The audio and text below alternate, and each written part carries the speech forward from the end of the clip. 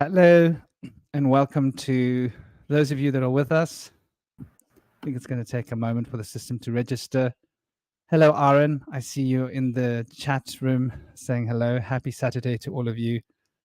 It's a crazy day. It's been a powerful week that started a powerful year that ended a powerful month that is turning out to be a more powerful month of energy that is vibrant. The sun's solar flare intensity from the last couple of weeks have completely died away to become completely null and void. Although I think it's picking up now. I felt it today.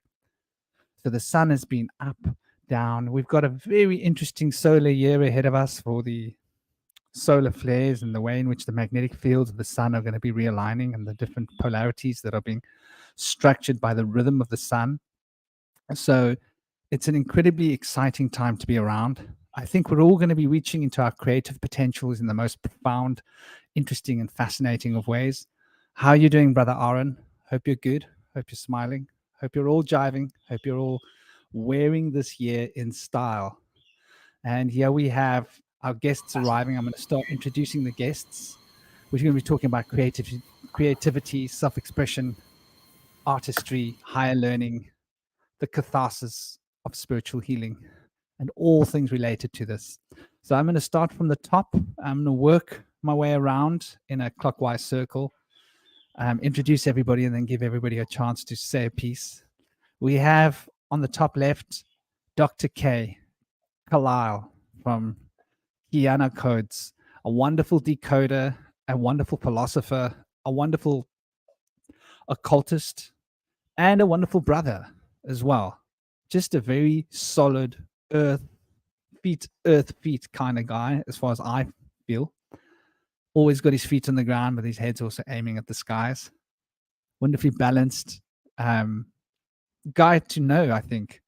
He's a real gift to us all. He does this wonderful um, my brain is taking a blank. He does these wonderful readings, which are basically a grimoire, which are related to the numbers and basically explains all about who you are, why you are the way you are, your path through life, and what you can expect, and how you can utilize your particular gifts and powers in order to find success and generate joy, peace, and harmony. Amazing brother. Such an honor to have him. Continuing clockwise, we've got the cosmic prankster, a fascinating character in himself. He's very interesting, also very deeply philosophically endowed. He's got a deep sensitivity and connection with the Fae, particular order of the Fae, which is he's been working with for a while. He's been inspired to be recreating a system of occult therapeutics, if I can call it that, which is really a understanding of the worldview and the metaphysics of reality. And he's been getting taught directly by the Fae. And so he's basically egg hatching an entire magical system, which is something of a great life work to be doing. Kudos for him. And he's a wonderful thinker. He asks amazing questions. Such an honor to have you. We also have Lily. Lily is a witch. She's a fascinating and wonderful, lovely lady. She's obviously inspired with the triple goddess, but she also is a philosopher and she has a background in law. So she has knowledge of worldly affairs and she's got a good amount of tinfoil hat experience as well, as does Dr. K. And what an amazing lady. Her gardens speak volumes about who she is. She's an avid gardener. You could almost call this lady a farmer. It's really, she has a piece of land that she's been working, and the beautiful treasures that she brings from the earth speaks about her magical connection with the moon and the earth. And it's an honor to have her. It's an honor to have all of you guys. I'd love you each to have a moment, speak about yourselves, what you do. And Dr. K, if you would. Well, thank you for yet another marvelous introduction, Franklin. It is an honor to be here at the round table. I'm so happy to see Lily. How are you, darling? Happy you could join us. I'm so happy to see Cosmic. This is a wonderful, wonderful discussion because it's a beautiful space to share, to collaborate, to get ideas, but it's more so to for those who may not be in that creative energy, or may have blockages, or may need to learn with ways to tap into their own creativity, it's truly an honor to teach. It's always an honor to learn. So I'm thankful to be here. Thank you.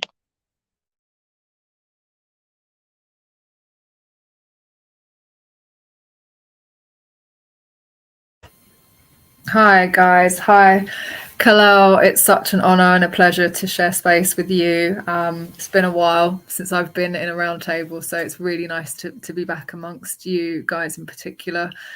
Bush Whisperer's disappeared, so I will thank him for his beautiful introduction when he reappears. And Cosmic, I think I've only had the pleasure of being in one other round table with you, but lovely to share space with you again. Shaman, you're back now, so I can thank you for your beautiful introduction. And yeah, I echo what Kalal's just said. We're all here to share the knowledge that we have available to us, and also to learn from each other and everyone that's listening, and any questions or comments. So I think this will be a really interesting, inspiring conversation. And just by the sheer nature of itself, we're creating just by the four of us being here right now, and that's just a beautiful thing. So yeah, I look forward to the conversation, and I'm really happy to be with you all. I guess I don't really have too much to say in regards to introduction that hasn't already been said both by Kalal and Lily, and I'm just grateful to be here and grateful to have something to do on a Saturday morning / afternoon. So thank you, Bush Whisperer, for that. Wow, so, you guys are. I'm just kind of ready to just get started with the conversation. So I don't have much to say that has already been said. I'm grateful to be here. A lot of great minds to speak with on these subjects. So yeah, let's get to it. And there's another arrival I have to introduce. Dearest Rumar Star. Rumar Star, someone I've known for a long time. She's a great thinker. She won't consider herself as a philosopher, but she is most definitely one. She has a fascinating history. Maybe one day she'll tell us about it. She has been sort of dubbed for the spiritual path, whether she likes it or not. Been the path of her life. She's very gifted. She's very intuitive and sensitive to the other planes of existence, and just a wonderful lady with a big heart. We've got actually all the ladies we've got here are really amazing. Like, I must admit, we might have Petra arriving later if she can make it, and of course we're gonna have Soraya and Moonfeather. So we'll be on fire. So yeah, Rumar, I'd love for you to say a piece about yourself. It's such an honor to have you here and to have your lovely, humble mind. Please do say a few humble words. Well, hello. All of a sudden I feel like a mute now that I've come on live. I'm feeling rather shy all of a sudden, but I'm here. And I'm sure once we get going, I will potentially come out from my shell a bit more, because actually when Bush Whisperer mentioned this topic to me, I wrote so many notes, which is something I've never done for any of the roundtables. But it was just like, I was like, I have this creative block, which I've had for ages, right? And then as soon as we started even thinking about the muse, even thinking about creativity, all of a sudden I was just like, I love to ask questions, right? But I was asking myself the questions these times. So I was just like, yeah, I have 2.5 or 3 pages of questions I was asking myself that I was like, well, I don't know. I'll have to ponder over those. So it will be fun pondering together, I suppose. And yeah, hopefully I'll try and be a bit braver about speaking up. It's thanks largely to Rumar that this is the topic, because she asked me what was the topic. We were talking the other day on the phone. When was it? The other day. Was it yesterday? It was very recently. And I was like, well, 13, and it brings up to a greater 13. So it's 13, but it's 4, but it's 1 and then 3. 3 is powerful creativity. 1 is coming from inside. It's ingenuity and authenticity. And 4 is bringing the stability that powers the creative impulse to manifest. So I was like, So something about creativity related, and Ramar just started bouncing off the walls. And I thought, you're right. Creativity is a discussion is going to have to be just about creativity. Yeah, and it was So- actually Thursday, which makes me think thirsty all of a sudden, as well as 13. So like thirsty for the muses for knowledge. So yeah, we'll all enjoy drinking of that cup together. Well, there you go. We're all sitting here. Well, what an honor to be here. Welcome to all of you. I have to show something up if you don't mind. One moment.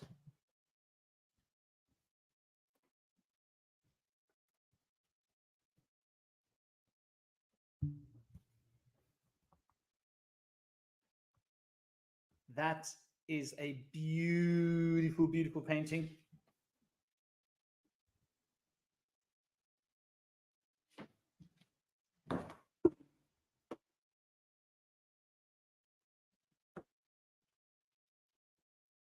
That's a mixed media piece done by Mexico, our very own Mexico. I'm so honored to have it. Thank you, Mexico, for your beautiful art. I think we're going to have to be talking to Mexico about doing some more art, mixed media piece. And welcome to all of you from the chat zone. We've got the Knight. Welcome, Knight. We've got Magic LaCroix. Welcome.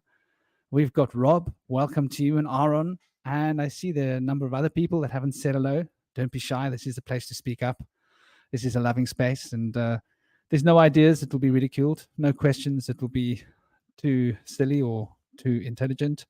We're all a sort of bright bunch, but we don't know anything. We're all learning. So much love to all of you, and big blessings. I'm very excited about this topic, creativity in all its forms. I think, like, what does creativity mean to me? And I'm just going to give an allegory before I get the team started on this, because I don't want to put too much in. Like, everybody's got so much to say. I remember when I was staying in a place called Kudumbigala, which is in Sri Lanka, the east coast of Sri Lanka, where the tsunami hit pretty badly. And there's Kudumbigala is what it's called. This is a Kudumbi.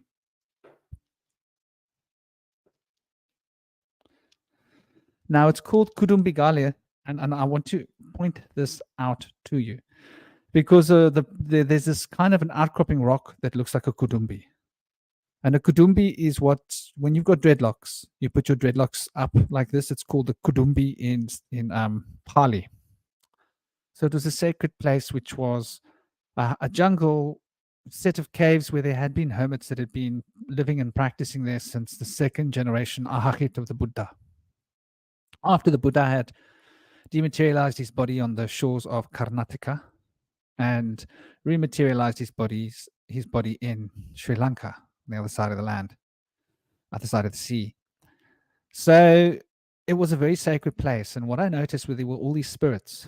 And I used to obviously practice my sadhana very intently. It was living in the jungle. There's nothing out there. It's just you, animals, elephants, snakes, wild boar, every kind of animal you can imagine. Monitors, big ones. You watch the monitors and the wild boar fight. It's something to behold. Those monitors are big, and the wild boar weighing easily 200. What's that? 230, 240 pounds. Sorry, 200 kilos, weighing 450 pounds easily. You know, some of these wild boar with big tusks like this. So it was an amazing place to live. Obviously, lots of crocodiles and lots and lots of elephants and big snakes. Lots of snakes, but big snakes, like really big ones. And obviously leopard and everything else that goes with it. And I used to meditate there all the time in these junction with these old caves that had been erected. Like, they didn't even know how old they were. And there was 3 monks that stayed in caves nearby. Otherwise, there was nobody there. And I noticed that these 3 monks, I used to see them in the jungle sometimes, but I used to get very confused, because while I was in my deep states of meditation, I would feel the presence of these monks, and I would look and I would see them, and then I would blink and they would be gone. And they were there cleaning the place. And I thought, that's so weird. Like, I kept seeing these monks like sweeping the floors. And then I noticed that there were actually a few monks that lived, but maybe a few kilometers away from there, maybe 1 kilometer away from there. And I went to see these monks. Obviously, they didn't speak any English. There was only 3. They each had a separate cave where they were like proper ascetics. And they were continually doing this thing that I'd witnessed, these echoes from the past. And so I started doing it. I started practicing this form of creativity. I got myself like a broom that I manufactured. And I started doing the ground, sweeping pretty little patterns into the ground. It became part of my meditation. It was such a profound creative experience. And it occurred to me that, you know, sweeping the floor can be a creative thing. And now when I get my weed eater out and I cut my lawn, I've got a 55cc weed eater, so it's the heavy, strong one. You got to have a bit of elbow grease to lift it.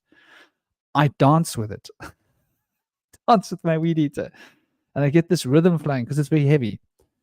And I find that I save fuel when I dance with my weed eater to cut the grass, because it's got such a powerful engine that you can move it really quickly, and it just basically chops everything off really fast. And so I can literally do my whole lawn in 10 minutes, saving fuel and getting a bit of a workout.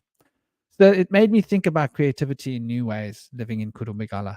Started experiencing that, you know, having a shower can be a creative experience. How you wash your body can be an act of creativity. And I've always been obsessed with Japanese culture ever since I was a little boy. I always thought I wanted to go back to Japan because it's where I'd lived in past lives that had really touched my heart. And studying karate and being with a shihan when I was young in Hombu Dojo. And the Hombu Dojo was the dojo that won the prize for being the most authentic Japanese dojo in the Western world. I was so lucky to be in Hombu Dojo. It was an amazing dojo. You know, it had all those beautiful, it would open up like a proper Japanese dojo, and it looked like a proper Japanese dojo, and it had all the Japanese little Zen gardens all around. And I took it upon myself to start looking after the Zen gardens, and I inspired all the children to want to join me because I explained to them, this is real martial arts. You got to look at these Zen gardens. You got to get your Zen. When you get your Zen and you get in the ring, you kick butt. So this is something that's always been on my mind, creativity. How can we boost our creativity? Using my left hand as a child had the most profound effects on my creativity. So I think there's going to be a lot of topics we're going to open up here, as well as the formal creativity, like that beautiful painting, which is just so touching for me because Ganesha is so close to my heart. But without me getting too verbose and jumping on with too many words, I'd love to give the floor to those of you that are ready to jump on the floor. So whoever's ready to throw something at the wall, please do. I would love to offer the ladies the first chance to speak if they would so choose.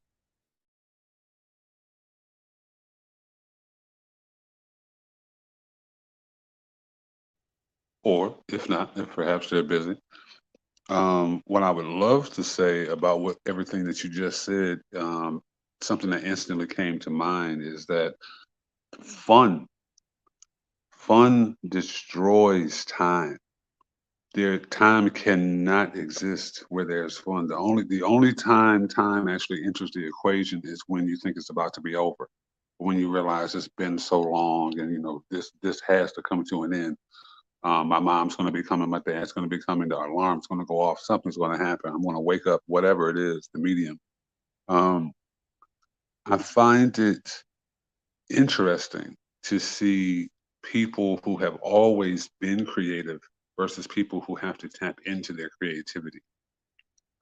Everyone is creative in their own way. I've noticed with myself, I've never been as creative as I've been naturally for other people. People can come to me and give me something and I'll twist it around and give them something great. To do that for myself has taken a lifetime.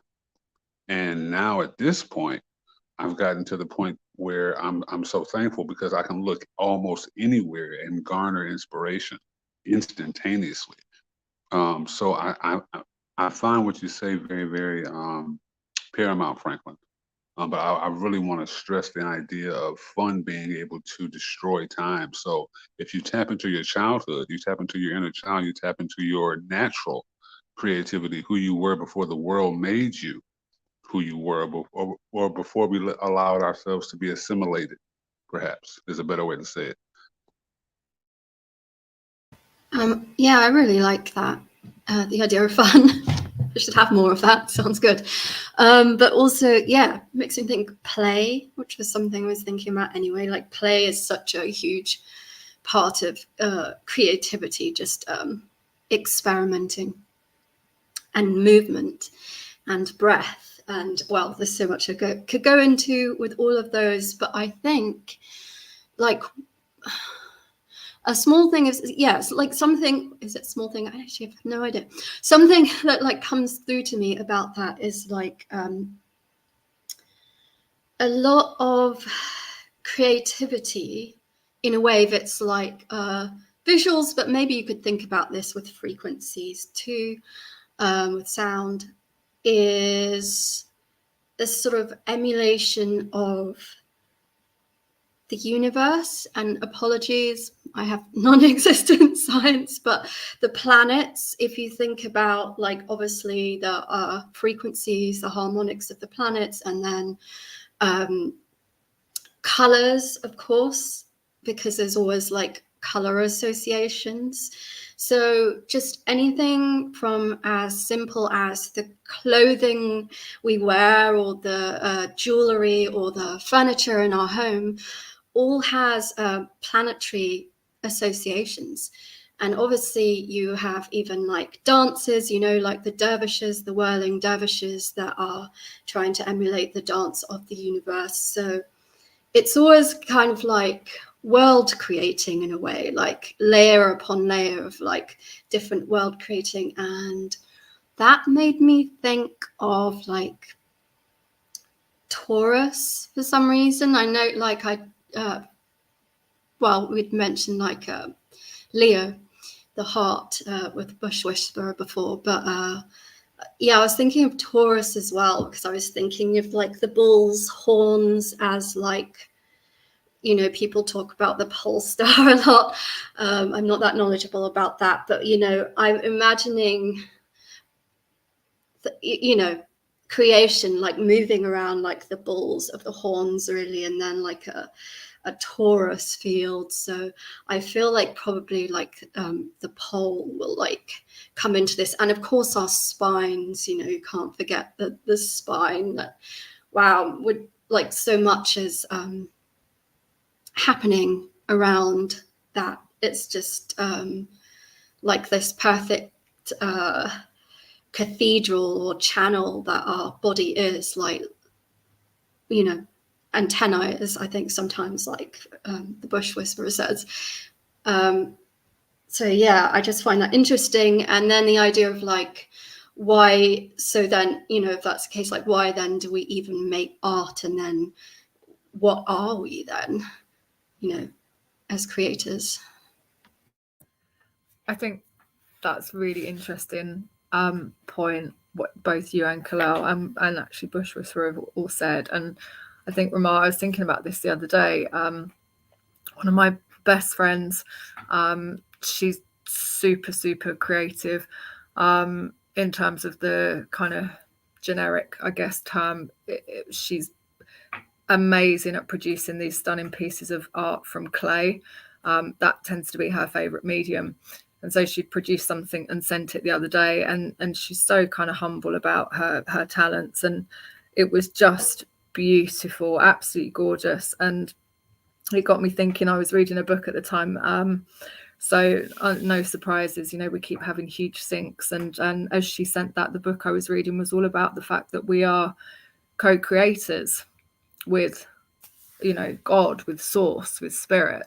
And so for me, the creation, whether it's a piece of sculpture or a painting or a meal that we produce for ourselves, or something we write, or a song that we sing, any of that, everything we're doing every day, as Bush Whisperer just said, you know, the way we even shower or wash our hair, or we're creating all the time. And for me, that's the essence of us aligning ourselves with source and manifesting, creating and manifesting the consciousness into being. And it's an expression. Ultimately, being creative is an expression of the consciousness and of source through physical or sound or written word. And so it's interesting to me, Kalal just said, you know, that he was able to twist and turn and create for everyone else, but it took him a long time for him to do that himself. And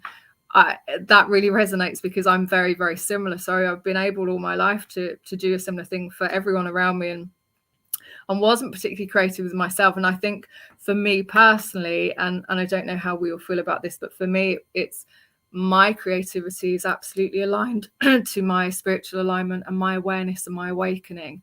And the more I align myself on the higher frequency, obviously just naturally, I'm far more creative. And so it's interesting to me that I've yet to meet someone that's super creative in any realm, writing, cooking, painting, anything, that doesn't have some kind of core root connection to their higher self and to source.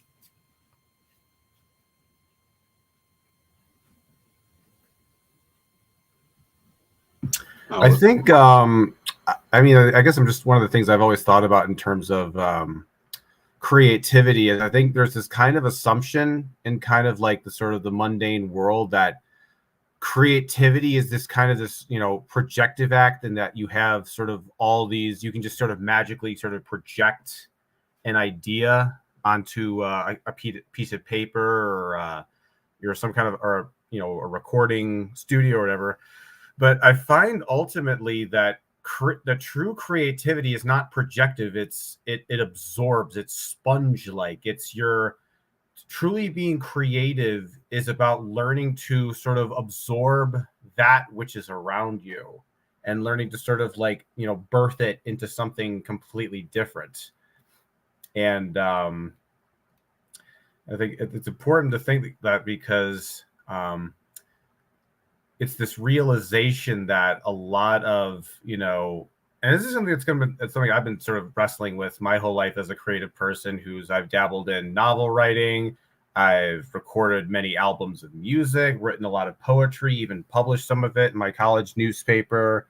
And there's always this sort of, I think what's interesting about creativity is this sort of like battle between like claiming yourself as the author versus, you know, it being something channeled from outside of you. And I think we had this conversation in one of the previous roundtables, but, you know, it's a dichotomy that I think, you know, it's, as an artist, you know, it's tricky because you kind of want to take, you know, credit and pride for, you know, the work that you've done and you feel creative, but I've kind of had to learn to think about creativity in a different way in this non sort of secular dimension, if you will. And I think I don't know where I was going with that, but something along those lines.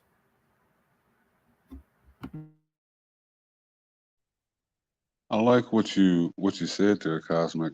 When we think about art, when we think about you know, why is it so expensive? Why is it so attractive?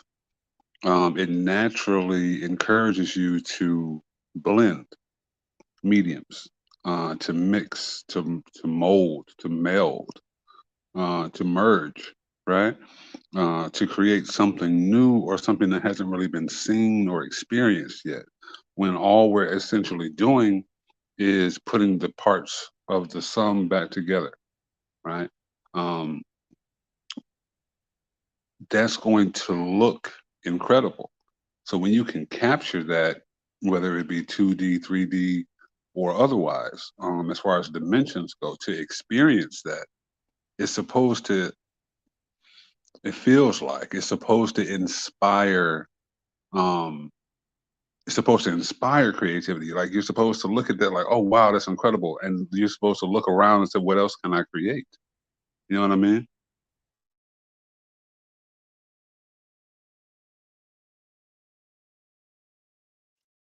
Yeah. I think that's very. Oh, sorry. Go ahead. No, I was just going to say that's very interesting, and I like that. And do continue, Ramar, please. No, it's okay if you were going to say something. I probably interrupted. No. Do I please don't let me stop you. I'm just trying to I was remember what I was gonna say going to something say now. that Okay, sorry. I guess, yeah, I was just going to agree with Cosmic. as well. I thought that was really interesting, the idea of emanation and receptivity. And like when you're studying art, you always have to cite your influences and yeah, like how you came up with something. Like in art school, the concept of epiphany is like you basically can't say that, you won't get a good mark. Like you can't have just been like, I just got that idea, it was just like a download, you know, like the whole Taurus field thing, like something could be channeling through you. You're always asked to like justify yourself, explain yourself. How on earth did you come up with this? And I like as well, I thought it was interesting what Kalal was saying about making something different or original, because I think that's a really interesting idea, because like some people say, you know, you can't make anything new, everything's been done before, blah, blah, blah. But then there's this idea that we're all, you know, of course we're part of a whole, but, you know, we're like gradients. We're like, as we're talking about art, and I like to think of it this way, you know, the color wheel, and you just would have like different specks of different tonalities, and each spec is going to be slightly different to the other and be a slightly different conduit. So even if everyone paints a landscape or sings about the landscape or whatever it is, it will have some unique like emanation, I think, of the divine in it. But actually, yeah, so that's what I say about that. But what I was thinking about was actually observation. So like, are we observing a work of art, or is the work of art observing us? And so like, obviously, you know, most people have had that experience where they feel like a photograph or a painting or something is looking at them. But I think we can have that kind of experience with all types of art, where both it's altering our consciousness, it's transforming us, because, you know, after something is made, the creativity doesn't stop, it keeps transforming us. And obviously we each all have our own how can I put it, our own experience when we're looking at art, and our own interpretation. So like, even after it's supposedly finished, the creativity just keeps like happening. And there's this feeling of almost like, is it observing us, or is it creating us? And then we're creating as well, you know. So it's yeah, like there's always this kind of like movement, and there's always this kind of like collaboration happening, I think. But I just find that like, it's a strange feeling to think like, this music is observing me, or this painting is observing me, or this performance piece. Like, it's a two-way thing. It's never just like it's done. And then there's the aspect of time travel with that as well. When you think about it, like a photograph or a painting, it was done in a particular moment in time, it had a particular energetic and time signature, and then it's like portals, because it's like, is that like, are we like time traveling, or is that in the present, is that existing in another space and time, or paradoxically both at the same time? So that kind of, I don't know, opens that up for me as well. That's really wonderful, and I love that, because that brings us right back to what Dr. K was saying, which is rather fascinating about time. And I think it's something worth looking at, you know, the nature of time, what you were saying earlier as well, and what Dr. K was also saying earlier. You're talking about play, Dr. K was talking about fun, enjoyment. Joy is the higher intelligence coming into its own, effectively.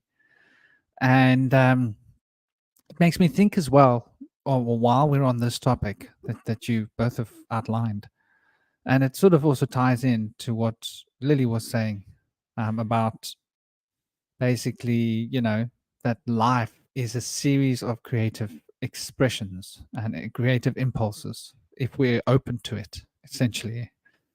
And Cosmic was also, he has some wonderful to the idea of that it's outside of us. And I think what it is that when we are playing, when we are happy, when we are in a state of joy, we become open. I think it's really that simple. And when we are open, then, as Cosmic was saying, that which is around us is able to flow through us. We become like a figure of 8, like an hourglass, and time literally flows through us. We are no longer observing the flow of time. We are changing the program, and time, instead of being observed by us, flows through us, and we become one with the flow of time. And because we become one with the flow of time, the various different grades of the intellect, they shut down to a certain extent. Maybe shut down's the wrong word. I believe they find synergy of unity in the state of cooperation, where the rational grades of intelligence, the deductive, the inductive, the reductive, all these forms of reasoning fit together. If we think about reductive reasoning, it really has a lot to do with metaphor. Metaphor seems to be an expression of reductive reasoning. Is that right? Or is that inductive? I get confused between these three. No, reductive is when we break it down to a common, simple thing. We simplify what we're looking at. And deductive, we all know. That's when you say, well, this is not that and that is not this. So when this is not that and that is not this, mixes with the, let's look at the metaphor. And let's say what metaphors is and isn't. And in that much, we start to create a web of metaphor. And I think that web of metaphor, when it's moving through us, it's like we are touching different points in the time stream simultaneously. Those different aspects, different concepts. And so we become one with the actual time stream. It's literally flowing through us. So we don't notice the passage of time.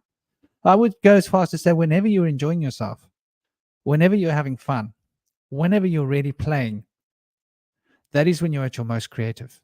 Now let's think of when we are at our most creative. Is when we're about to create a little one. Yeah? Little barbecue. It takes a lot of creativity to make one of these little babies pop into being. We've literally got to become one with the time stream.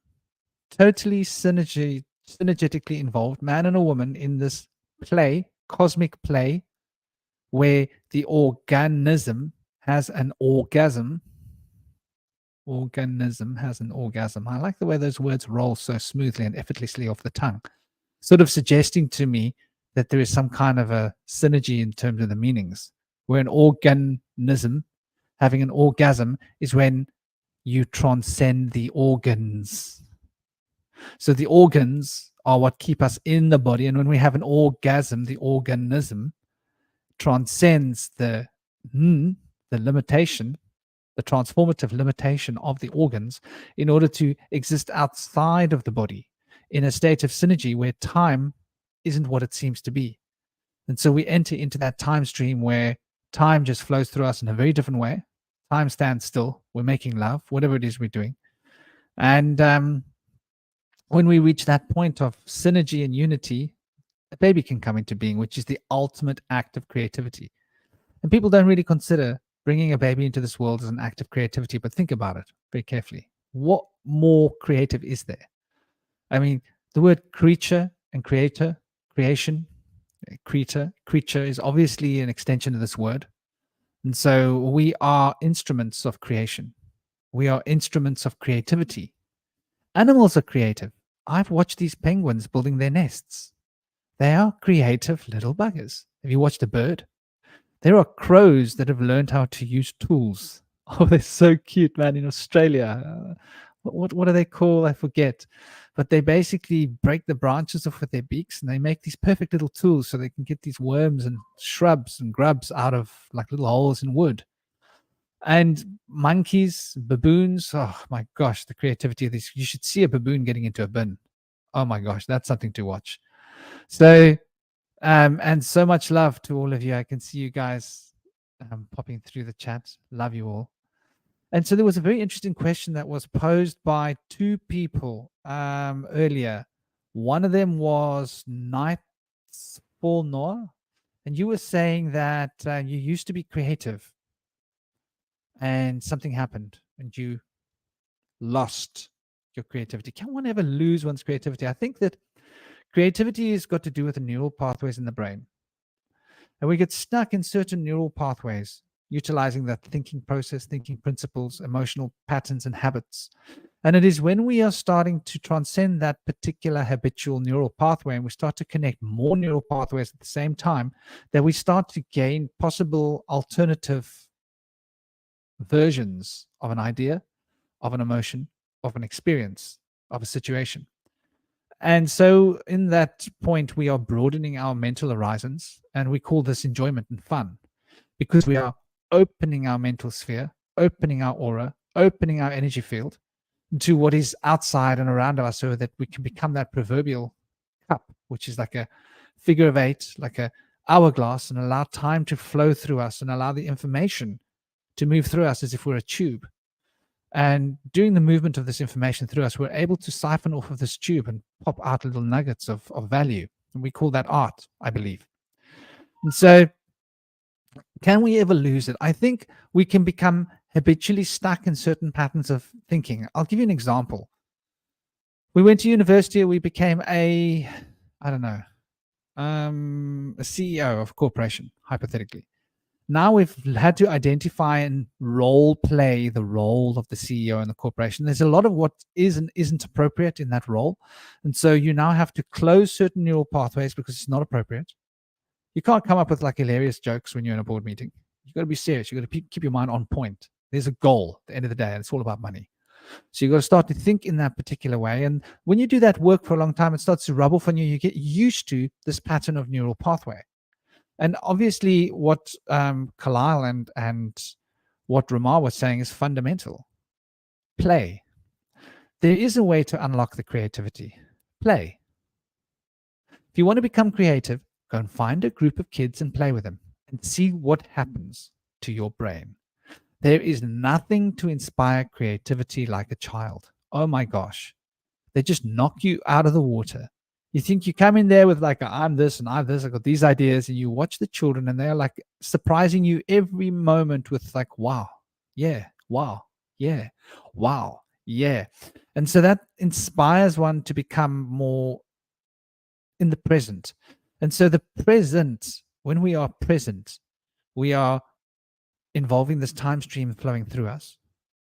And when we have this time stream flowing through us, we are able to extract presence from the presence.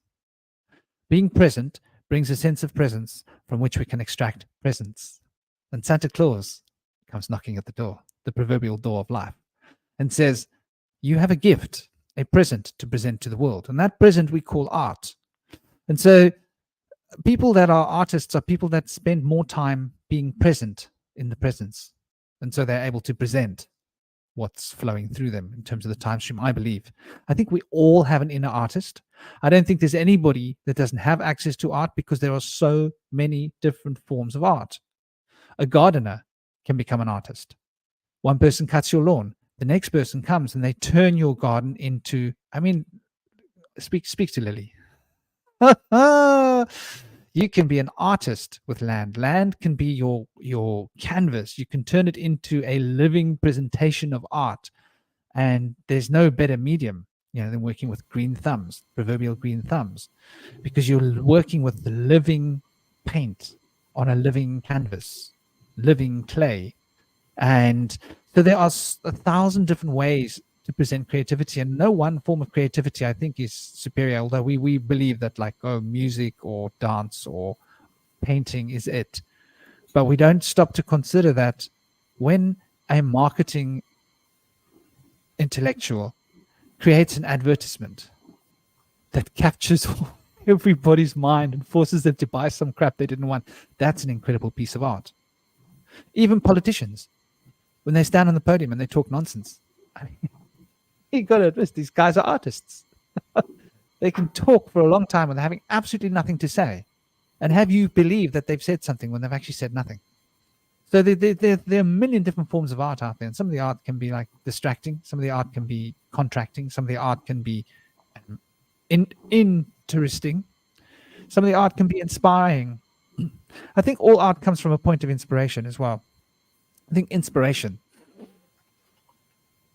fire, the in-breath, is something we're probably going to want to look at. Fiery depths of inspiration that brings warmth to the heart is what generally drives much art, which is interesting. The fire element, something we're probably going to want to look at. I'd love to leave that there for a moment, other than to say that Aaron also pointed out something really interesting, Nightfall now, that he also experienced what you experienced, and he kicked that ball right out of the water. And I think we all can kick that ball out of the water. Just do it. That's what it involves. The moment you think you've lost your creativity, I say to you, stop and do it. Pick up a pen, pick up a paper, and start writing. Write nonsense. Just keep writing. It doesn't matter what you're writing. Just write and write and write until you start to enjoy the writing, and that the writing becomes a game of sorts. And you're playing the game of writing, enjoying the writing, and you become present in the present moment. That writing will bring the presence that gets you to present a present in the present. And so it could be writing, it could be start drawing. Doesn't matter how bad it looks, keep drawing until it feels good. The moment it feels good, it will start to look good. That's how it works, I believe. So I think that artistry involves patience, dedication, sacrifice. And whatever medium you're in, any artist will tell you they have had to practice patience, dedication, and sacrifice to discover their arts. They had to. There was a time I used to play guitar for like 6 hours a day, 4 or 5 hours a day. I don't know how many hours a day I play.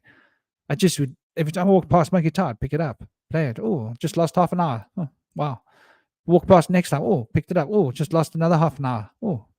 And I'd do that like many times in a day. Sometimes I pick it up and I lost 45 minutes. I'm like, wow, I really played 45 minutes. Didn't feel like it. And you notice how time warps. And so what was Freddie Mercury talking about?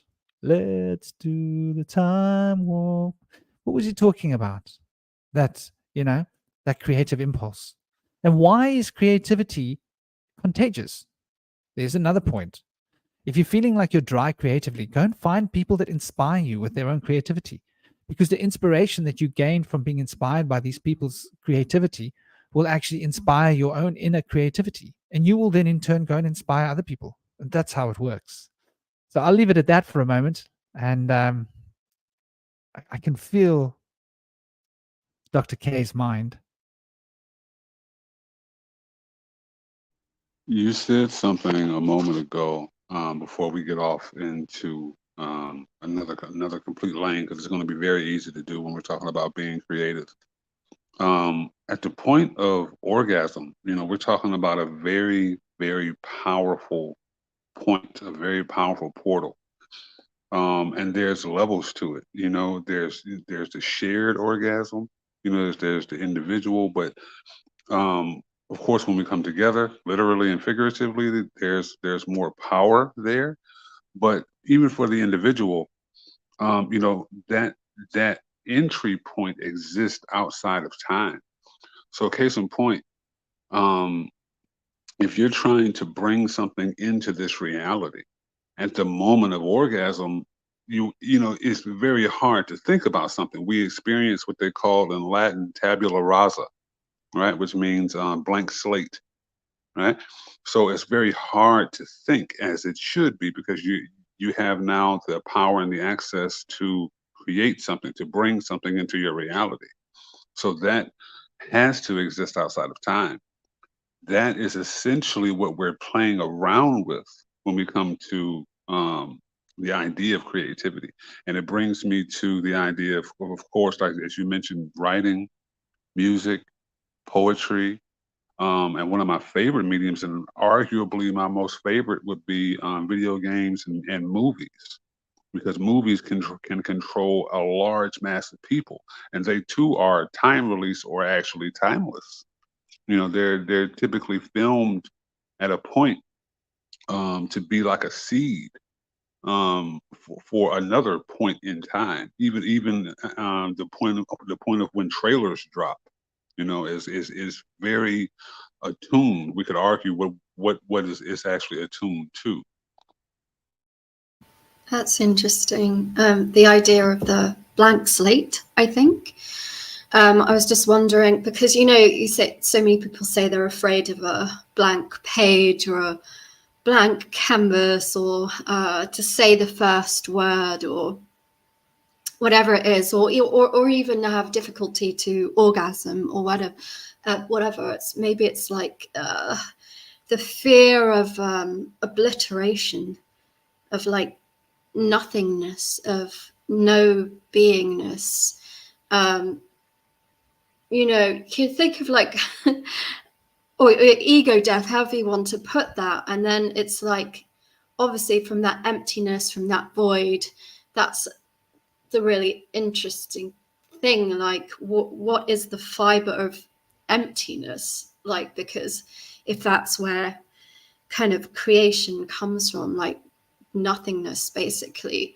And so I think that idea of obliteration or of not existing or lack of identity, maybe just like on a subconscious level, could bring up all these fears that could create potentially like blocks. But then I'm thinking of like a volcano having a lava eruption, like a really bad one that kills lots of things around it. But then like the ash, like things grow from it, things come out of it. So yeah, maybe it's just like, to create, you have to have less of a fear of death, and then having less of a fear of death, you have less of a fear of life potentially. And of course there's like the observation thing again too. When we come under observation for our creativity, sometimes it isn't always like positive feedback, or like then it's like, what is our reason for creating? We have to maybe try to care less what like other people think. But that can be very difficult, especially if you're a child, or I can definitely remember as a young adult like having my work misunderstood a lot, my artwork, and people being like, the same kind of shiz people have always said to me, like, that's weird, or you're a freak, or that's this, or whatever, like or just like a misinterpretation, like thinking something is like the opposite of what it's about. And sometimes like coming under that kind of scrutiny when it's not like constructive criticism can be challenging, or like a parent saying something about the way you sing, or all of that kind of thing. But yeah, I do think what you were saying, Kalal, that idea of the blank slate and what that brings up is actually really interesting.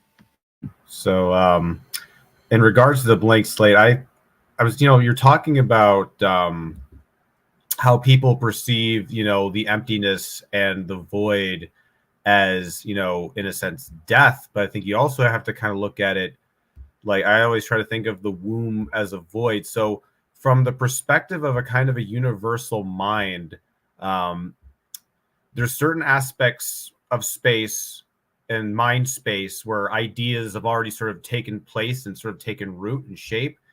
And to me, the emptiness and the void is basically empty space for new worlds and new ideas to grow and manifest.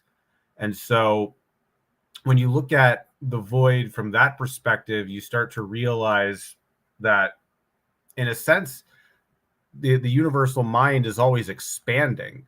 And it's the old phrase, nature abhors a vacuum. And I think that's kind of like what we do. I think when you look at an empty space, this is something the Fae have been kind of teaching me very late. Don't look at empty space and say, oh, this is the end, this is ultimate reality. You think to yourself, what lies beyond that void? What lies beyond that black curtain? And as long as you always have that, what if, your imagination and your creativity has no limits.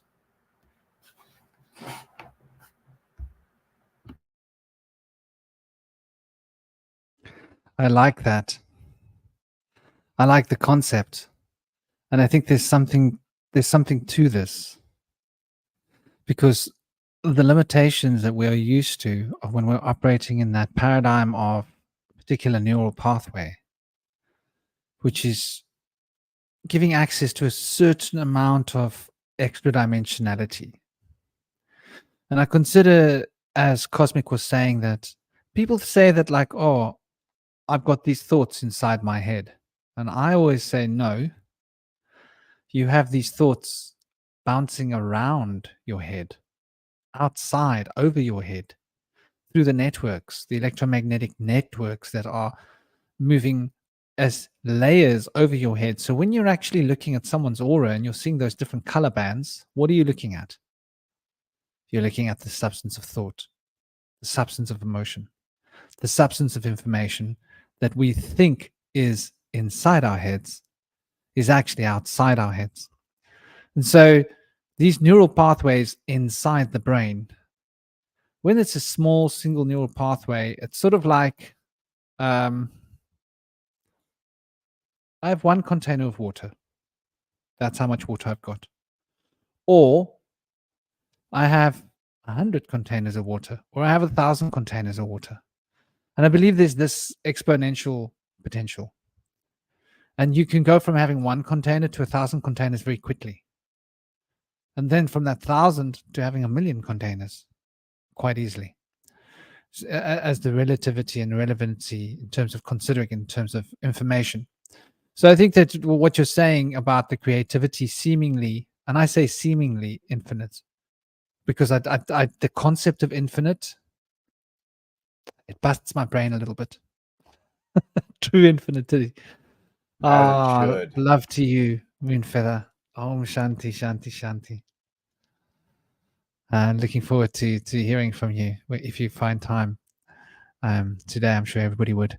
So yeah, I think this idea of the finite mental capacity and finite mode of mental structure is what causes us to be so limited as human beings, which is why they say we're only using 7% of our neurological potential and capacity.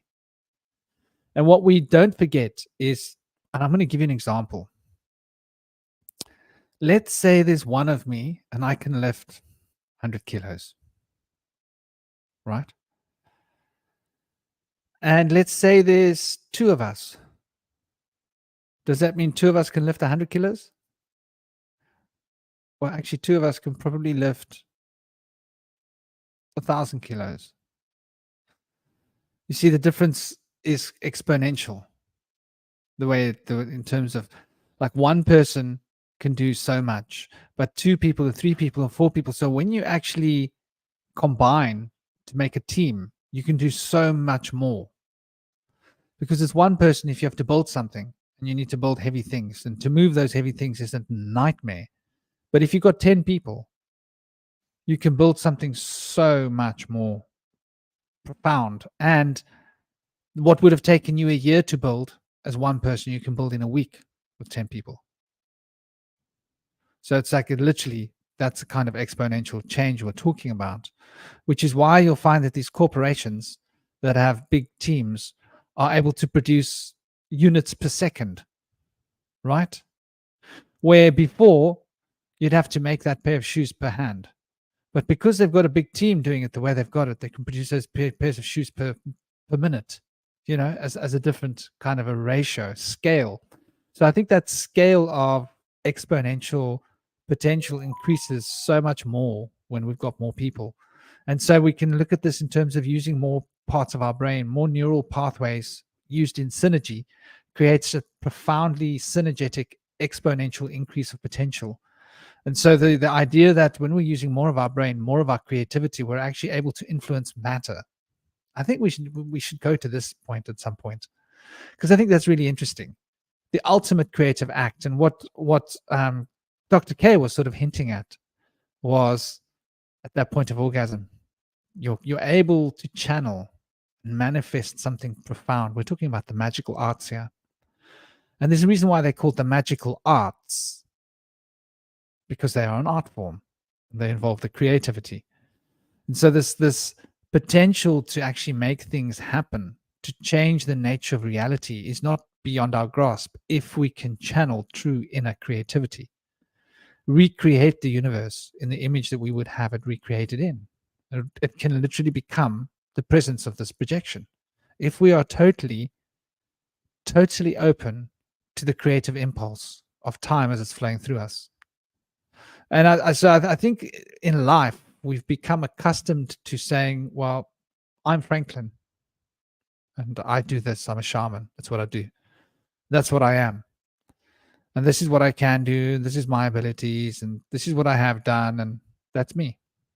But is that really you? Is that me operating at 1/12 of what I have? But if I'm operating at all 12, is that 100 scale or 1,000 scale of me? So could I be producing 1,000 different versions of myself, each one different, and creating a synergy of these 1,000 beings and putting them all into one, and that's really who I am? So I think that the scale of infinity is something to consider, or what seems to be infinity. I'll keep that open-ended because I can't speak for infinity. I don't know enough. I have a lot of thoughts on infinity. So, you got a thought you wanted to finish up, or? No. I pretty much was finished, but so I'd love to hear. basically, I've learned these from the Fae. They taught me these two concepts regarding infinity. There's two special words. One word is eotheu and ozozo, and there's two. This is an interesting way to think about infinity. There's limited infinity, and then there's true infinity. So let me break down what that kind of means. So a limited infinity would be like a something that's infinite, but there's only a limited. It's infinite in its scope, but it has a limited number of dimensions. So, for example, take left and right. You can, if you have a sort of a two-dimensional plane or a one-dimensional plane. I'm not sure. Like, yeah, let's just say one-dimensional plane. You can move infinitely to the left, and you can move infinitely to the right, but you can't move up and down. And that is an example of a limited infinity. So then you scale it up. It's like, okay, I can move up and down and left and right, but I can't move in the depth dimension. That's another infinity. And true infinity is basically realizing that exponential scale of infinite dimensions going all the way up. And if you think it's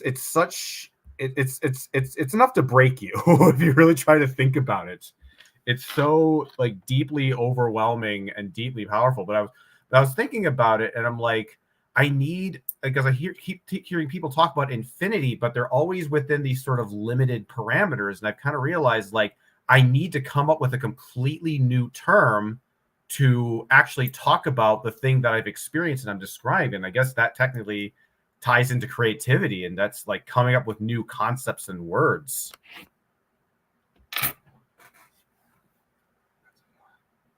And so, I don't know, it's like, even with like, I guess, and also it helps to think about infinity is to sort of think outside of linear time, because I guess with linear time is that we always sort of contextualize everything as having a beginning, a middle, and an end.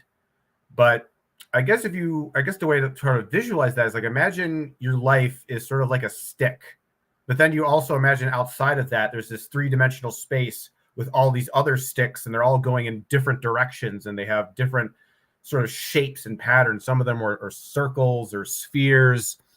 And I mean, but it's like that. But the thing about infinity is that you can never truly fully grasp, true infinity. You can kind of contextualize and can sort of conceptualize limited infinities, but deep infinity, that's a different story. You bring up a very, very interesting point.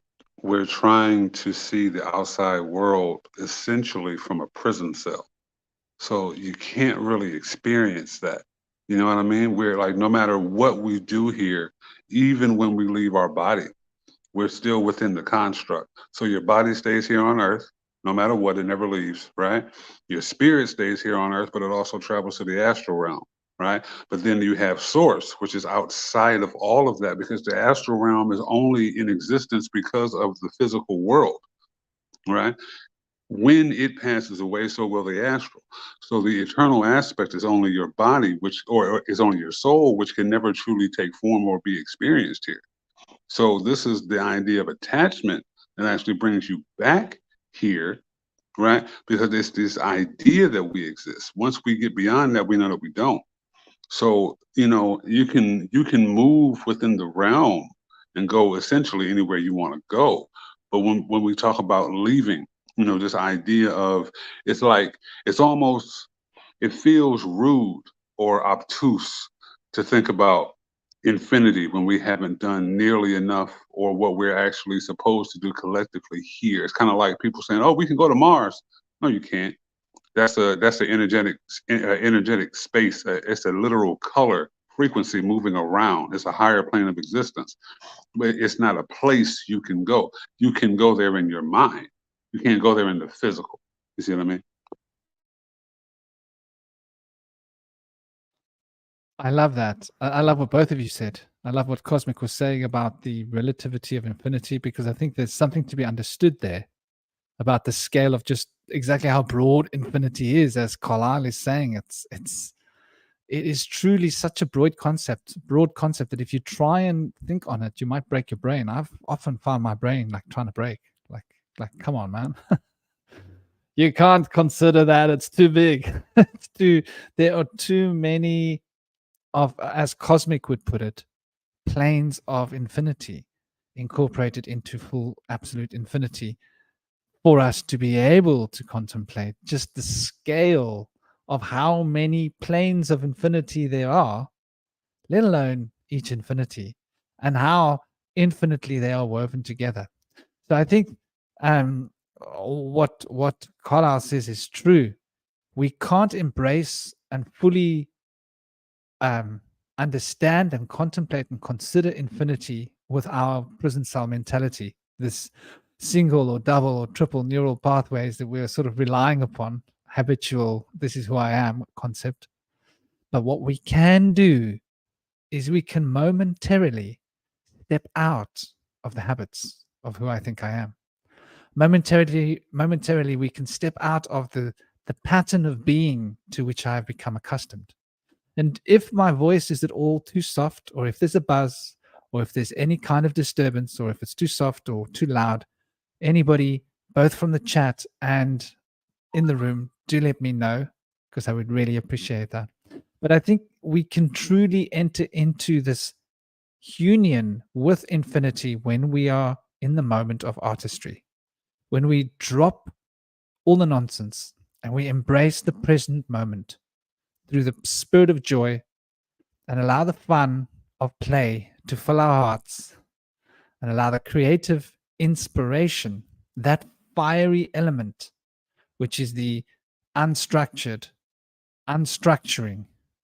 cosmic voice of sound, to reverberate through our beings and produce the inspiration that drives us towards creativity. And so that we're able to, in that moment, transcend our finite patterns of being and touch something infinite just for a fleeting moment, and just touch enough of that infinite so that we can bring one small fractal representation of one tiny dot of the infinite through, be it a poem, be it a song, be it the movements of your body, be it the way that you walk. God, some women walk creatively. I know one lady that walks very creatively. Wow, I can watch her walk all day long. So, creativity has got so many different facets. I think that we've just got to basically drop what we think we know in order to become creative. And the moment we drop what we think we know, we're dropping that habitual pattern, reflex, thinking habit of who I am, who I'm meant to be, and allowing that creativity within us to flow through us so that we become one with the time stream.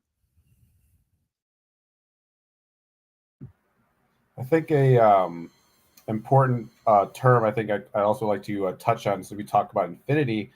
I'm very interested in the concept of mystery and the mysterious. And I think that a lot of our sort of our belief systems, whether they be religious or they be secular, is that they kind of have a sort of an adverse attitude towards the mysterious. They want an explanation, though. It's like, oh, God created the heavens in 7 days, or or the other way, it's like the Earth was created 6 billion years ago in the Big Bang, and we know this. And there's this tendency for people to, like, they want to say they have everything figured out, that they have all the answers. But because I feel like when it comes to any kind of ideology, any kind of dogmatic belief system, what really seems to chip away at that is a true sense of mystery. Not mystery in the sense of God works in mysterious ways, so don't question the thought, but a mystery of just like, what if this,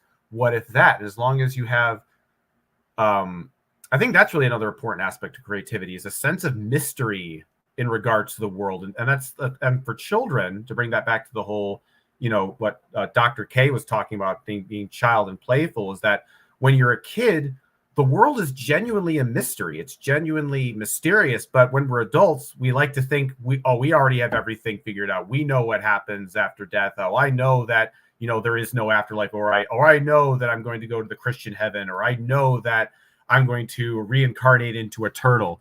But the reality is we really don't know shit about anything. I mean, that's what psychedelics have taught me, essentially. And I think having a sense of mystery and a sense of open possibility of what is, or what could be, or what and being aware of what you don't know, I think that, to me, is a very powerful tool for developing one's creative voice. Most definitely. I completely agree with what you said. Whatever is, and this is what we have to realize, as far as mystery, history, herstory, all of this is concerned. Whatever is true in your mind will be true, period.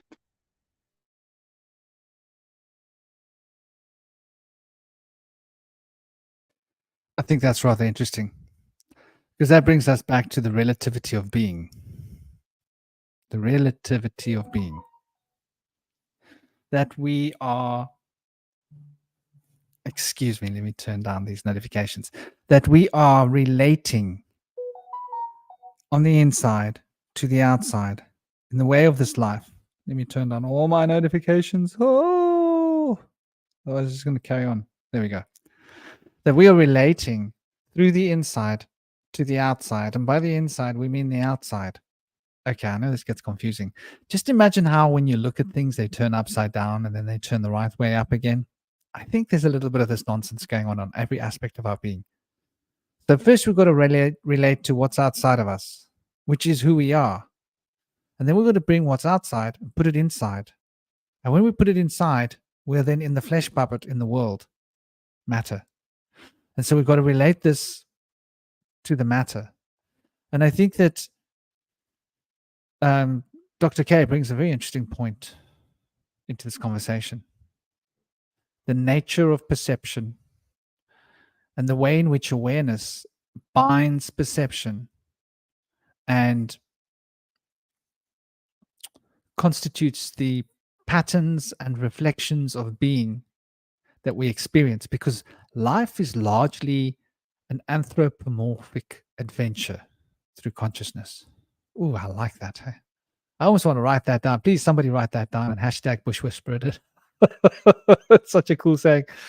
So yeah, I like to think of life as an anthropomorphic adventure through consciousness.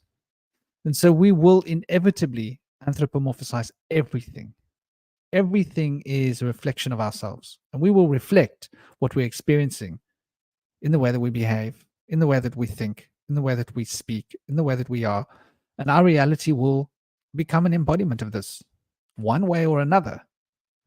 And so I think there's a lot to be understood by the creative impulse, by understanding this relativity. Why art is able to cross borders. I think Dr. K has thrown a subtle hint stick at why art crosses borders, which is for me absolutely fascinating. So I can channel inspiration through me. And my form of inspiration is, I like to cheat. Well, I say cheat, I don't know. I'm a lazy bugger at heart. I'm a lazy bugger that likes working hard. I hope that makes sense to you. So I don't like to sit and do a creativity that takes long. I want to pick up a guitar and it's got to happen now. And then it's done. I want to put it down, it's done. And I don't need to see the evidence of it because I don't need evidence. I'm fine. I'm evidence free. I'm good to go.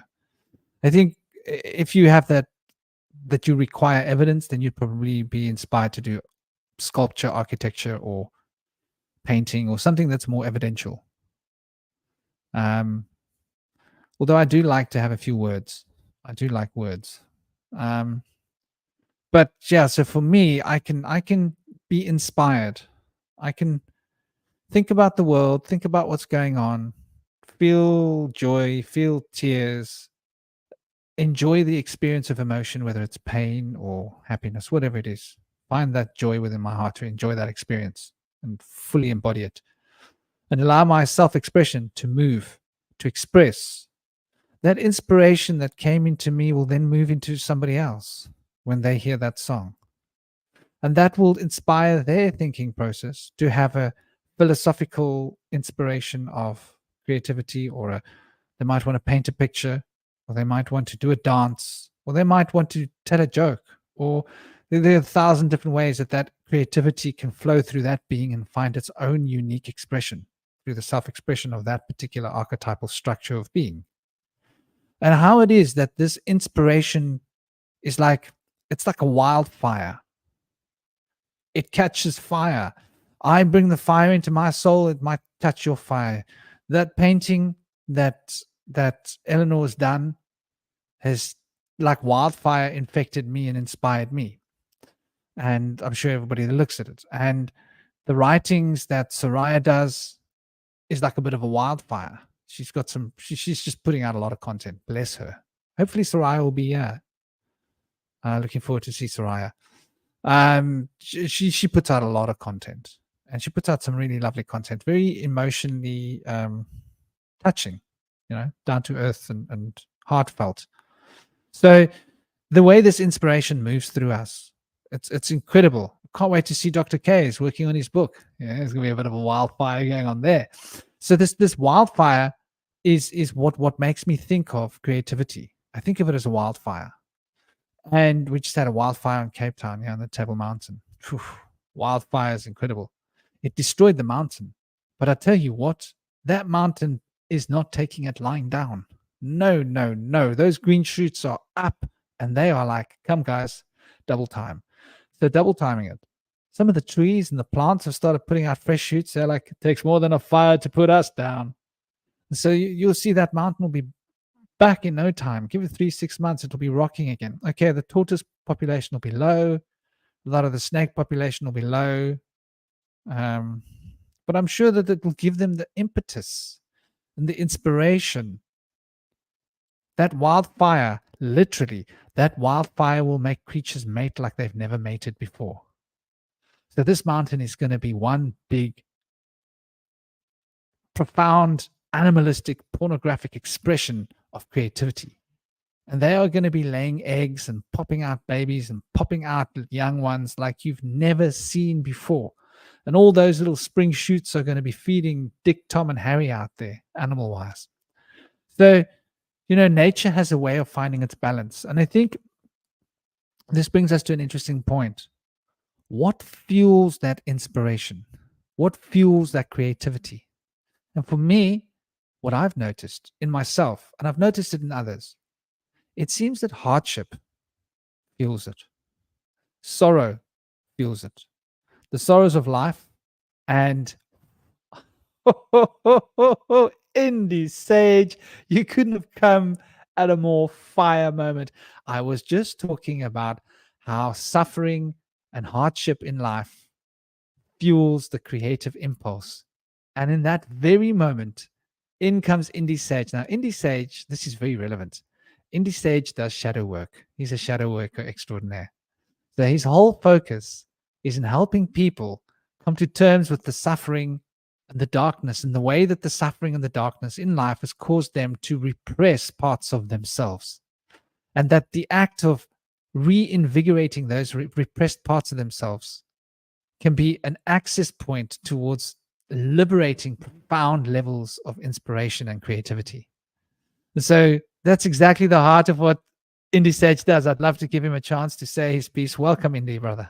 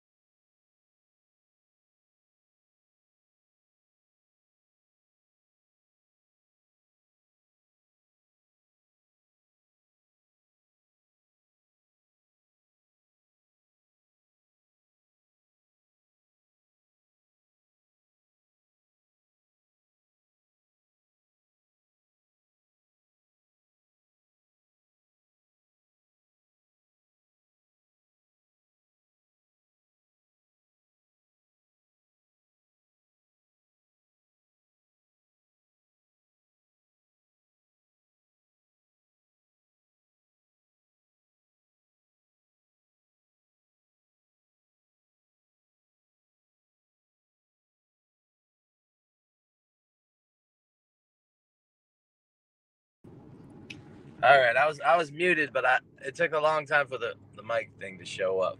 I'm on my phone right now. Can you guys hear me good now? Yeah, we can hear you.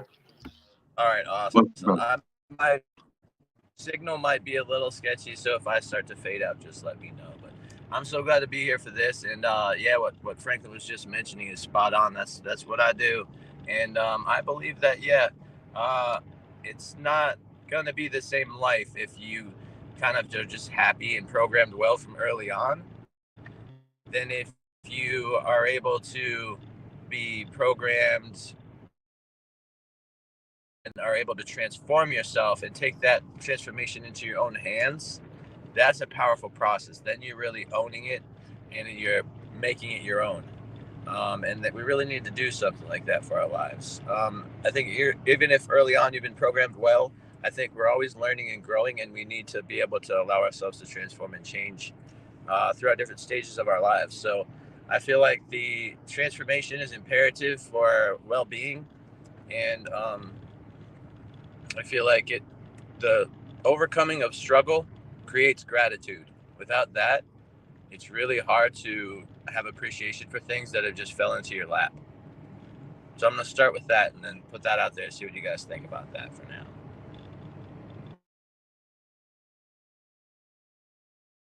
Yeah, but I also think that joy can bring creativity too. Like when you're just so happy and you like just can't help singing, or you hear the birds and then that kind of echoes in you and you feel so happy that you end up singing because you hear the birds. Or I was thinking also about something the Bush Whisperer said about like how we kind of spark creativity in each other. And I was remembering, I think he's only been on a couple of times now, but our brother Polymathing,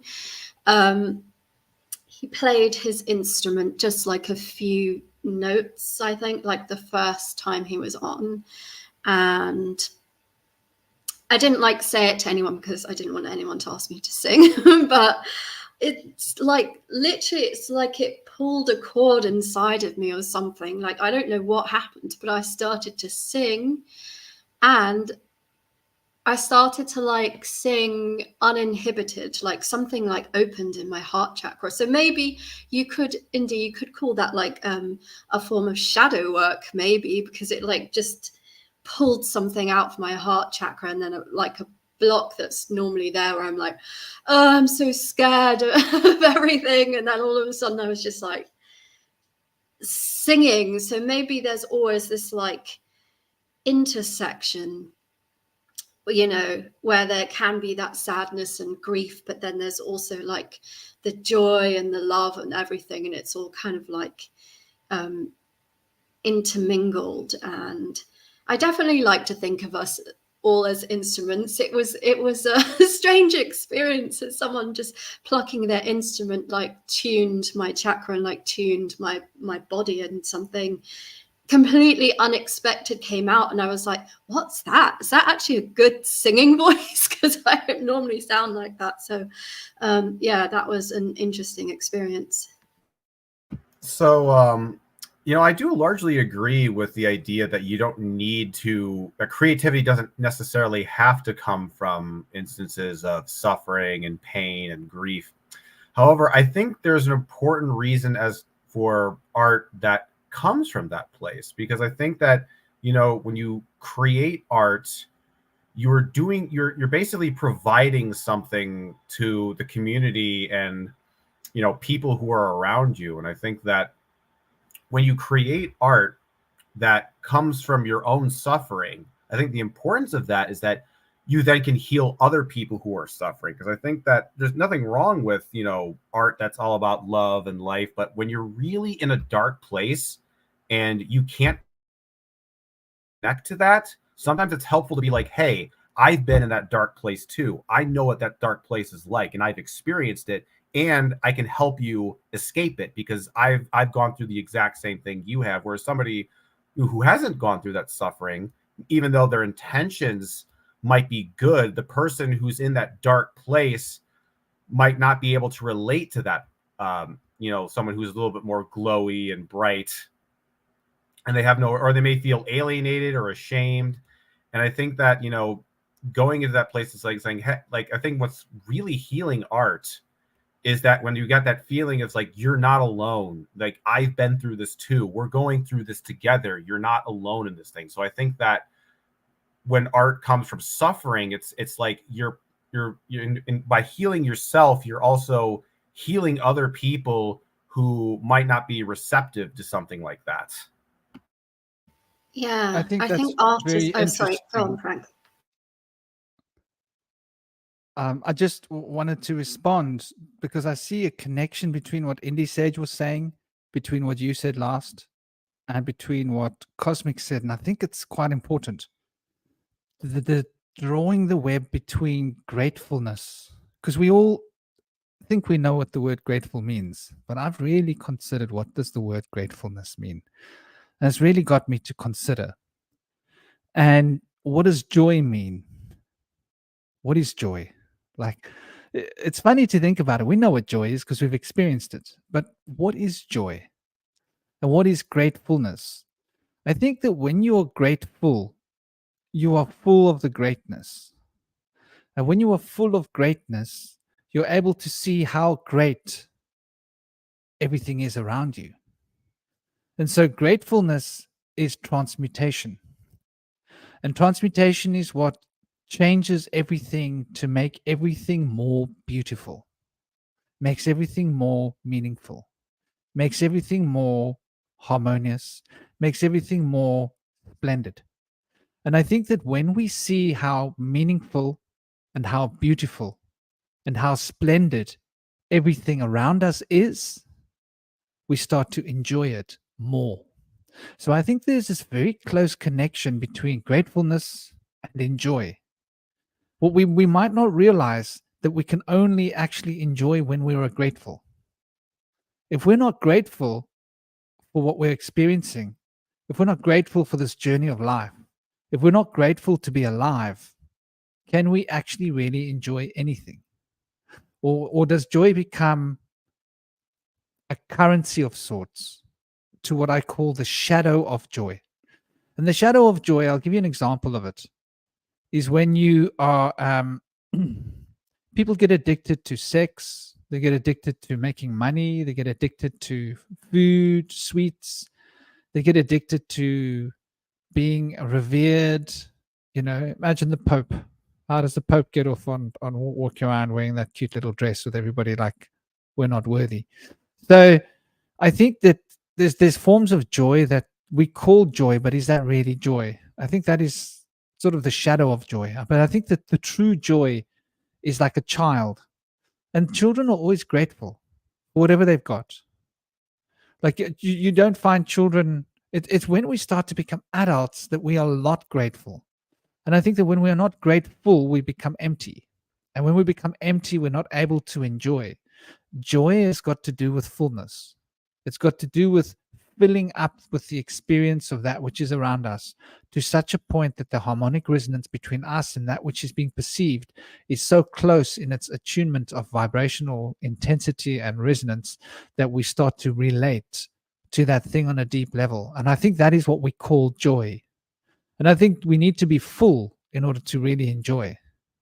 And when we are in a state of full, then we are creating gratefulness, we are creating joy. And I think they sort of work in tandem, gratefulness and joy. Because when you start to enjoy, you start to become automatically grateful to the point that you might not even realize that you're grateful. And I think that this idea of ungratefulness, which we live in a world of ungratefulness, is what kills our joy. Why is it that as adults, we're not happy? Is there something that we wanted that we didn't get? Were we ungrateful that we didn't get what we wanted? Were we expecting more from life? We didn't get what we were expecting?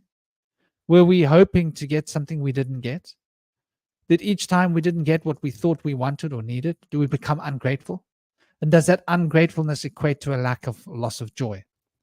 Because then we're no longer full of greatness. And when we're no longer full of greatness, how are we going to see the greatness in the world around us? And I think the word greatness relates to power as well. And I think that it's a close distinction when we talk, and what Cosmic was saying now about creating from suffering, that's one thing. But I'm not even just talking about creating from a point of suffering. I'm talking about being full of greatness. So maybe at some point in our life, we were suffering. And because we knew what it was like to suffer, when we weren't suffering, we were happy. And when we were happy, not suffering, we were so filled with joy that we were able to create. And that creation can also, I think, have effects to pull people out of dissatisfied situations of sadness or depression or whatever. I think like for some people, they might need the deep, dark, somber, creative impulse. For some people, they need the joy. For other people, a depressed person, all they need is a comedian with a good sense of humor, creating funniness out of joy. That could be enough to pull someone out of depression, I think, for the right kind of archetypal structure of mind. But I do honestly feel that this gratefulness and joy, I think they're the same thing. I think there are different perceptions of the same thing. I think gratefulness is what we look at when we've enjoyed. And when we've enjoyed, we say we're grateful. So if you enjoyed an ice cream, what do you say you were? Oh, I was grateful for that ice cream. If you've enjoyed making love to someone, I was grateful for making love to that person. If you've enjoyed success, oh, I was grateful for getting that accolade and success. I think gratefulness and joy are the exact same thing, but the one is when you're in it and the one is when you're looking at it. That would be my esteem of gratefulness and joy. And that joy is essentially fullness when you are full of greatness. And when you're full of greatness, there is nothing but what you're experiencing. Nothing can pull you off of that greatness, because the greatness of everything around you is so fulfilling that you're breathing it in, breathing it through your very being, and it is touching every aspect of your heart and your consciousness. Please, Ramad, dear, I didn't mean to go on for so long. Oh, I actually really loved it, and no worries. Obviously, all I was going to do actually was just to agree with Cosmic about the sense of communion. Sorry, you will probably hear a cat meowing loudly at some point. It's 15 minutes until your dinner, Summer. She already gets fed an hour earlier than she used to. She'll eat me next, but yeah, I was just going to agree with that aspect of communion when it comes to art. But I like what you were saying just then about gratefulness. My imagination started to go off, and I started to think of like all of life as like, gratings of cheese, or whatever, vegan cheese if you're vegan, sorry vegans, and just like all these little parts that like fill us up. And then I started to think of them as like colored discs. So they kind of, you know, like with impressionist art, it's like lots of dots and stuff that make up the painting. But I was thinking of all these gratings, kind of like that, these discs that are sort of make up this big picture and fill us up, and yet at the same time they're like empty, they're like the blank slate. So I don't know if I'm explaining that very well, but that was what was kind of like downloading into my mind as you were speaking about that, and what can like grow from that gratefulness. But also, like, actually the point I was making earlier, what was about like the intersection really of joy and sadness, because I think they can both always be there at the same time. And I know you were mentioning depression, and someone I used to be good friends with, a phrase that I used to love that she always used to say to me is the opposite of depression is expression, because she was trying to get me to you know, make art again. And I definitely do know what it's like to experience very disabling depression to the point where you don't even want to, you know, you want to exit the planet kind of thing. Like, so I've definitely experienced that, and I have enjoyed like singing a lot sometimes when I've been in states like that, like just singing through the night, like call it my air diary, just transmuting through whatever wants to come out. But there is truly something about when I've come to a place where like my heart is so open and so purified, and that tightness, that anxiety that can often be there for me is like dissipated somewhat, and I can kind of connect with the bird world or whatever it is and just like sing. And when I do that, I have a voice like I have no other time, you know. I wish I could record it, because I'm like, damn, do I ever sound like that? I don't sound like that very often, but I do think that's interesting. But also what you were saying, Cosmic, that made me think of something beautiful that does come as well when someone is sad or mourning, which is like the art of keening, which is a sort of singing or shouting that I think it could have been an Irish tradition actually, that people would do at funerals. And I think they, you know, almost like wailing, but they would hire people to do it actually. There's definitely something, you know, with like catharsis, whether it's in I guess that's usually a word people use when it's to do with sadness or anger or whatever, but I think you could use that word joy too. Like sometimes when you're feeling joy and then you just see like a beautiful leaf or whatever it is, and then it just starts like growing and growing and growing, and you feel like your happiness it's like I don't know, yeah, infinity has driven me mad too sometimes. Bush Whisperer, trying to think about that, but yeah, it's like this almost, maybe just conceptually, I don't really know, like infinite joy that just keeps growing, like out and out and out and out. And I think the way I've accessed that when I've been in my darkest places is through coming back to a place of simplicity. And I think like the Buddhists have this concept of like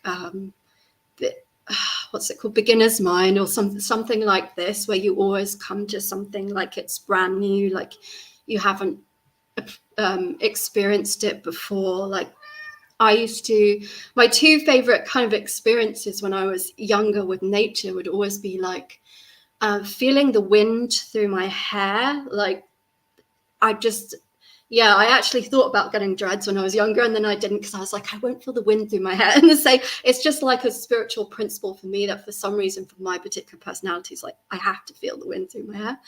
And like seeing a sunset or something like this, like, but seeing it like I've just seen it for the first time, like the divine just created it, you know, and it's just like that absolute awe. And that's where you have that intersection again between what could be seen as sadness and joy as well, where it's like that absolute awe, where like something is so beautiful that like tears are streaming down your face. And it made me sad that I lost that for a long time, actually, when I got depressed, because I used to, for the longest time into adulthood, I would have that every time I saw a sunset or felt the wind through my hair. I would just feel this awe that was like,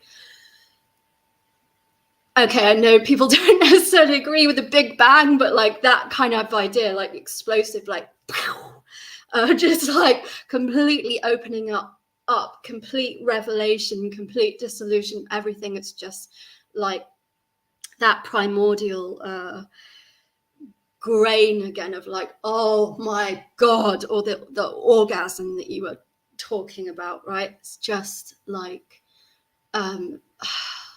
being able to have that kind of like innocence and humility, I guess, in that moment. So that's what that creates in me. Like when we're talking about kind of emanations and receptivity, like that is such an amazing way to grow. So that's what's coming up for me, just thinking about the things you guys said. Thank you, Ma. That was beautiful. Well said. And I just wanted to touch on what you were saying and what Franklin was saying. And I think there was mention of Cosmic Prankster having mentioned something to this as well. I really feel like that there is something to the transformation that comes from art. Like when you experience suffering and you're able to transform your depression into expression and start to share those feelings. I feel like when you're around happy people, it can create dissonance. And I know a lot of you have experienced this. If you're feeling in a bad state and you come around somebody that's happy and they just told you, oh, just forget about it, just feel good. Just don't even think about that, just feel better. And that's really dissonant. Like, I don't think that necessarily helps people. It can help people to fall into denial and forget about things sometimes if it works, if they let that work. But in the long term, that's just a distraction, I feel. Although it has its place. But I feel like there's something to what Franklin was mentioning earlier about the difference between indulgence and self-gratification and gratitude that leads to joy. And I feel like the words gratification and gratitude have similar beginnings. They turn out in a different way. And so I also feel like when you can create art from suffering, and other people that are in that suffering can also see that and understand that, it creates joy. And so it kind of flips itself when two people are experiencing suffering together and they can resonate with one another and comfort and console one another, or just understand one another. That can create joy and peace. I also feel like through shadow work, there's a process of understanding blessings in disguise. And like when we can see things that cause us pain, it's like triggering us. When we can start to realize that that trigger is within us and stop pointing fingers and blaming it outside, then that's when the transformation can happen, and we can use these golden opportunities to transform our emotional reactions to self-mastery and self-transformation. So like Eckhart Tolle has a good example of this, where you can pause when you're about to emotionally react and focus on taking a deep breath and then reflect. But there's a wonderful article called Golden Opportunities by Benjamin Bernstein from Asheville, North Carolina, that has a good talk on this as well. But I wanted also to talk about what Ramal was talking about with seeing things with a new perspective. Taoism talks about that, being able to look beyond the words. But also there's a European author, Proust, that talks about seeing with new eyes. And he's got one book that I was reading. Marcel Proust talks about seeing things with a new perspective, with new eyes, and looking past your old understanding of things. So I wanted to mention Proust, and it's very interesting. The Taoists talk about the uncarved block, going back to before you've been kind of programmed and before your perspective has been influenced by the ways of human society. You can return back there. Although I wasn't familiar with the Buddhist mention of this, but I think it's vaguely familiar to me. Yeah, that's what I got to say on that. Blessings in disguise can be really powerful. I have two good ones. I don't know. Have you guys heard the story of the old man, the grandfather, and the grandson on the horse farm? That's a good one. Alan Watts talks about that.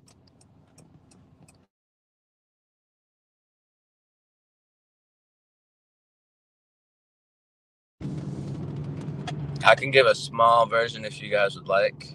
Yeah, go for it. Okay. So on the farm, it was the grandfather and his grandson.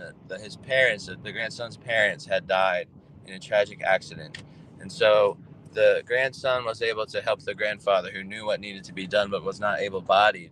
But the grandson was able-bodied enough to help him make sure they could get everything done, and they made a good team.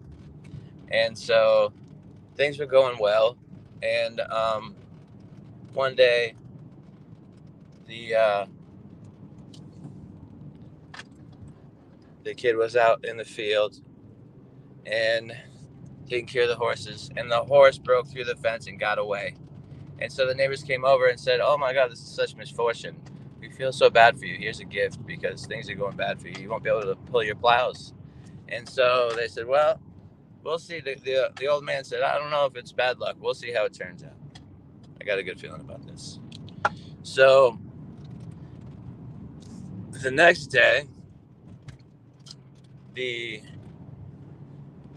stallion comes back with mares, with a whole pack of mares. And so they have their horses back again. And the neighbors come by and say, "This is such good luck. Look what happened. You got your horse back and more. Now you're going to be doing really well." And so the old man said, "Well, I'm not so sure. We'll see. This is going to be a lot of work." So then the grandson's out trying to break the mares, and he's thrown from the horse and breaks his leg. And so the neighbors come over and say, "This is such misfortune. I can't believe what's going on again. You are just ill-fortunate. This is not going well for you. I hope things go well and things get better." And he said, "I don't know. I got a good feeling about this. Might be a blessing in disguise. You never know." And so the next day, conscriptors come to the front door trying to conscript his grandson for the army, and he can't go because he's got a broken leg. And so it turned out that all of the misfortunes were a blessing in disguise, because all of the soldiers would have died in that legion that he was going to be conscripted to, and he would have never been able to return, and his grandfather's farm would have gone under. But since everything happened the way it did, they got more mares so that they could make fowls and continue for more generations, and the son was able to stay and continue to work on the farm. That's a story that originally came from, I believe, the Middle East, but then made its way up to Asia and was then brought in from the Chinese version of the legend. In Alan Watts' book, Tao, the Watercourse Way, it's a good version of the story.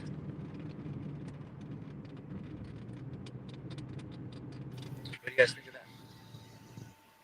Yeah, I do. I think I like that, and I think someone in the comments, Aaron, was saying something interesting. Where is his comment again? It was really good. He said that it's like revisiting old places with new perspectives. It's a spin-off or recapitulation. I also have trouble saying that word, from shamanism.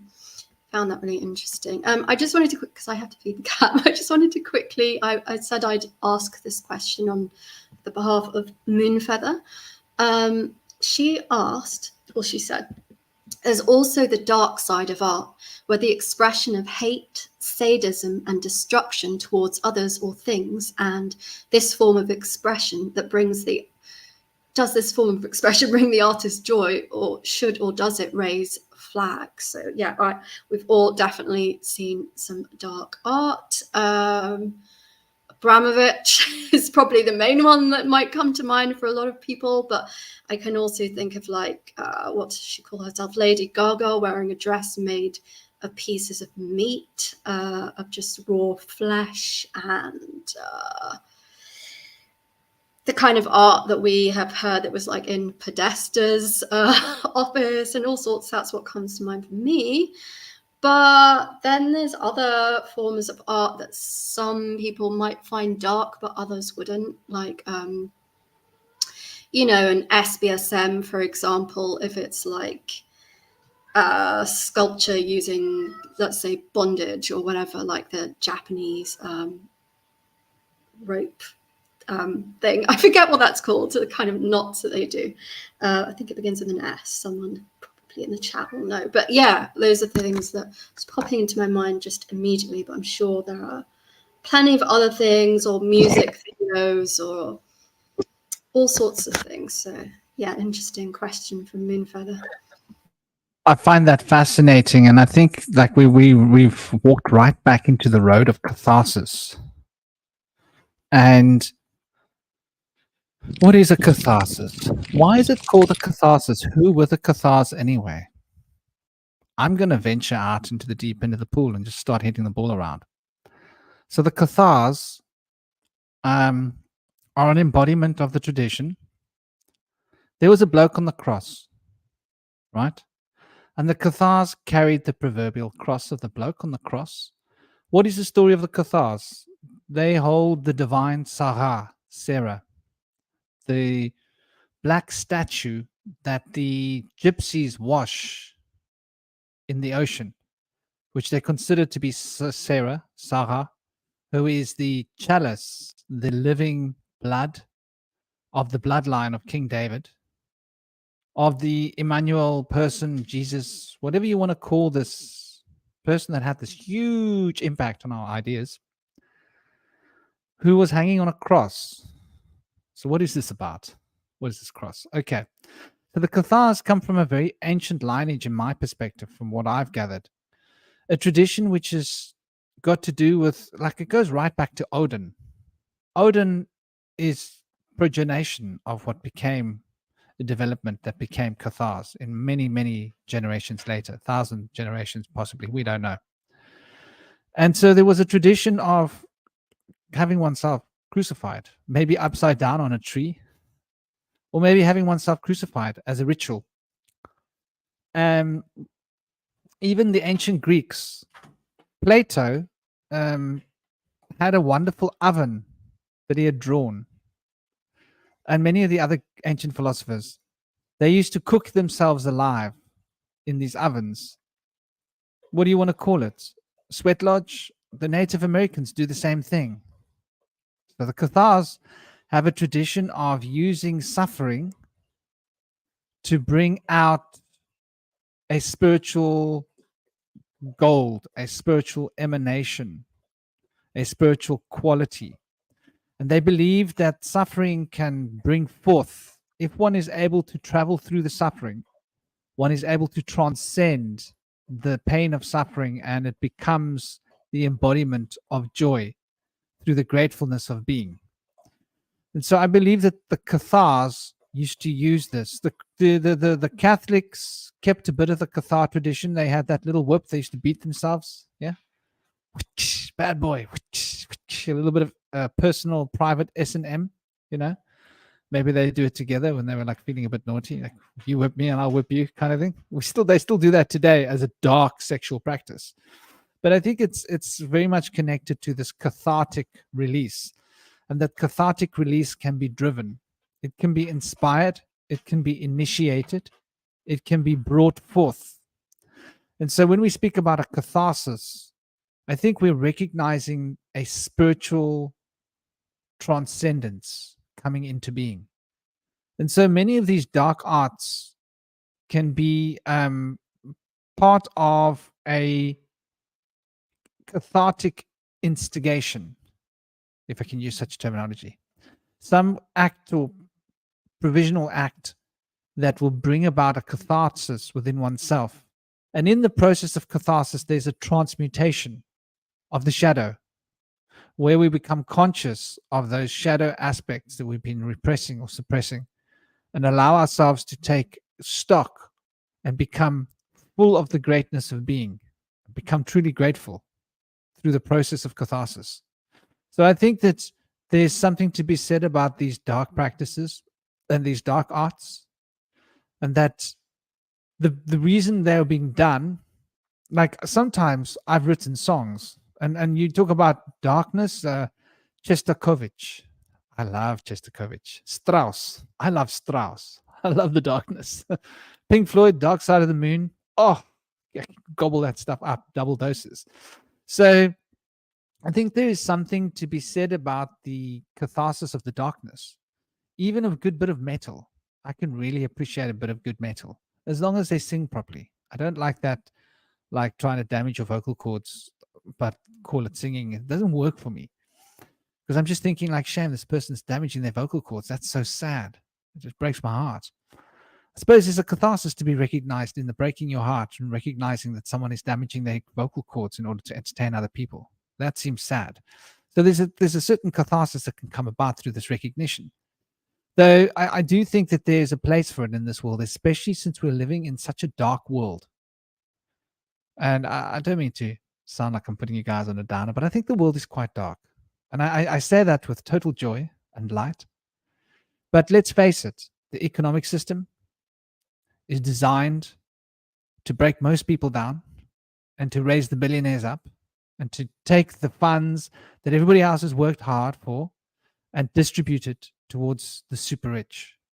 The legal system has been invented to make it that the super rich can get away with whatever they want because they can afford the special lawyers that can help them to tell the correct fiction to protect them from whatever it is they're doing. And so these super rich are able to create the laws of corporate structure whereby they can make profit by damaging our rivers. And that damaging our rivers becomes profitable for them. For example, and our overfishing our seas in order for them to be able to control all the international markets. And so there are a lot of issues in the world. I mean, just look at the wokeness, right? Wokeness is trying to do away with some of the Shakespearean plays. There's something wrong with that, in my perspective. They're doing away with a lot of our poetry. They're doing away with a lot of the arts, the creative impulses, which we've had for a long time because it's just not woke enough. So wokeness is a cause for darkness. It's a cause for us to become angry. It's a cause for us. And these dark emotions, be they anger, frustration, pain, all the dark sides of suffering have a place within our consciousness. And I think that when we really recognize them and come to tune into what we're feeling, we might find a dark expression, which is part of a cathartic experience, which is essentially moving towards healing that can bring a union between the shadow and the self. And by the shadow, I mean that part of the self which is repressed. And I think this catharsis is fundamental to the process of synergy and allowing the different parts of the brain to work in tandem and create a synergetic harmony of activity that we can once again get more of the neural pathways operating at one point in order to create what I call whole brain function, which is essentially the third eye. I don't think of the third eye as being here or there or there. I see the third eye as being whole brain function, and it is controlled by the center of the brain. So this is, I think, the point of catharsis. I think the point of joy. I think the point of everything is to move us towards the gratefulness of joy, so that we're able to experience joy through the gratefulness of being and be able to embrace the fullness of the brain neurological potential, which will engage the heart's intelligence and show us within ourselves that which is of value. And in this recognition, we'll be able to anthropomorphize and reflect the same value that we see within ourselves in the world around us, and be able to draw the distinctions and the synergies and understand the relevance and the cooperative structures that are operating through us in order to produce this reality and find meaning in it all. So I think there's a place for the darkness, and I think that the darkness leads to the light fundamentally, and I think that the light leads to the darkness. And I'm going to throw this out there at all of you. I think when we're walking into the light, it takes us into the darkness. I think when we're walking into the darkness, it takes us into the light. In other words, when you go into the light, you become all joyful and excited, and it's going to take you to have to go and look into something that you don't know, fundamentally. And when you go and look into something that you don't know, it's fundamentally going to bring you back into the point of being happy because you've discovered something that you didn't know. I'd love to put that out there for you people to chew on and tell me what you think and throw it around. I actually wanted The to. seed needs to go through some dirt first before it can reach the light. I feel like light sometimes doesn't bring us into darkness, but it can lead us into a way. Got my tea boiling over here. Does that sound better? Okay on the audio? Let me get a little closer. All right, so I feel like light might not always lead into darkness, because like sometimes it can be in a way where so for example, people be spoiled, everything is easy for them, and in a way that could ultimately lead to darkness. If there's a bump in the road, they don't have resilience. But sometimes people don't ever get there, and they just things just come so easy for them, and they don't have that resilience. They usually become cowardice. I see that amongst people that are well off. But oftentimes when you're in the darkness, it doesn't always lead to light. But when it does, it can lead to a much greater light. And I feel like that's the power of finding the light within. And I feel like through our suffering, we separate that shadow aspect of ourselves. And as that's separated, we've kind of like lost tracks of our full whole self. And it allows us during that time to live in denial, to try to fit into the collective. And I feel like that push helps us integrate. Then we can break away from that and exercise self-mastery and open up that shadow and let it become whole again. And then I think we can become a leader. And it's important to integrate before being able to do the transformation, so that you can help guide others. Now, if we had that transformation first without integrating, it'd be hard to be able to reach people and have them understand the process. But I feel like catharsis is a good way to do this. I think art's a good form of catharsis sometimes, but other times there's two different forms of shadow work that people use. There's one way in which the female way in which you release the pent up energy, you get it all out and you act on it and release it.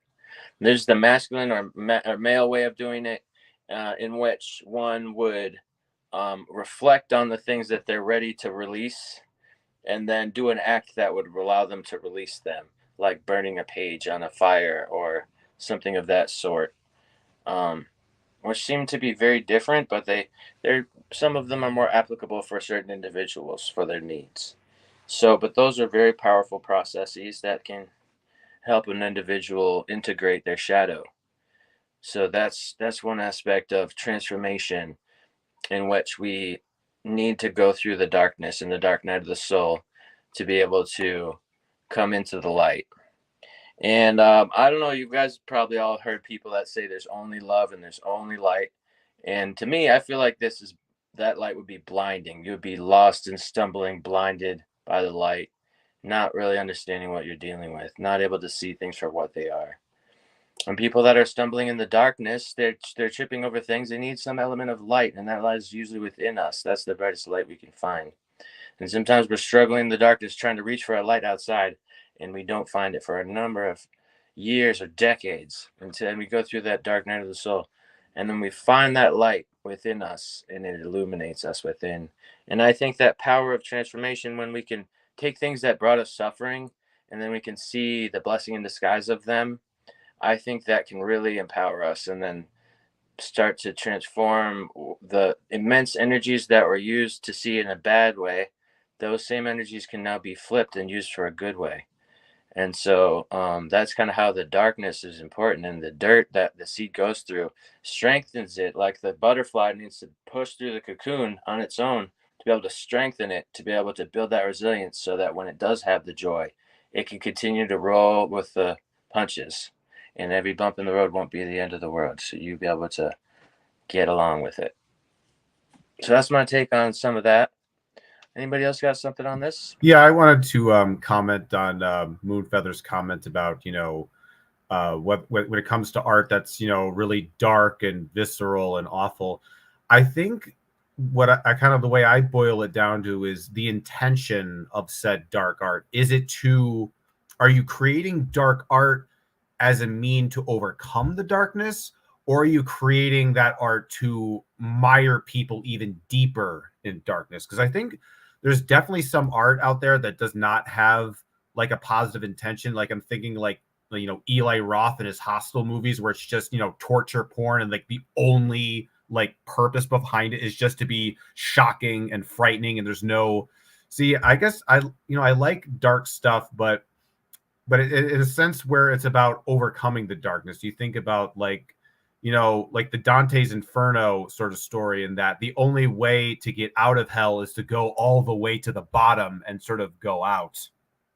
And but I think there's definitely art out there that that doesn't do that. And I don't like horror movies like that, where they're just I like horror movies that are about overcoming horror, overcoming darkness, transcending it, being able to fight the evil and defeat it, as opposed to some other stuff where it's just purely about nihilism and hopelessness. I think that to me is what real darkness is. What the real visceral, unhealing, true evil darkness is: nihilism. Just everything is meaningless. Nothing happens for any reason whatsoever. And there's some art that kind of embodies that.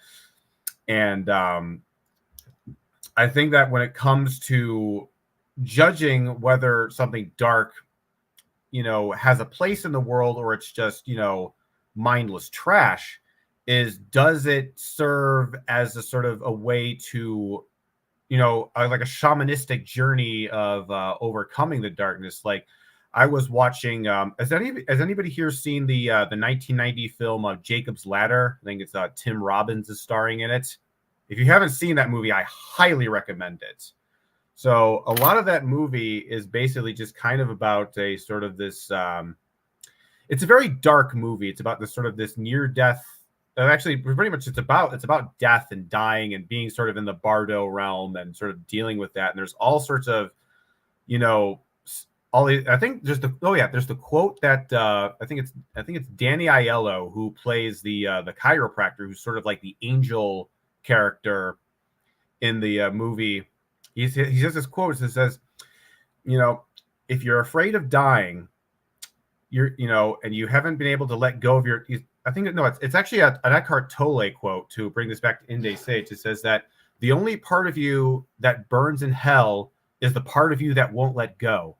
If you're afraid of dying and you don't want to let go, you'll see demons tearing you apart. But if you've made your peace, and you made then the demons are really angels freeing you from the earth. And I always thought that was a really powerful quote.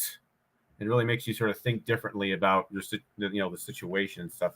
And that movie, basically the way the movie ends is he reunites with his dead son. He sort of walks up the stairs into heaven. But before that, you had to deal with some pretty dark stuff. Like, I can remember specifically the part where he's in hell and he's in this he's on this hospital gurney, and there's all these crazy people, and there's blood and body organs everywhere and people spinning head. I mean, it's genuinely disturbing. But you realize at the end of the day, what the art is for is to help you overcome that darkness. And I think that's when, darkness in art is, appropriately used, when it's not appropriately used, and when it's meant to be it's just nihilistic, it's just shocking, its sole intent is just to basically to psychically destroy you. And so I think that's when it comes to art that is dark and morbid, I think that's the important distinction that needs to be recognized. Yeah, right on. I thought that was amazing, Cosmic. Agreed with literally every single word there.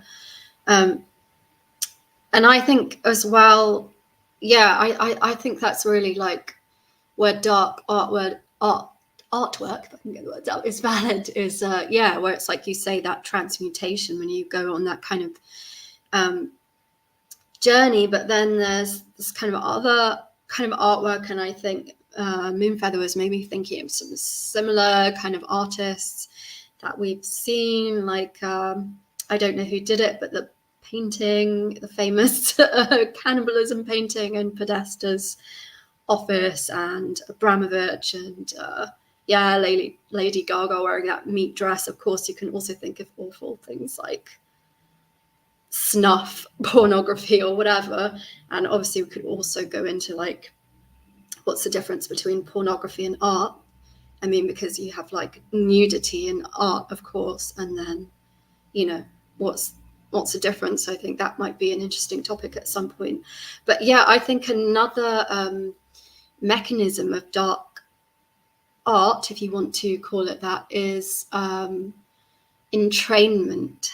So it's, yeah, kind of entraining us into that kind of energy, or you know, like someone like Tazarian might talk about like watching a film or an advert, or seeing a billboard or whatever it is, but like the artwork is sort of like including you in a ritual without you realizing it, if that makes sense. So, or it's just like, we have to disclose this, but like we can get away with disclosing what we're doing if we disguise it in comedy. One thing I like to bring up sometimes is just how many comedians joke about pedophilia on a very regular basis, or just like how many works of art do you see where, you know, yeah, there's some kind of painting or performance art or video where it's like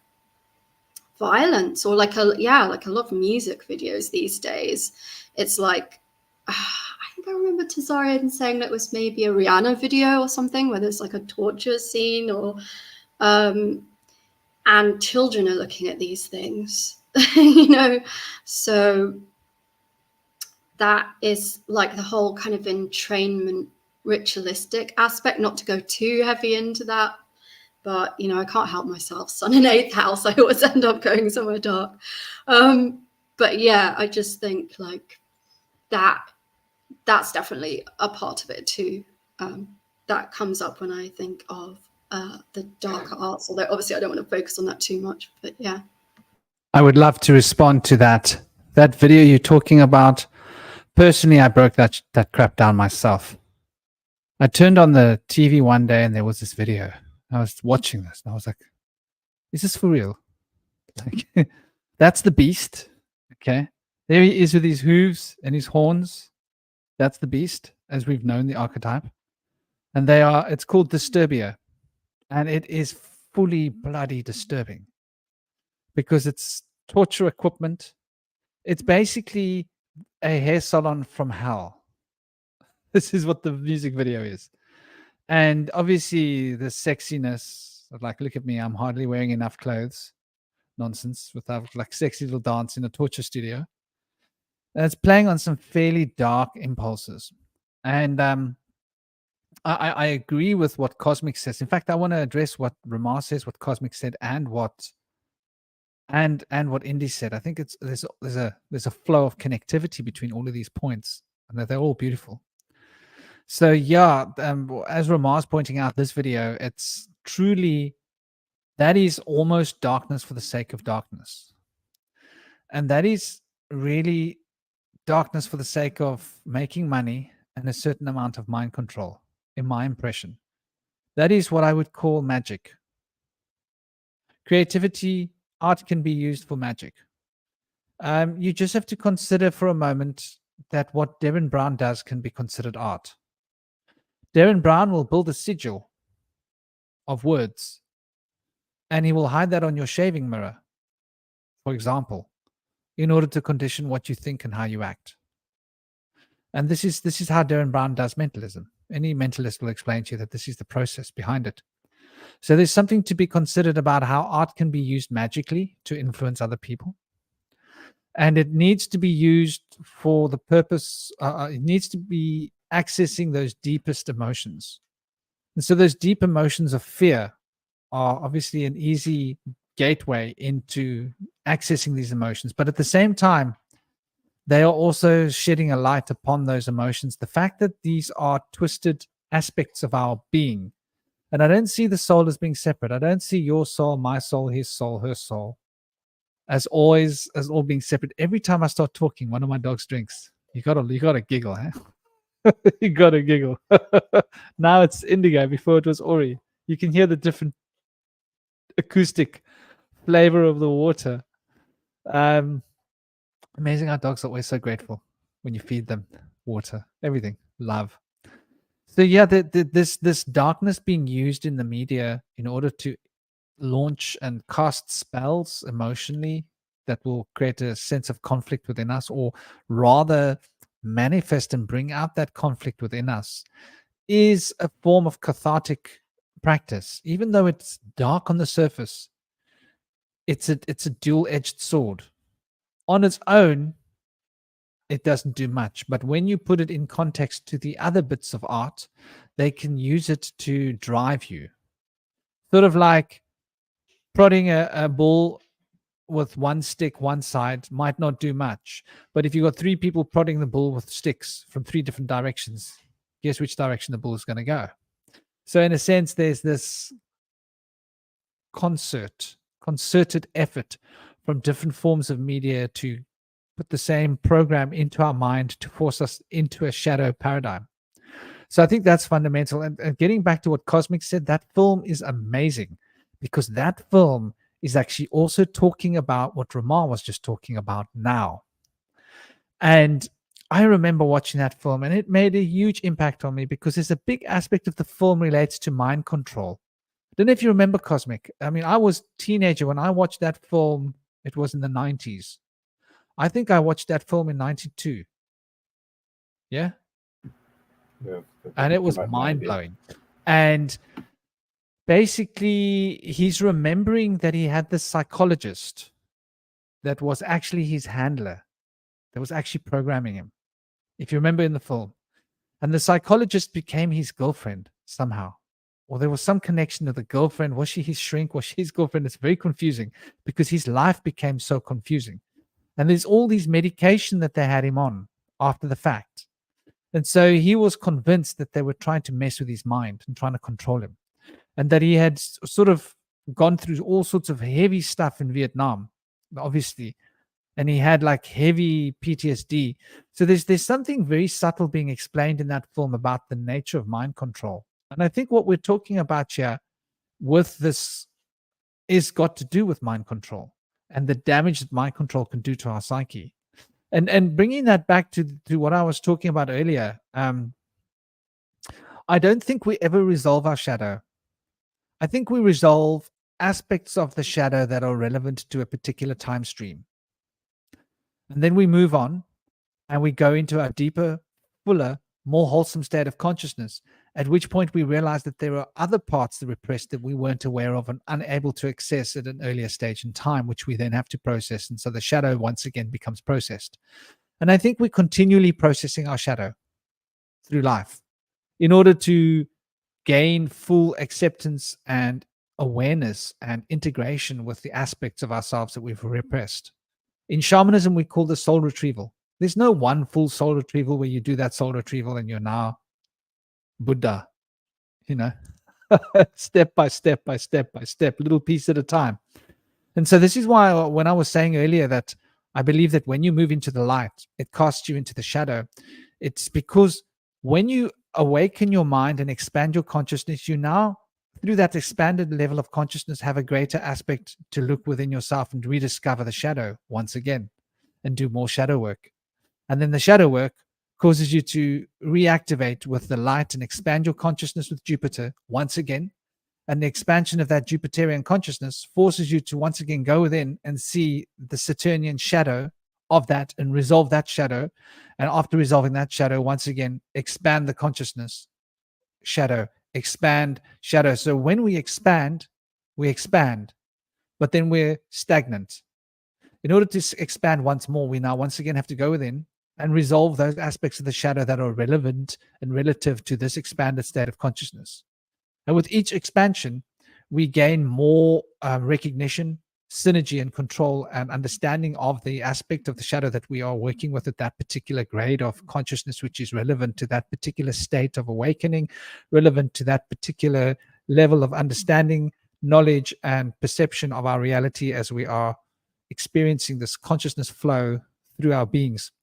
And so I think that this is really what some of this dark work is trying to do. It's trying to put us into the shadow work and keep us in the shadow work so that we do not jump out into the expansive consciousness. And instead of jumping out into the expansive consciousness, we can get stuck in the shadow realm. I think we can get stuck in it. And that can lead us to dark emotions of depressive, anxiety, stress, worry. And once again, like, you know, sounds, tones, colors are quite important in the way that they can shape our consciousness. Yeah, Mexico, you've got your internet working. Lovely to have you back. So yeah, I do think that a lot of this art, what we're calling art, is magic. And the same way that you can manifest something positive, you can manifest something negative. And so it's important for us to recognize that we shouldn't actually rightfully call that art, I believe. We ought to rightfully call that the abuse of art. Because art, thy art in heaven is thy art on earth. Art to me means being. So art brings you in tune with being. So it's who you are, expression of your deepest motivations of who you truly are. And some of these pieces of art, which are all really very modern, because I don't count Strauss, I don't count Shostakovich, I don't count many of the antiquous dark artists as falling into that category. I think it's really a very modern thing which relies upon neurolinguistic programming and severe magical abuse of symbolism and color in order to generate a cage of fear that can trap us in the shadow, so that we don't actually get the transcending aspect of the shadow where we get that growth aspect. And each time we do a octave shift through the shadow, transcending the darkness, we go into the light, we expand. It's like we shed our skin like a snake, expand into a new state of being. When we've grown into that new proverbial skin, we then have to look back within the shadow. And each time we expand, we become more wholesome, a greater expression of who we are, and more fundamentally in tune with our deepest motivations and true nature. But this can be abused. And I think it's very important for us to understand this abuse, because that film is actually highlighting the effects of that abuse. Because that young guy had basically been brainwashed to go to the army because he thought he was going to save lives. But it turned out that when he went there, that he was a killer. And it turned out that he realized that when he was in Vietnam, that he was on the wrong side of justice, and that he was the perpetrator of crime. And he came home with this crazy, couldn't deal with it. Now, a lot of soldiers came home, but the US government and everybody did not want them to say, listen, you know what we did there was just despicable. We were killing families. We were blowing up like children. We were doing horrible stuff, because they needed to sell those bombs for their corporate slavers. So those corporate slavers needed to see the money. So the whole structure is structured in such a way that when the veterans come back, they don't want them speaking in the media about what the atrocities they've caused. Look at what happened with WikiLeaks, right? One guy who was a military guy came back and he couldn't live with what he had done, and he wanted to talk out about it, and he gave some information to the WikiLeaks guy, and look what happened. Wow. An endless nightmare for him, his family, and of course the WikiLeaks guy. That guy's just been through a tunnel of suffering. So we've got this terrible sort of structure of control. And I think that film really shines a light on just how much damage this mind control and war and the effects of having your psyche controlled by external stimuli. Because obviously when you go to the war, another thing that he discovered when he was there was that there was drugs in the food. I think is one of the things that comes up, that they were basically being drugged in their food. They were having cocktails of drugs in their food. They would be giving tablets that they thought were like supposed to help them, and they were actually creating anxiety and stress so that they'd be more psychotic and more likely to murder. And so all of this is what caused the extreme stress. And I think a lot of our soldiers that come back with PTSD are suffering many of these mind control tactics, because you don't just get a 22-year-old, put a gun in his hand, and he's now an efficient killer. There's a bit of tweaking involved, and that tweaking doesn't look good. Now they've realized that tweaking that they can do to a child that they take from a home, put a gun in his hand and turn him into a soldier, they can do that to you, me, and everybody else using the TV screen. And that's what I think this dark art is all about. They've learned how to exercise this psyops on a profound level in order to condition our brains. And they've realized that in order to do this, they need to use the medium of art, because it needs to be evocative. This is a profound part of shamanism. Shamanism is the field of evocation.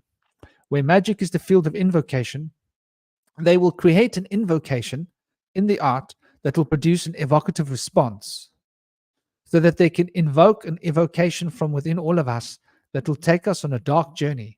And while we're going on that dark journey, they'll have the hammer and the chisel in place to tap us into place where they want us in order to condition us.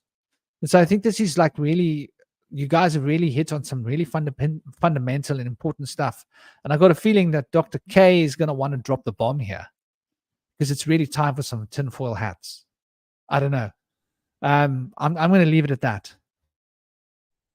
Well, you all said a lot. You all said a mouthful. Essentially, you know, when we're talking about film and art, we're talking about light art and dark art. We're gonna have to get. That's going to lead to a discussion in and of itself, because what is that? Right? You can't have one without the other. You have to have contrast. So a lot of Cosmic said something a while ago. A lot of what we even consider to be mindless trash, everything has a place in this world, right? No one would make mindless trash unless it was with an intention. A large amount of what we call current culture is mindless trash. That is an obscenity compared to where it actually came for and what it was meant for, right? So when you look at movies, for example, you know, we have heroes who are actually villains, and vice versa. Look at I shared a clip this morning about Indiana Jones, right? Indiana Jones is like this wonderful raider, and you know he finds artifacts and puts them in museums. I want you to really think about what that means, because Egypt is supposed to be one of the greatest civilizations in the world, but everything from Egypt is in other museums around the world. It's been stripped, it's been raped, it's been taken. Oh, look what we took.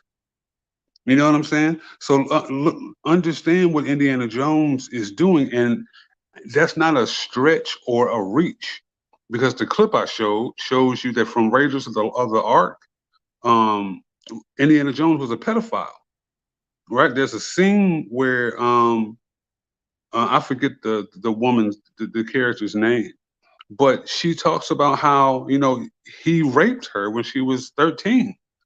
And there's actual notes in the script, because George Lucas and Steven Spielberg were arguing about it, because Steven Spielberg wanted her to be 11 and George Lucas wanted her to be 13, because that was the same age supposedly as Mary Magdalene. So we have to understand how even religion plays a part in what we think is good and what we think is bad collectively. You know, like it's never just as simple as black and white. The gray area is what we all truly live in.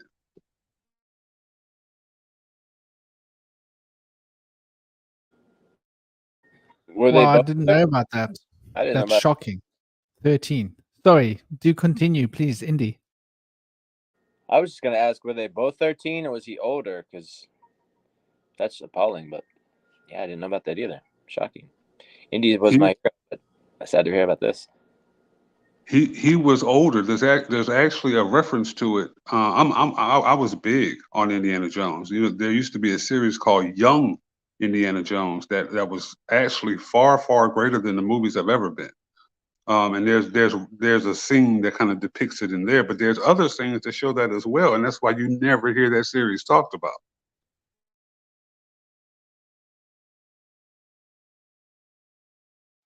I think it says a lot about where we are and how we've gotten to be where we are in this woke world, and how it is that, you know, there was some talk in the media a while ago about how these poor pedophiles, you know, like shame, these poor pedophiles. I don't know if any of you saw it. Yeah, popular sitcom sort of interview discussions where they were talking about, we need to have compassion for pedophiles because it's a problem. Shame. You need to feel sorry for the pedophiles. And I find that very shocking. I mean, don't get me wrong, we need to feel sorry for the pedophiles.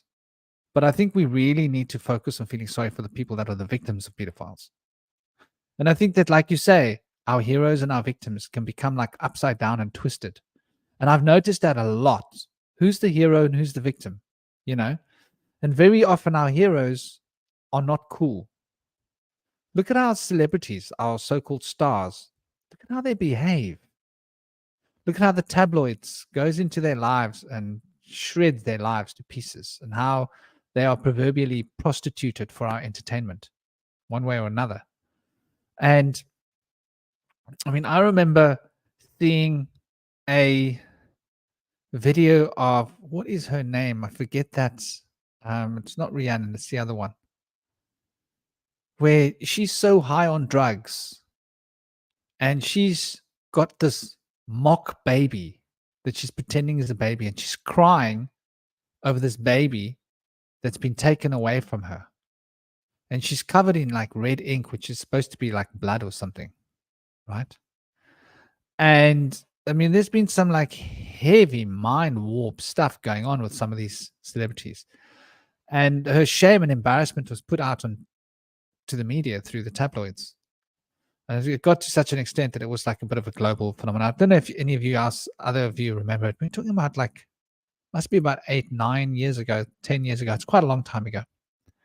And it just shocked me as to just how these celebrities are really, no, it must be about 10 years ago, how these celebrities are, their lives, you know, what their lives are. To me, I find it totally mind-blowing that we are Bono. Let me give you an example. Bono, right? I used to love U2. As far as I'm concerned, what's the original album? Is it called Jacob's Ladder? Is it called Jacob's Ladder? No. I'm getting confused here. The first album of U2, isn't it kind of a Joshua Tree? Jacob's Ladder, Joshua Tree. It's a tree. But Joshua Tree is probably one of the best albums ever written. You know, back like in those days, it was an amazing piece of art. And look what happened. Look what our stars have done. Like, well, do you think Bono is going to be at the World Economic Forum this weekend? I'm pretty sure he will be. Absolutely. Yeah, he'll be rocking up in a black limousine with black shades, maybe a wig. Yeah. He'll be surrounded by armed guards, and we won't even get to see his face. They'll take him in the back entrance. So this is basically what's going on. A friend of mine who we know well, he's actually been on the show. I don't know if those of you remember John.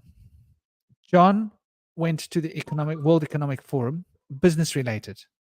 And I swear they put a tag on him. And he left, freaked out, completely freaked out. So this is the way the world is going. If you go there and you're not one of them, you might get a tag, like a RFID tag, so that they can track your movements. It's quite a scary concept if you think about it. So yeah, I do think that we need to like really investigate exactly what Dr. K was saying about how they've taken our heroes and turned them into the darkest of the dark, and how we've become so normal and accustomed to this that we don't even blink anymore when we were actually watching a film and our hero. Let me give you a classic example. What is that film with the monsters? Bloody hell. Where the bloke has got this black monster that lives inside of him and it comes out of him. Dr. K, you must know. Aliens? And this thing eats people's heads. I'm sorry. Say that one more time. This monster that lives inside the guy, that he shape changes into this black goo monster that eats people's heads. Well, there's a few iterations of that. There's the Thing. There's a couple different versions. There's the Blob. There's the Mist. It sounds very Necronomicon-ish. The one where he's the hero.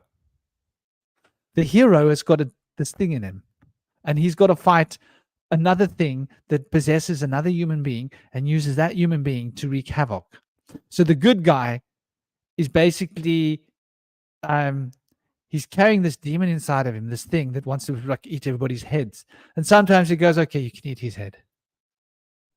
Is that an actual horror movie? Because there's a movie with Denzel Washington called Fallen, where you have a spirit jumping from body to body, where it's something similar, but it's not being devoured. Venom. Oh, Venom. Okay. The Venom. hero isn't a good guy. Well, Venom is literally an anti-hero. They've done that with Venom. They've done the same thing with Venom they did with the Punisher. They've did with several mythological heroes, dare I say. Venom is a symbiote. He's a parasite, but he represents melanin. He represents that core symbiont nature, that doesn't really have a moral compass. They try to make it seem like he's like this evil thing who just wants to kill, but we're ultimately talking about going back to the source. So even in our heroes and anti-heroes, you see biology being depicted. That's all that's ever really truly being depicted. When we see this mindless horror, horror never goes down. Hollywood, like, let's take Marvel, for example. You know what I mean? Marvel has been struggling. They can't get actors. They're losing this. They're losing that. They're rearranging this. They're setting this back. You never see that with horror films. You never see that with religion films either. So like, these are questions like, we have to kind of ask why at some point.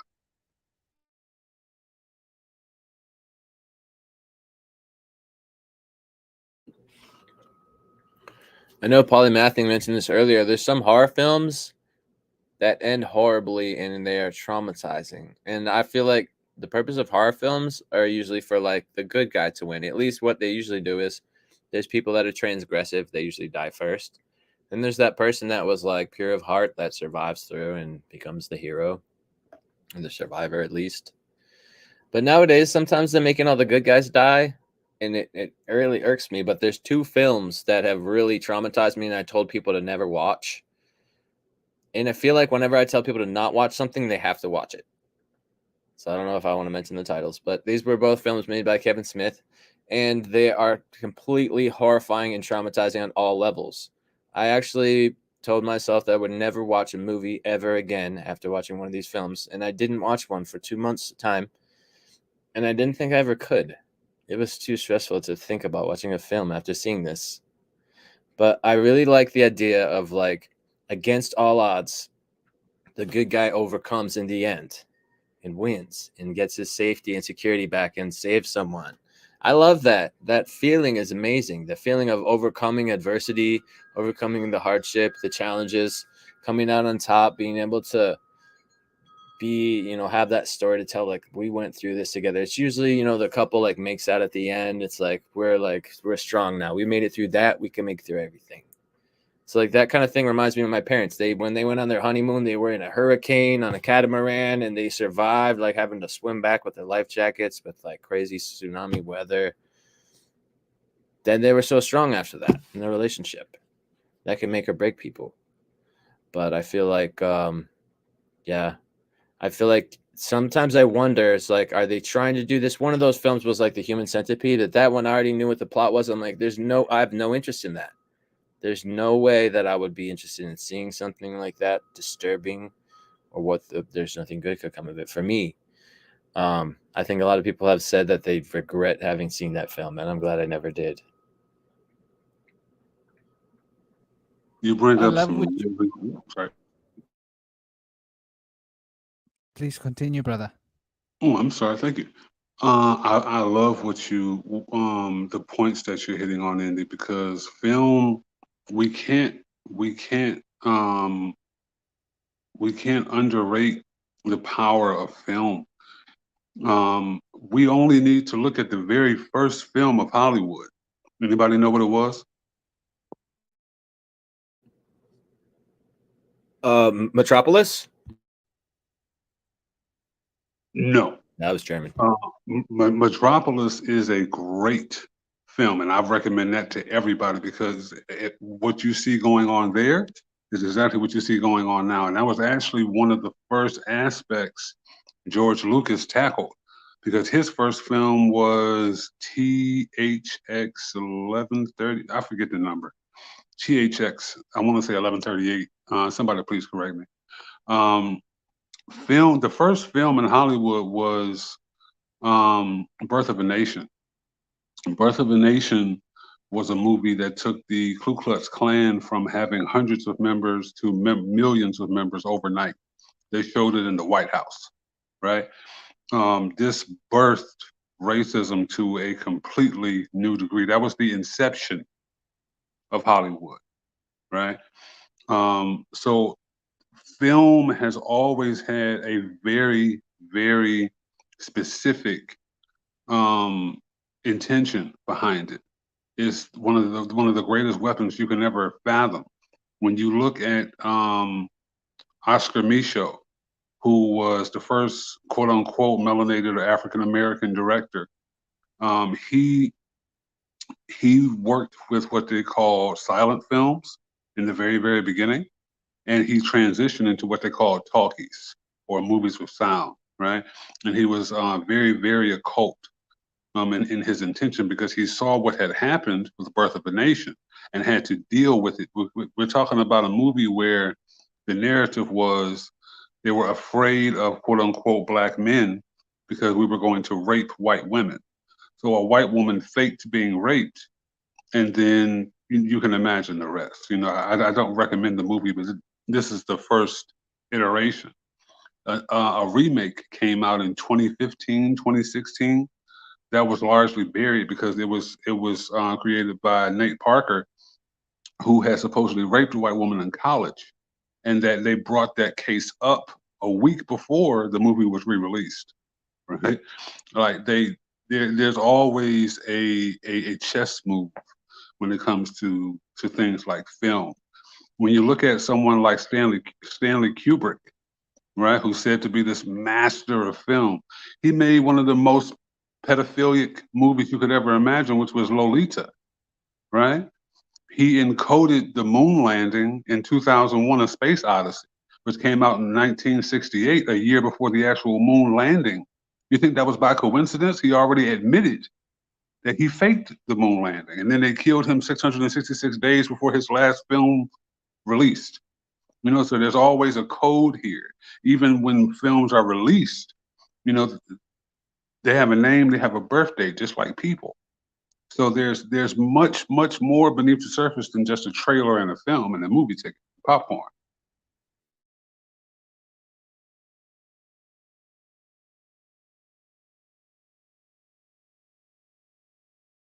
I love what you said. I love it so much. I have to say bits about it. Stanley Cooper. Ooh. What can I say? There is this pattern that we've noticed about films being used as a way to express what has happened before it has happened. And it makes you wonder just who these people knew. And it also makes me question why everybody believes these are the best filmmakers that there are. Were we brainwashed into believing that Stanley Cooper is one of the best filmmakers? Did they make a film where Stanley Cooper was a major part of the film, but probably not the big creative part of the film? Maybe Stanley Cooper is someone who's got connections, like real connections.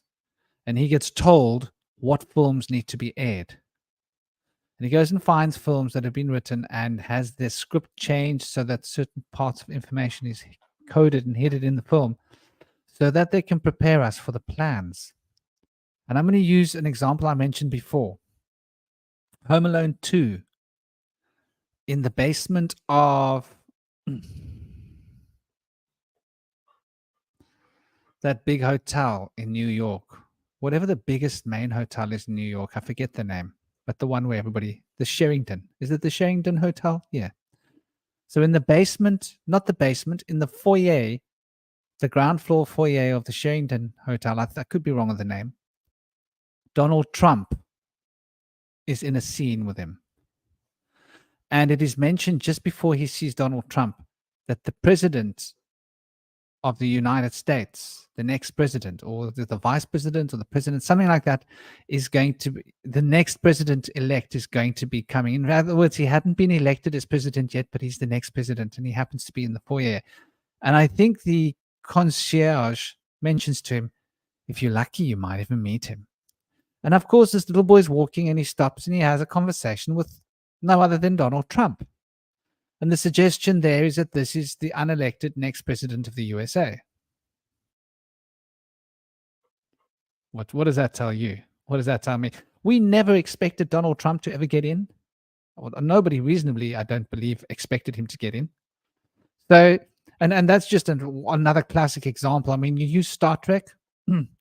How much of what we call modern physics has been introduced? Now, sorry, I forgot. Sorry makes me remember. Soraya has joined us. I hope you're close to the mic, my dear. Soraya is a wonderful artist.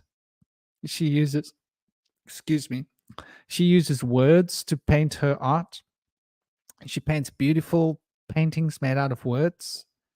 And she shares this in her Infinite Love blog. Infinite Words of Love. Sorry, let me get that right. So those of you that don't know her, go and check her out. She doesn't seem to be on YouTube. So her YouTube channel isn't listed here like everybody else is, except for Ramar. Ramar doesn't have a YouTube channel yet. We haven't inspired her to get one yet, but we will. And but yeah, so I think I'll leave it at that and say Soraya is this wonderful artist. I'd love to give her a chance to introduce herself. She's also a mother. She's very busy. That's why she gets here late. So she's playing mother. She's looking after her husband. She's writing all this amazing art, like every day, maybe 2-3 times a day. She's pumping out poetry like a factory. She's like the factory of poetry. Factory. So much love. Without me saying any more, welcome and such an honor to have you, the wonderful Soraya. Do please say a few words about yourself. Yeah, I'm a poet, artistic poet. Both art. I don't have a YouTube channel because it takes too much time for me.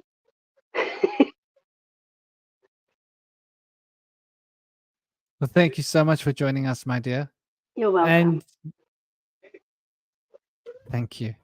And yeah, this whole idea of this predictive. I mean, let's face it. South Park and The Simpsons, they have dropped the bomb like enough times, both of those guys, on what's yet to come. And I think that we really need to pay attention to this, because I don't believe it's because these artists that are involved in this program are having great psychic revelations that they are accidentally sharing. I think there's a lot more going on here that's a lot more sinister.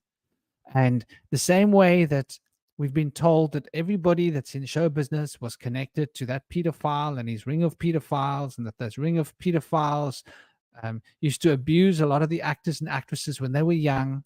That's why they became famous actors and actresses, because they opened the proverbial back door to these pedophiles. That sounds wrong, doesn't it? That's exactly what they did. And because they opened the back door, the front door was open for them, if that makes sense. Disgusting as that sounds, that's the reality. And it's like, I've often heard it said, like, about actresses, you've got to basically suck the right balls to get into show business. And because I used to know a lot of actresses who were studying acting and actors when I was in the UK and London. In fact, my ex-wife was an actress. So there's a lot of this going on, and I think we need to pay attention to it, because I'd love to hear from you guys. What do you think? Obviously, Dr. K, thank you for dropping this in on us, because it's an important thing for us to consider. And there was something else that I want to say just before I step out that was brought up by Indy. Just let me step back in time. Yes, he was talking about the journey of the fool. and how the journey of the fool is what we all really want to see. And now we're talking about the tarot. We love the journey of the fool, don't we? Like, where you've got this great challenge and, overwhelming odds, and somehow he gets through this. And they always have wonderful characters. Like, remember Bruce Willis? I'm playing his story, where he's like against that crazy odds to save the world, right? And he's always smiling. He's this happy guy. He's smiling. He's got a couple of cute little one-liners, even though he's like, at the end of the film, he looks like he's just about dead. He's a diehard, yeah? He always, like, you don't know how this guy's still alive after what he's been through. But he always makes it through. And when he gets through at the end, he's there and he's got the girl, Even James Bond. James Bond's another really dark character, if you think about it. Basically, James Bond has always been a sociopath, right? And he's always having sex with a different woman at some point in the film. So he's basically a womanizing sociopath that's a killer. And we loved James Bond. How did they get us to love James Bond? If you think about it, everybody wanted to be James Bond. Like, it's something to think about. The way that shapes children's minds when we want to become like our heroes, and our heroes are sociopaths. So I'll put all of that out there for you guys. But I think the journey of the fool is something for us to consider. Why is it that we've moved away from the journey of the fool, and how powerful is a film when it encapsulates the story of the journey of the fool and sort of brings the whole tarot into context as a metaphor, or brings the film as a metaphor into context, so we can experience the progression of the fool through the various different stages of perfection in order to attain to that completeness and fulfillment, which is the letter of the law. You just hit on one of my favorite movies of all time, Franklin. And I would love to share some of what I know about Die Hard. James Bond gives you a lot of mythology for a reason. Die Hard is a more modern interpretation. A lot of people don't realize Die Hard is actually a Christmas movie, right?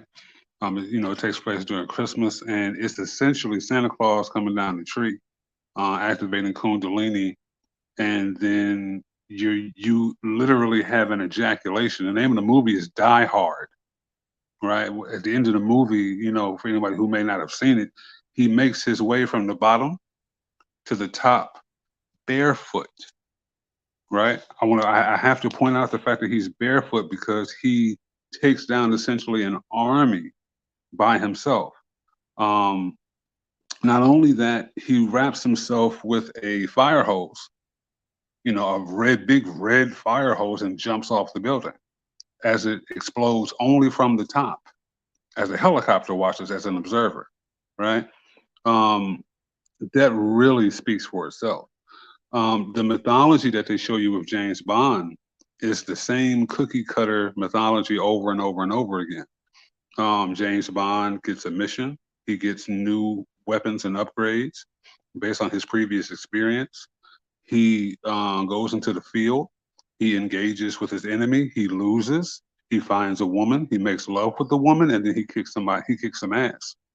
Right? It's the same template over and over. And this is essentially the journey of the hero, but they bring it to such a base physical level. We don't look at the more spiritual aspects of it.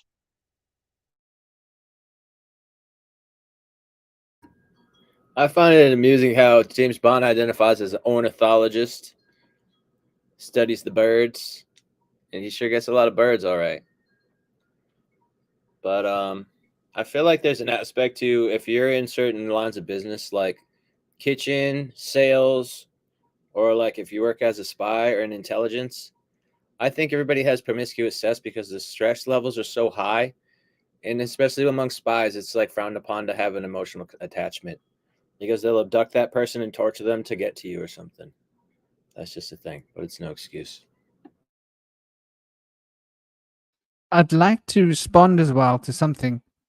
Something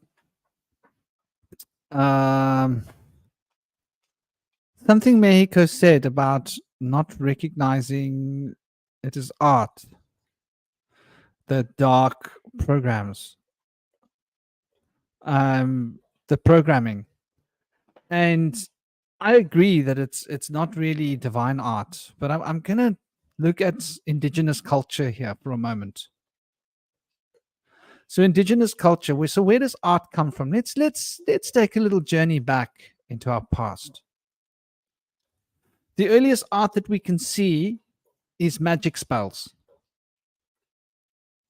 where the shaman or the tribal elder or the artist in whatever you want to call the artist in the tribe would grind up some colors, some charcoal, some colored roots, gemstones, whatever they can get, make paste and start drawing on the walls of a cave. And they'd make a sacred fire in the cave, because obviously it's dark in the cave and you can't draw in the dark. And in the light of the sacred fire, they would draw animals that they desire, and they would draw a spear, and they would draw their hero impaling or hunting and killing that animal. Now, from my personal perspective as a vegetarian, that's dark, right? That's like, to me, that's black magic in a sense. Like, okay, so you used art in order to kill an animal. Okay, yeah, sure, you're hungry and you want to eat the animal, but you're using magic to ensnare the animal, using your psychic powers to force an animal to be attracted to you so that you can kill it. And in a sense, that's very different, not very indifferent or very similar to what these certain people that make these dark films and dark music is doing. It's not that far apart from my perspective, because they have desires that they need, that they perceived needs that they require. And because of their perceived desires and requirements, they want to ensnare people in order to gain financial power over people. And so they need to manipulate people. It's a bigger scale of black magic, but it's similar in the act of creating a piece of cave art in order to achieve an end. Another piece of cave art that could have been done was, there's a neighboring tribe and they are very wealthy and they have lots, and our tribe is suffering and we don't have much. So we would draw a piece of art of our tribe beating that tribe in a war or contest so we can take their things. Quite similar in a sense. So I think like the roots and the beginnings of art, and I'd like to put this out to the group, I think the beginnings of art started with magic. Started with shaman, whoever was doing the art, drawing on the walls in order to achieve a change on the physical realm, in order to manifest something specific. And I think that this is something which, to us, we might not appreciate as art, because we've realized that art is a lot more subtle. And I completely get where Mexico is going with this, because that is art for the sake of getting a physical gain, rather than art for getting a spiritual gain. And I think that we've evolved to the point in modern times that we are desiring spiritual gains from arts, if that makes sense. We do art in terms of to lift our emotional states so that we can enter into a spiritual state of union with the divine. And so art has become highly focused upon the divine, even if it's not obvious, even if it's circumstantial or metaphorical or suggested. But I think that art has become focused upon the divine, where I think in ancient times, art was focused upon the mundane. And I'd love for us to actually really look at the difference in the use of the creative inspiration to achieve something in the mundane or to achieve something in the divine worlds. And now we're looking at the different worlds, the worlds of the shaman, in order to manifest something from the underworld or to manifest something from the spiritual plane. I'd love to hear your to hear people's ideas on this. Yeah, I have an idea. I'm just thinking of, you were saying the beginning, the roots of art, I suppose. I'm thinking of singing, actually, because I've definitely heard this theory, and of course, I guess we'll never really know, but I've heard this theory that before we used kind of codified language, that actually singing came first. And okay, this is from fiction, but we are talking about creativity. In Narnia, Aslan sings the world into being, and it's just like such a beautiful, I forget which book, it might be in The Magician's Nephew, I forget which book that is, maybe someone will know in the chat, but that's such a beautiful scene in there that's always brought like tears to my face, like Aslan, the lion, the heart, the Leo, singing the world into being. So I wonder if the origins of art are in song, in creation.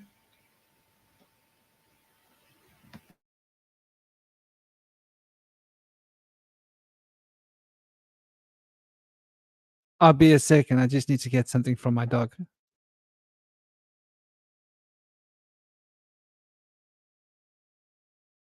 Yeah, that is in The Magician's Nephew. I know that, they say that God spoke existence into being with the word, and maybe that's an obfuscation for he was singing that word, with the word of God into being, and created the world. Yeah, I feel like sound, singing, that might be such a fundamental part of the roots of art, of creation, because the way I see art is it's a big part of it is movement, right? Like we're moving matter, matter is moving us, we're observing matter, matter is observing us. Change is happening, movement is happening, breath is happening. Even think about when like you get an idea of inspiration, like some people, they get really excited, they might like gasp, or they might have to like sit up suddenly, or in my case, when I was younger, much to the annoyance of my sister who I shared a room with, like jump out bed in the middle of the night at 4 a.m. because I will forget that line of poetry otherwise. There's this kind of movement to it, and even the movement of time as well. Like, are you taking in the inspiration like in the morning, at lunchtime, in the afternoon, in the middle of the night, and how do those different kind of energies affect the creation? So yeah, like where is the kind of the kernel, the seed, and all of that? I think that's really powerful, and I think it's quite on point. Because we're looking at the second law of Hermes, essentially. Well, sorry, the third principle of Hermes, which is the second law, because the third principle comes before the second principle. First, there was sound, and then there was light.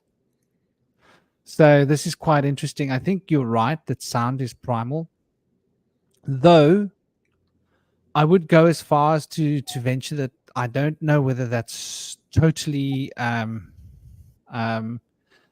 necessarily that we can rely upon that's the oldest. It might just be the oldest that appeals to us, because we don't know how old culture is. I always remind myself, I sometimes wonder just the true age of our culture, because I do believe that there was a time when we didn't use our voices. And possibly when we didn't use our voices, we might have done art in other ways. Art might have been thinking. We might have been telepathic beings in a sense. And so the art could have been the artistry of thought, the profound realizations of the state of unity and being could have been the art form that we were creating in the sphere of mind that we were all linked into telepathically. So, but I think that when it comes to this manifestation of matter as we know it now, because before the fall it was different, and after the fall it was different. The fall that is mentioned in most of the religious documents, and I think it has a lot to do with the vapor canopy literally falling to earth, great flood. So maybe things were different, and so our emphasis and our focus shifted. But I do agree that movement has got a lot to do with, I think, the fundamental expression, because we can only express a movement. And so self-expression does rely upon a movement. And probably the primal first art was dance. That's what I think. I think for me, the first art would have been dance, would have just been moving. Because maybe we didn't talk. Maybe we weren't even making music. Maybe we were listening to the sound of the birds. And we were listening to the sound of the wind. And we were listening to the sound. And that was music enough to make us want to dance. Because I've wanted to dance before, because like the birds can rock, man. The birds can rock. Like you just get in with it. So I do think though that what you're saying is really fundamental, because obviously when it comes to psychic revelation, the sphere of sound and vibration, Visuddhi chakra, is the key. And this is an expression of the what we can call the Dwat. And this Dwat is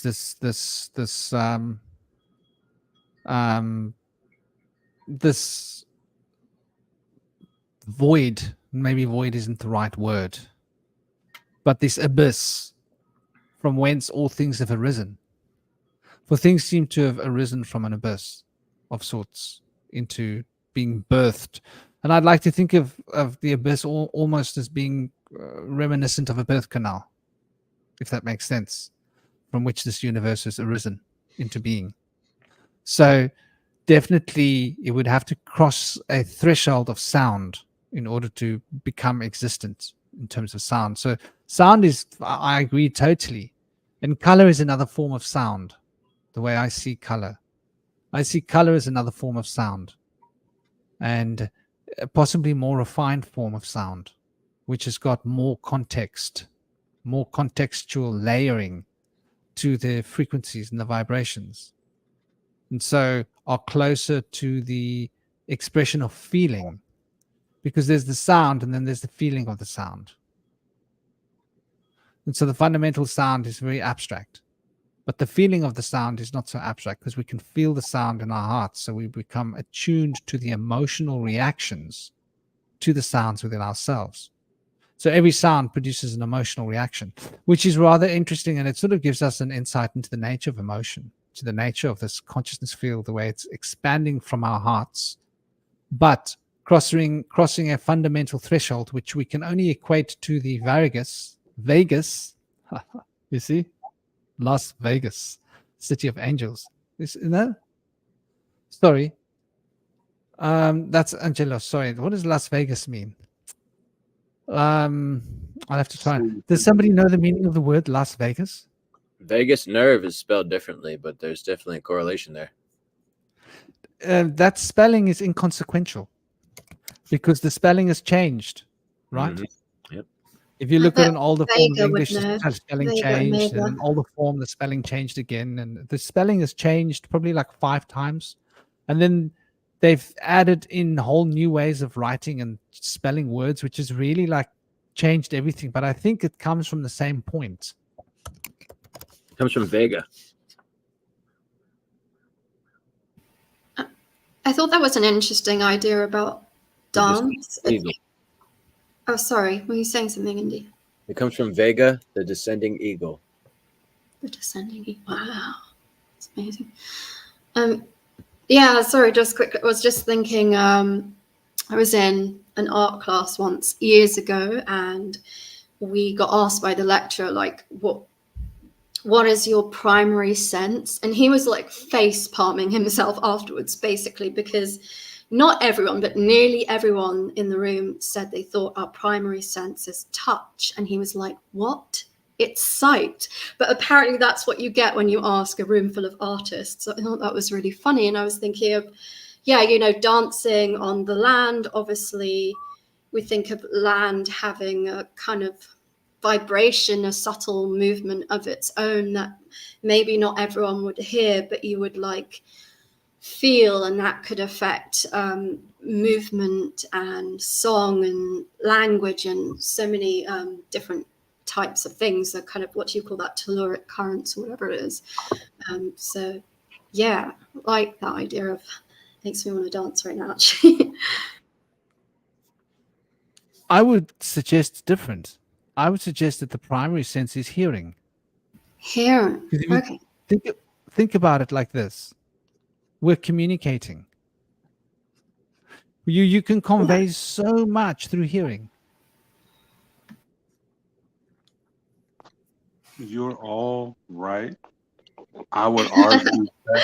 Yeah. I'm sorry, go ahead. No, I was just amused because I love that. I just love you bringing together all the points in just like a few words like that. Well, if you really think about it, you have ear drums, right? So sound, touches everything. Something touches your taste buds, something touches your nostrils. Your entire skin is an organ in and of itself. So what if someone doesn't have sight? They still can touch. You see, touches everything. So touch, I can understand how people would say sight, or people would say hearing, or people would say taste, or whatever. But it's all relative to touch. Touch is truly the only sense, including sixth sense, your mind, because the mind is all.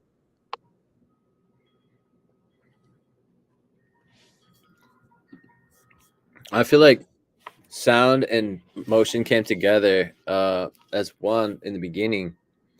I went to a sound healing seminar, and they suggested that sound was the first thing in existence. But I thought immediately sound can only exist in atmosphere, and so until there's atmosphere, everything is in silence. That's what we're taught in science. But if you consider the firmament, that does not apply. So depending on which version of Genesis you believe in, cosmogenous creations, it may or may not have been sound. But we don't really know what was expanding. Maybe there was atmosphere before the expansion into the ether that we have today. But that's neither here nor there. I feel like it was asked earlier about what Vegas means, and to me, seeing that Vegas comes from plural vega, coming from the Arabic expression al nasir al waki or al waka, meaning the descending eagle. So Vegas meaning the descending eagles, to me, that's in reference to Enlilite heraldry, the eagle and the lion, and they're descending eagles. So they're going in to get the snake, is usually what's going on here. I think when you have the Mexican flag showing the eagle having retrieved the snake, descending eagles, they're going down there hunting. They're going to capture their prey. And so I feel like that's what Vegas is. They're trying to capture us as their prey and go in to exploit us in consumerism. Go there and they lose all of our earnings, go back to slavery and try to earn more. People try to go there in hopes that they're going to gain winning, but they go there to lose ultimately, in hopes of winning. But I feel like it's a trap, of capitalistic trap, and then that's pretty much conveyed by the meaning of the name, the descending eagles. Go there to be ensnared by the bird of prey. You bring up a very powerful point, Indy. You can see that essentially energetically in what they call sonoluminescence, right? And you see this twice, right? When you excite bubbles underwater, they will pop and they will create light, and they'll tell you that they don't know why. But when you see a sperm reach an egg, you see that exact same explosion of light, right? So what are we really talking about here? Sound, in the beginning there was the word and the word was good. This is talking about sound and matter coming together. What happens when the unstoppable force meets the unmovable object? They submit. You get light. Well said. Absolutely. And I think that this probably, I'll try and be brief about this. So we're looking at I've mentioned this a few times, but I'll just crash courses as fast and as sharp as I can, the Hermetic 7 principles. So the mentalist sphere is totally complete and perfect and undividable, indivisible, cannot be subtracted from itself, can have nothing removed from itself. And in order for this universe to become a projection, there had to be sound. For sound is the movement that can become the conduit through which energy can exist. But sound, in its creation, sound is creating in the same way that we've got this sound organizes things. Sound is an organizing facility. And we've seen that we've got these sound being used to move iron filing, sound being used to arrange particles and matter. Sound can be used to change the gravitational field of something. Sound can be used in so many ways. And so in order for the second principle of Hermes to find its extension, there was required quantum entanglement, which is the principle of all things being corresponding to other things, so that you could remove something without removing it from the universal presence of the first principle of Hermes, which is the mentalist sphere that cannot be divided. Hello, Jenny. How are you doing? Hope you're well, thriving. And Rishi, I see you also here. Welcome. I hope you guys are having a great day. So in order for this to come into play, there had to be this resonance between the two. And this quantum entangling process had to become an expression of the second principle of Hermes, which came third. And second came the third principle of Hermes, which came second, which is the correspondence between things in order for the quantum entanglement, harmonic resonance, to be the expression of the way in which sound correlates. For there has to be correlation for the sound to be able to organize. And sound organizes its surroundings because of the second principle of Hermes. In order for the sound to be able to become energy, in order to remove something from that which can have nothing removed from it, fundamental. So this then had to become polarity, because we now have movement, and movement has to move between poles, left, right, forward, back. And so these poles of movement were the continuum through which energy could be experienced, which is the fourth principle of Hermes. And this fourth principle of Hermes meant that there was all these movements happening in the universe, all these vibrations. And so all these movements had to be brought back into a regulation, and the regulation was the principle of rhythm. But the principle of rhythm maintained each harmony between the different frequencies of vibration in order to create a background field of vibration, so that the field could become a synergetic expression of reality as a whole, so that it could reach back towards the first principle, which is the principle of mind, and recreate that on the physical plane, but in terms of its polarities, where you've got the structure with energy moving through the structure to create animation of the structure, so that there was a limited expression of aspects of truth at a particular given point in time. And so this limited expression of these aspects that were being brought in through the sphere of energy, which had become tuned in by rhythm, thus became cause and effect. And so the cause of one particular vibration would create an effect to spur on the next vibration. And so there was this continuity between the beginning and the end, the alpha and the omega, in order to create a succinct channel through which time can manifest its forces, time being the progenitor of matter.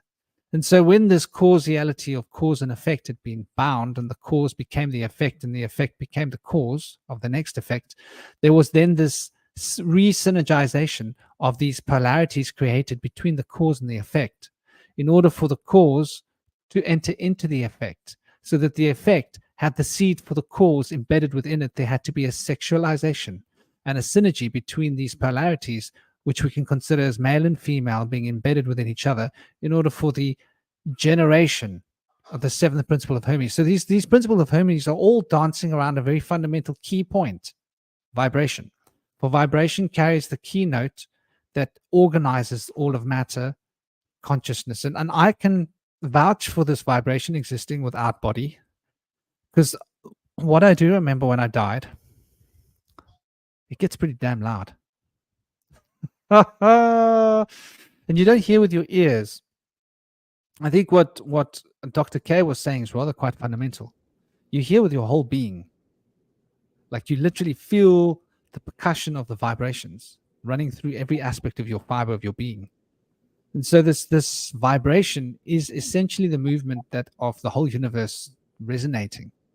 And when we're leaving our bodies, if we become aware of the structure of reality, the first thing we notice is the vibrations.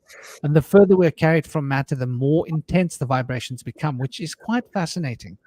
And the speed and resonant field of the vibration, I think the pranic field is a very high resonant field of vibration.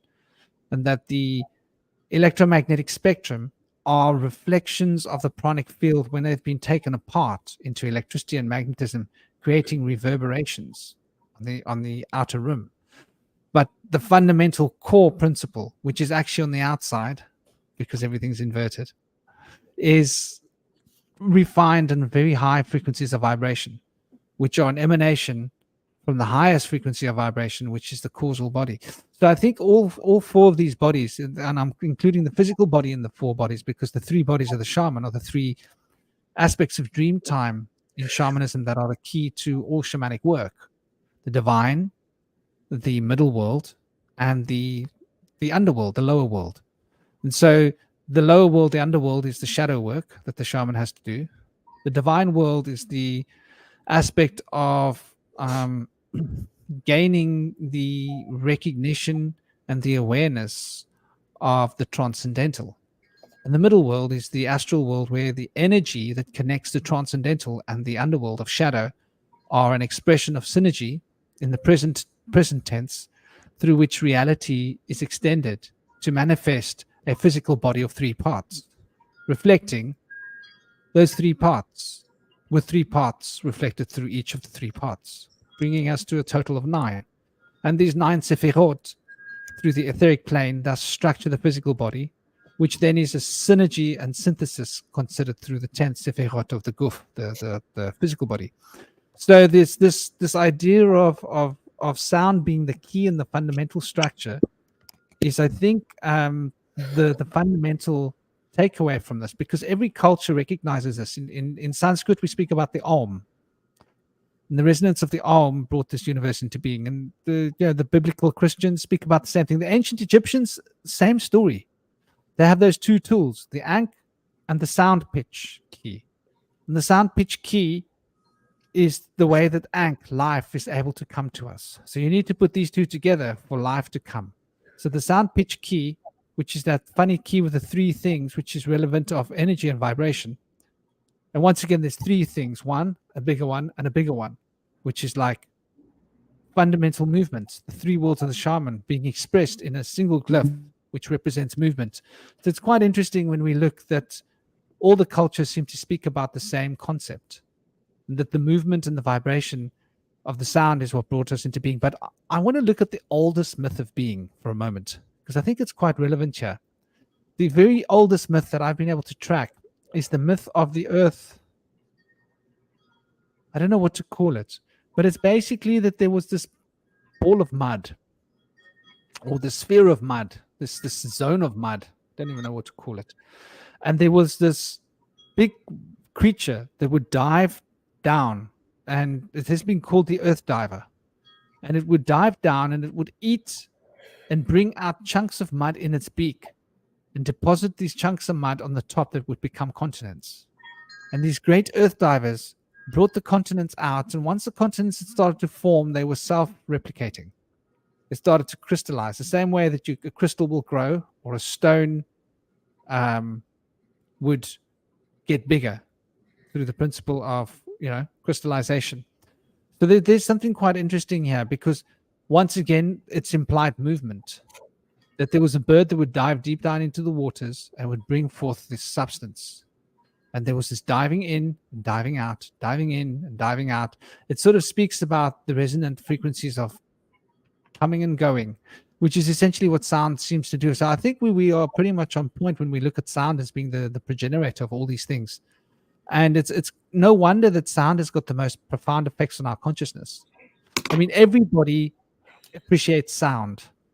A lot of people can appreciate visual art, but I think everybody, a bigger proportion of our population can really be moved by sound, which is quite interesting. I don't know. I'd love to hear what everybody's ideas and opinions are of that, you know.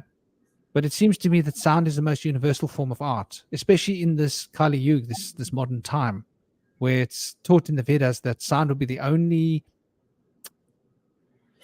passage that we have towards connecting with the divine. What do you guys think?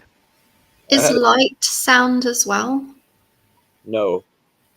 Because I just wondered, because I'm thinking of I'd like say in the yes, modern times, actually. like screens, you know, we look at screens. I'm looking at a screen right now, obviously. So just thinking.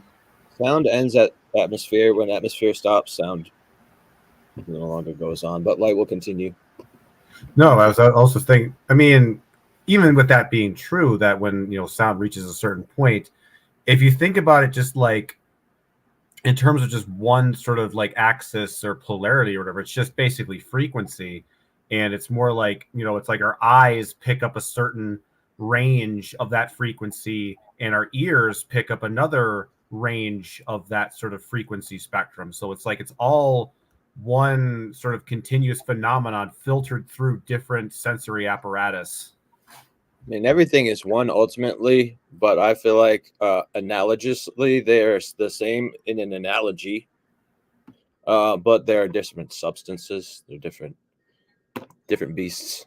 So, it's all a matter of perspective. That's yeah. my perspective on things. So I think for me, when it comes to one tool that I like to use for creativity is to, if you think about different art forms, you think about, music is about sound, painting is about visualization, dancing is about touch. And I think like one thing I like to do is to gain inspiration from one sensory apparatus to another. So it's like using color to inspire music, or using music to inspire color, or even thinking of like, thinking of a smell and like, how can I capture that smell via music? And I think like when you kind of like cross those like sensory modes of perception, you create some very novel and very different kinds of art that you would not normally, come into, viewing or considering. So I think that's a lot of what creativity is not just, being receptive, but also looking into unconventional sources for said creative nourishment. And we've mentioned synesthesia before as well, when people interpret light as a smell or a sound. For example, synesthesia can be caused by, a friend of mine had that as a result of meningitis, cerebral meningitis. I just have it naturally, so I've had it pretty much my whole life, and it was like, it's one of those things I was like, wait a minute, people don't experience letters and numbers as colored? I just thought it was like normal. I didn't know other people didn't experience the world this way. So it was actually kind of like surprising. Wait, it's like people don't perceive the number 5 as orange, or they don't think that this song sounds blue. So I think that by having that tool, it's like you're able to understand sort of these art forms from different sort of dimensional standpoints, and you're almost able to kind of go outside of that, like I was talking about earlier about about limited infinity versus true infinities. You're taking something from another axis, another dimension, and then expressing it like you take something from the dimension of sound, and then you try to express it in the dimension of sight. And I think it kind of expands both of those dimensions of inspirational inquiry. Yeah, and sometimes sound is individual, like with cymatics, and like you could see speakers vibrating and things. You can see the sound, and so like even people who are deaf can like see that the sound is going on and like to the rhythm at which it's going. So that's an interesting aspect as well. But I had a huge revelation and an epiphany. It was revealed to me that that all of existence is ether, and that the ether that we know as matter is bundled up. At first, I would call it wrinkled, but it was shown to me that it's bundled up, and that what the matter is just unraveling ether that's returning back to its expanded state.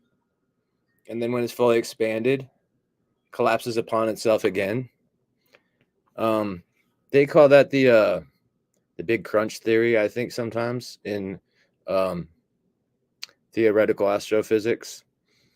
But in that understanding, it's shown that like when we see light emitting from something, it starts from atoms, and there's an excess of energy, and the electron shields are released, and then it creates a photon.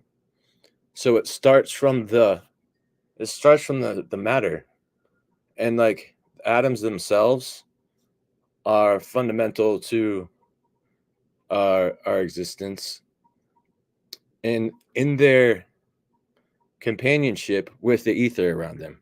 They cannot exist. They're not an island alone by themselves. The ether is something great. And it's the name of ether has been changed to the empty vacuum of space by Einstein. He took away the name of ether because he didn't see to be it didn't seem to have a mathematical necessity in his formulaic works. But ether is very important. And I feel that ether is the fundamental state of existence. But I feel like it was mentioned by Jenny G in the comments that what about smell? Smell has a very profound aspect, and as Franklin's mentioned very many times, smell is not filtered by the thalamus. Is that what it is? The thalamus that filters.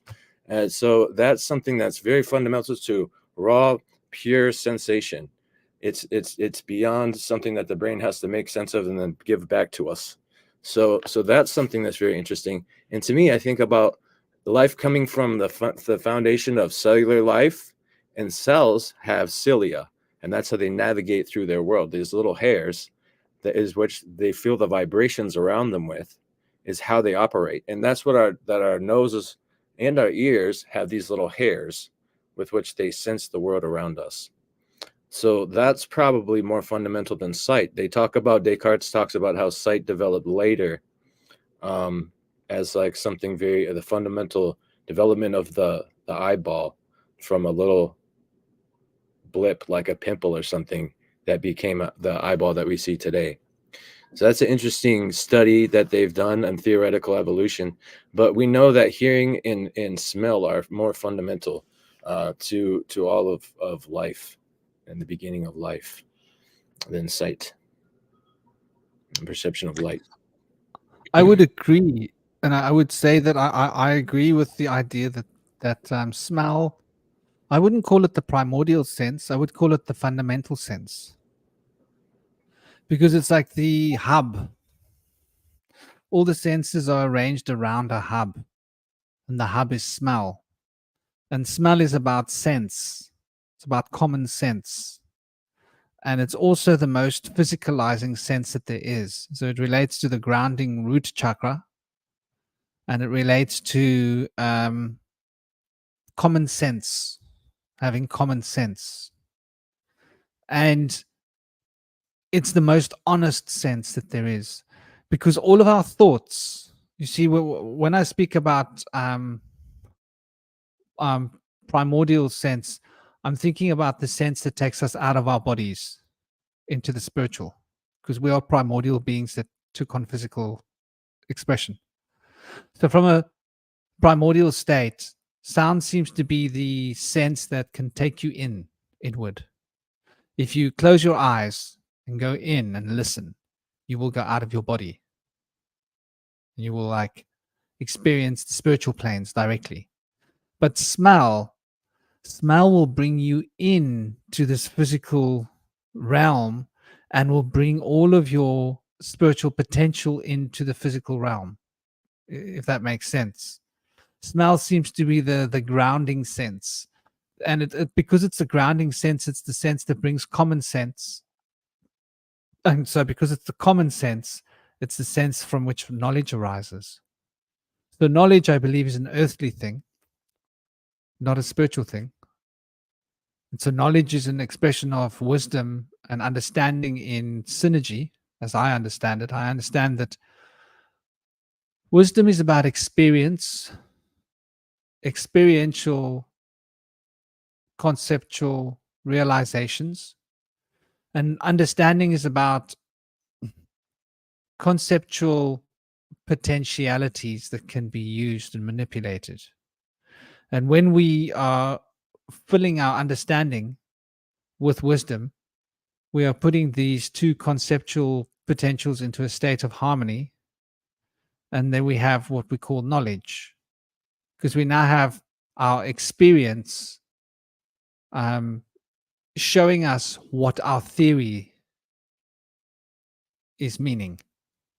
And so when we can both understand the conceptual theory of something and apply it to our actual concrete experience, then we can say that we really know it, if that makes sense. So I see smell as being that synergizing synthesis between the experiential and the conceptual, which is why are there not more art smells? Now, the smell of art smell is quite fundamental. We don't talk about it, but we love going into a good restaurant. There is nothing like the smell of food. And so I always think of myself as a kitchen alchemist, because I can have so much fun in the kitchen. For me, there's nothing better than being in the kitchen naked, wearing I like to cook when I'm naked. I find I smell better when I'm naked. I don't quite understand what that's about. Maybe clothes carry a smell of like laundry detergent and stuff that affects our noses. But I find I cook my best food when I'm naked. So there's something quite spiritual and special about getting naked, getting into the kitchen, and just allowing your smell to take you on a journey. And when I cook, I follow my nose. I literally put things in the pot and I smell it. And I go, it needs this. Then I add that. I go, it needs this. And I add, and I keep adding until I've fulfilled all the things that my smell tells me I need. And then I've created something. And that's like what I call, when I've referred to myself as the psychedelic chef. That's like what I call psychedelic chefery, alchemy of food is when you literally play with the balances. You start with some random thing and you build a meal around it, and smell what you've got until it's needs this. And then as you experiment in this way, you start realizing which combinations work well. And then you've got your memories to tap from too, because instinctively, like this and this and this are going to smell good together. So smell is quite a profound sense for creativity, I think, because the creativity of food is something that we've taken for granted in this day and age, because there's so much emphasis on food. It's probably the most artistic form, the most accessible artistic form. Everybody loves good food. So, but at the same time, it's not really recognized as an art form so much. It is in Michelin circles, where people go and pay like $200-300 for a plate of food because they know it's a piece of art and that it's going to like smell and taste like a piece of art. But there's this sense of taste as well that comes into it, and taste, I think, distorts because we become why is sound so important for our thinking and our mental inner field? Is because the art that comes from sound changes our thoughts, because the inner ear is where we hear ourselves thinking. So music will literally change the thoughts running through our inner ear directly and cause us to gain a really direct communication with the inner ear to change the nature of our thinking principle directly, which is probably why music is the most commonly used form of art. The visual cortex will change the way in which we realize reality on the outer rim. So I would say that the visual relates to the etheric and the sound relates to the astral. And then we've got the sense of smell, which is like a hub where these two connect and meet. And the taste is how the smell is expressed. So the smell is expressed through taste. And so we say someone's got good taste when they're able to balance these, good taste in clothing, good taste in decor, good taste in whatever. These are also art forms Feng Shui is an art form. Being able to choose which colors go well and which fabrics fit together as an outfit is an amazing art form. And, you know, we've given it a lot of credence.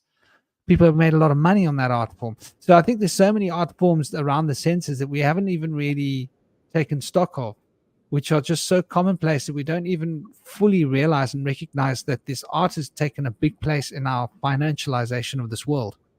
And I think that's something to think about, the financialization of art. Why have certain art forms become highly financialized and others haven't? I'd put that question to the panel.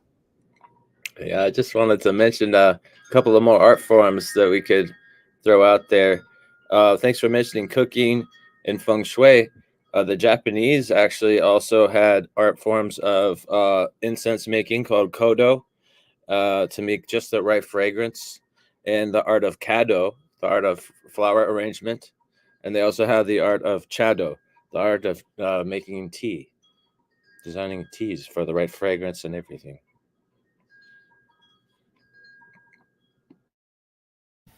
Yeah, and all their beautiful costumes as well for ceremonies. Like I was mentioning the deer dance earlier in the chat. It's one of my favorite things I've ever seen in my life. Actually, is a Japanese deer dance. It's stunning to look at, and then there are like the big drums, and it's just, you really feel it inside. It's like amazing, really amazing. And obviously they have all their amazing like theatre as well, don't they? I've never got to see it, but the No theatre and Buto. I've done some Buto classes, and you know, puppetry. Puppetry is an interesting one, and yeah, all sorts. But I think that most things have been monetized. I suppose it's just what level or what sector of it kind of thing, you know, like Frank was saying, like food, obviously in really posh restaurants, like very expensive, but then you might just buy from an affordable market ingredients to cook at home or whatever. So I think it just depends. And then even like religious garments, like I believe he also mentioned the Pope doing a funny dance in his dress earlier, or whatever it was he was saying. That amused me.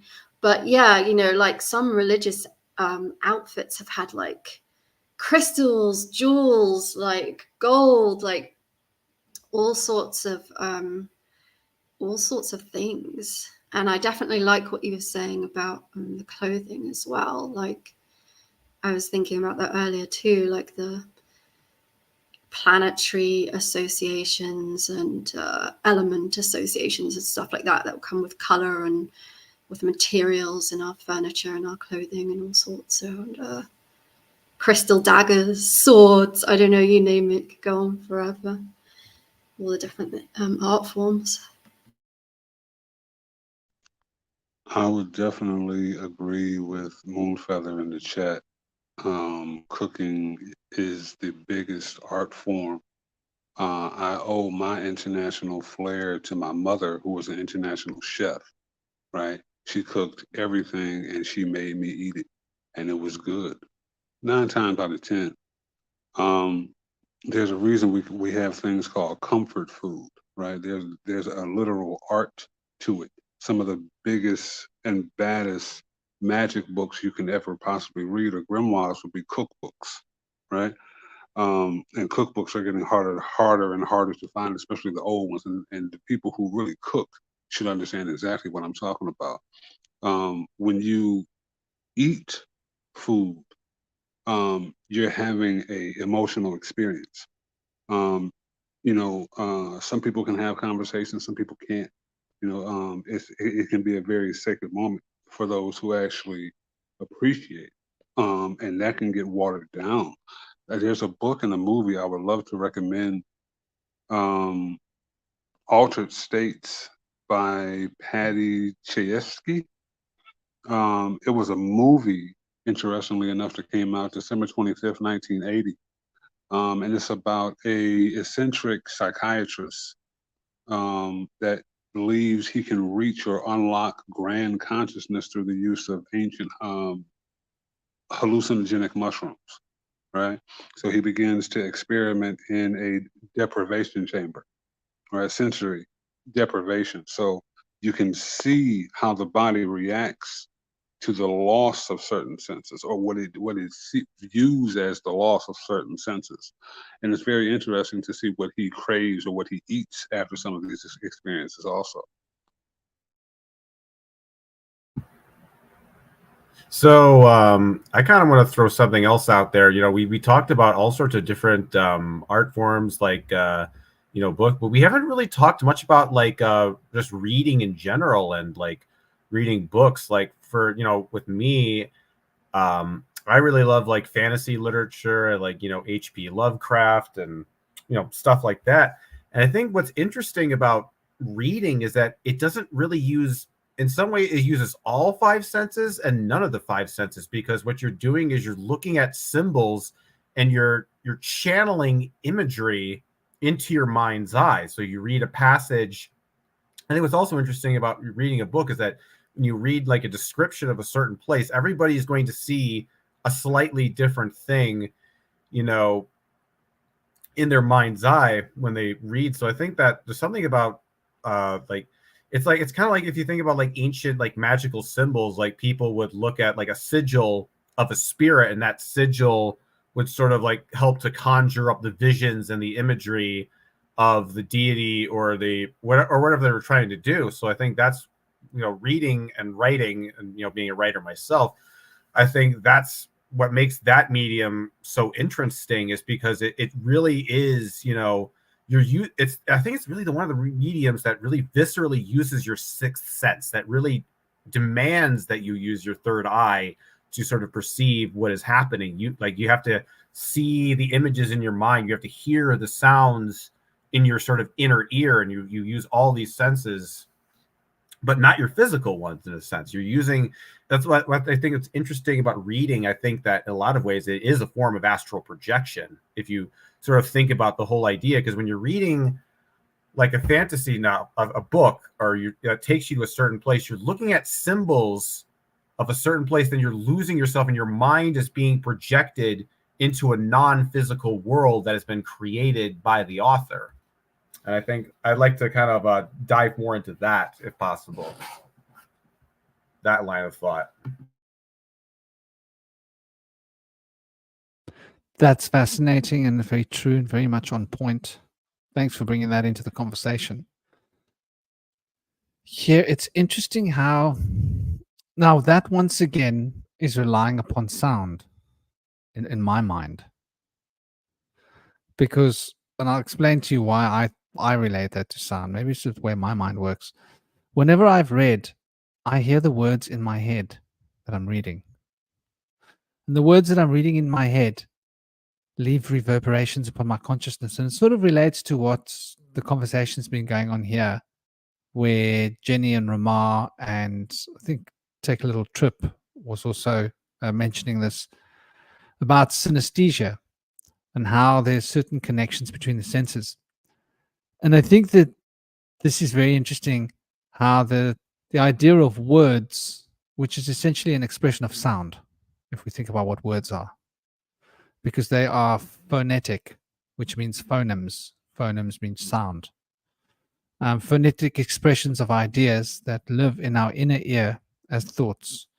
And the thoughts of our inner ear then becomes embodied by the other senses in order to create a synergetic experience of simulation, reality in our heads of what it is that we're reading, in order to be able to conceptualize stories, which is a very interesting concept. I would say that actually is almost like a little private little astral plane being carved out by someone out of an astral connection. And it's almost like a meeting room where other people can join you and get some experience of that little reality that you've carved out for yourself. And the words are just cues to actually going into that world. And obviously we all experience that world in a different way, because it's a pure state of energy. And pure states of energy can be interpreted in 1,000 different ways, depending upon the perspective of the interpreter. So from my perspective, it's totally what you say it is, in terms of the It's another reality. I think that's what you were getting at, right? Check me if I've misunderstood you. Yeah, But no, that sounds about right. yeah, it's like they're carving another reality out, and you're like stepping into that reality, and you're gaining a relevant experience of that reality. It's quite a mind concept to think of how powerful words are. And then when we look at all our religious stories, that the nature of the universe was carved out of words, sort of comes into play, doesn't it? I was also thinking about the Bible the other day, because if you think about like how the Bible is structured, it shows you the beginning of time, and in a way it shows you the end of time via the book of Revelation. So it's almost as if you really think about the Judeo-Christian religion, it's almost as if the Bible is a microcosm of the universe itself. So it's like by believing in the Bible, it's almost like you actually exist within that book, and that book is a world unto itself. And that's become like, much more expansive, due to so many people believing in it. My son's mother has had a most unfortunate awakening, if I can call it that. I'm going to call it that out of honor and respect. Some kind of an awakening, I suppose, of this Christian idea. And okay, she's got this weird idea about this rapture that's going to come, and so you don't have to worry about the world. Just you don't have to worry about anything. Rapture is going to come. It's going to sort everything out. All the good people will be taken off to this perfect little heaven where just like it'll be just perfect, and all the bad people will be left here to be destroyed and wiped out by a vengeful God. Pure Bible mechanics. And obviously, like, we've not been together for about 5 years. And today I was getting a tongue lashing from this woman. While I was in the kitchen. I'd just come back with my son after doing a fairly epic morning, because every morning we do the sunrise and then we climb the mountain. This morning we did the sunrise, we came home, then we did the mountain, and we came back down from the mountain, and then we went to the beach and we went for a long swim, and then we came back home, and then I was cranking out some breakfast before I started working with my clients. And she just started getting like all uptight, and it got to the point where she got possessed, and she was like shaking, and she was angry, and her voice was all getting louder and louder. And the more possessed she got, the more I got embedded deeply into a creative expression. So I started becoming creative, which is an interesting point here, because I was under attack, because she has an issue now with me being a shaman. I mean, even though she once fell in love with me because I'm a shaman, then she realized that who she thought were angels weren't angels. I've been trying to teach her that for a long time, but she realized it like viscerally one day. And so she turned to the Bible, and she found battle prayers and battle Christianity. I never quite understood how those two words fit together, but anyway, apparently they do for these people who believe in this rapture. They've got battle prayers, and it's a whole battle form of Christianity, which has got to do with like spiritual warfare, which I was like, wow, warfare, spiritual. Should those be together in the same set of words? I'm finding that hard to digest. And so obviously I was starting to laugh at her a bit, because I'd asked her to stop, but she was trying to like preach at me. And I was like, well, I'm a little bit indifferent. I asked you to stop. You're not going to stop. So now you're going to see my humor. So she started getting the backlash of the bush whisperer humor, which can be a little bit scathing at times. But you know how it is. If you ask someone to leave you alone and they don't, and they carry on, and they like want to harass you with their nonsense, they're going to get scathed, because that's how the real world works. And I started asking pertinent questions and making points, pointing out things that like it seems like this is a repression coming out, and started a little bit of psychoanalysis, and a little bit of this, a little bit of that. And before you know it, she was shaking and almost frothing from the mouth, and she was rebuking the demons inside of me. So when you mention that story about the Bible, I do think that there's something to this. I think personally, my personal perspective is that it's created a very sad, delusional reality for a lot of people. And that's probably because, it's been over edited, it's been over translated, and then it's been over explained by people who have no business explaining it. So we've got this fundamental doorway into a little delusional version of reality that we can live in. And not that everybody who is into Christianity is delusional, because there are some more grounded forms of Christianity that I've seen out there that seem to work for people. But there are a lot of these really hyped up, delusional, crazy ones where if you really approach this with an open mind and have a bit of sense of humor in how you take these ideas apart, you'll see what's inspiring the person, because they'll become angry, they'll become dissociative, they'll become aggressive. And so I think that there's something quite interesting going on here with the way the Bible presents this jealous, angry, vengeful God. And then if one really goes into that reality, one very often can become angry, vengeful, jealous. So I don't know. I'd like to put that out there. Like, well, what do you people think? That this is a very interesting story. It's a story like any other story that's been told, this so-called history of the Bible. But I do think that it's quite toxic. Often.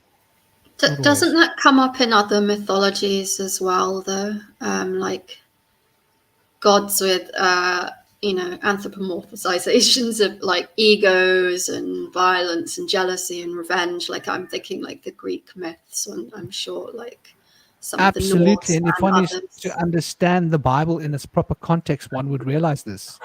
But Yeah. they've taken proper context away, and they've taken away all the different God names and all the different God forms, and they've put it there as just God. So one character has assumed all of the forms, which means you're dealing with a schizophrenic character. From my perspective. Yeah. I wanted to mention one thing, Rema's content about like Greek gods. At least if you think about the older gods of antiquity, they at least were honest about them not being totally perfect beings, that they were not wholly benevolent, that they were flawed just like us. I think that's the real distinction with the biblical God, is that he's supposedly all-knowing and all-powerful, and he's totally perfect and totally flawless and infallible.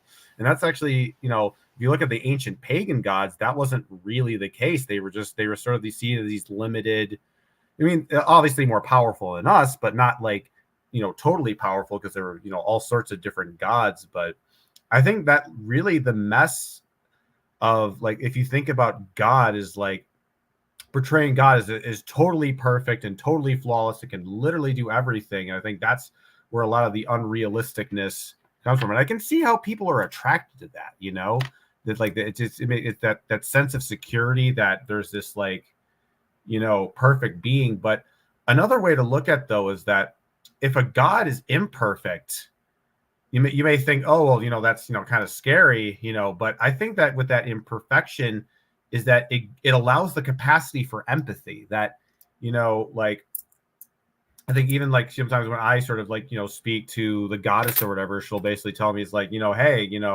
I love you, but I'm not necessarily a perfect being. But it's only within that imperfection that it can actually, that God can in a way actually relate to us and understand us and, sympathize with the suffering where we go through. Whereas a God who is totally perfect, imperfection would be totally alien to that being. It would not be able to understand and relate to the suffering, because, you're perfect. You don't really have to deal with, pain and suffering and sort of personality flaws. And then there's this, that's why I think it's like, there's that disconnect. There's a big disconnect, but the disconnect is because people don't read and people don't study, and people want to believe as opposed to know. The Bible, just like the Upanishads, just like the Popol Vuh, just like the Quran, the the Torah, the Tanakh. It's a book about the body. It's a book about the Helios Biblios, right? The travel, the journey of the soul. It's the same story over and over again. And nowhere in the Bible is God infallible, nor is he omnipotent, omniscient, or omnipresent. That is proven throughout the Bible. People see the face of God and they live when they're supposed to die. You have contradiction after contradiction. There is no rapture nowhere, anywhere in the Bible. The so-called prophecy has been strung together, called dispensationalism, right? It does not exist in the form that it is believed to, and one only needs to read the book to see that. When you have, I think it's in Samuel, where he talks about God has two bears, maul 42 children. Well, why is 42 significant, right? When you have Sodom and Gomorrah get destroyed for their wickedness, and then the line of Abraham through Lot and his two daughters continues after his wife turns around.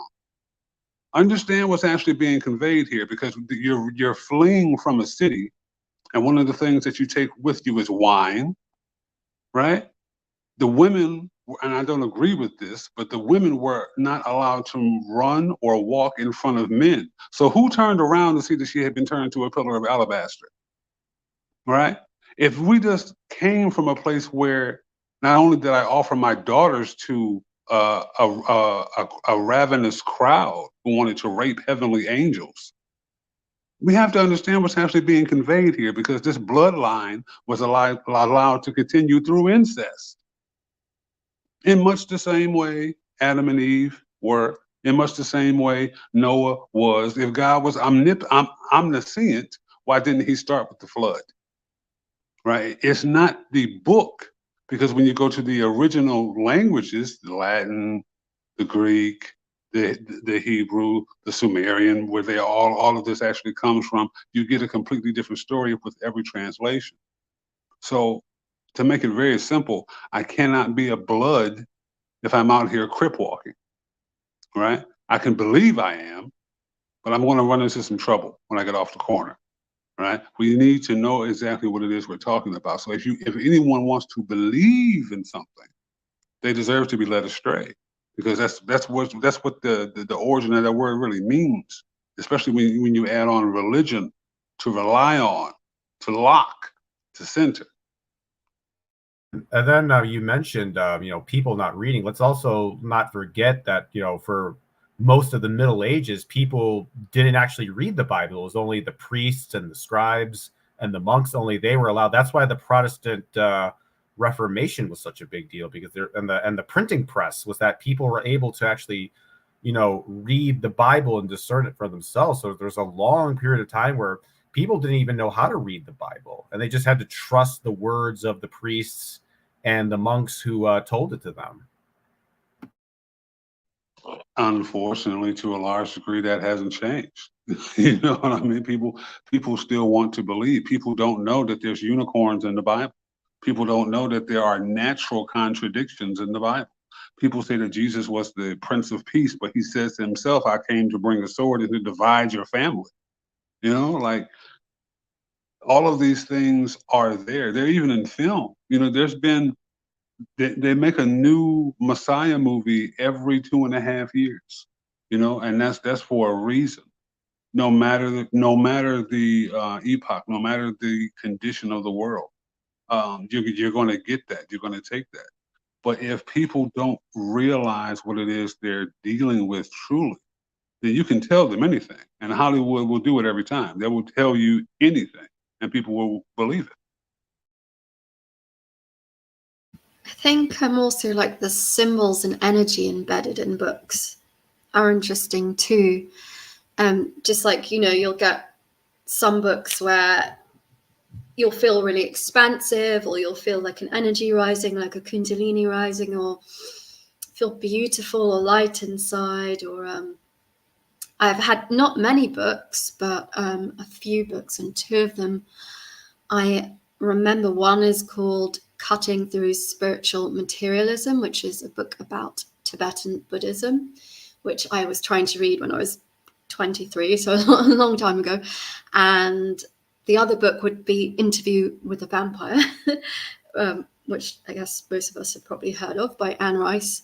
And those two books, I started losing my sight and pouring with sweat and feeling like I was going to vomit. And especially reading the Cutting Through Spiritual Materialism, that was really weird because it's like a spiritual, Buddhist book. I was not expecting that whatsoever. And then also the other thing that maybe you guys were kind of getting at earlier is like, obviously the mind doesn't like know the difference between whether something's actually happening or not, or the body doesn't. You kind of like feel that. Or when I was younger and I was like obsessed with reading as much fiction as I could, and I would usually end up identifying with one of the characters in the book, not always, but often. And like when I was reading The Count of Monte Cristo, I felt like a lot more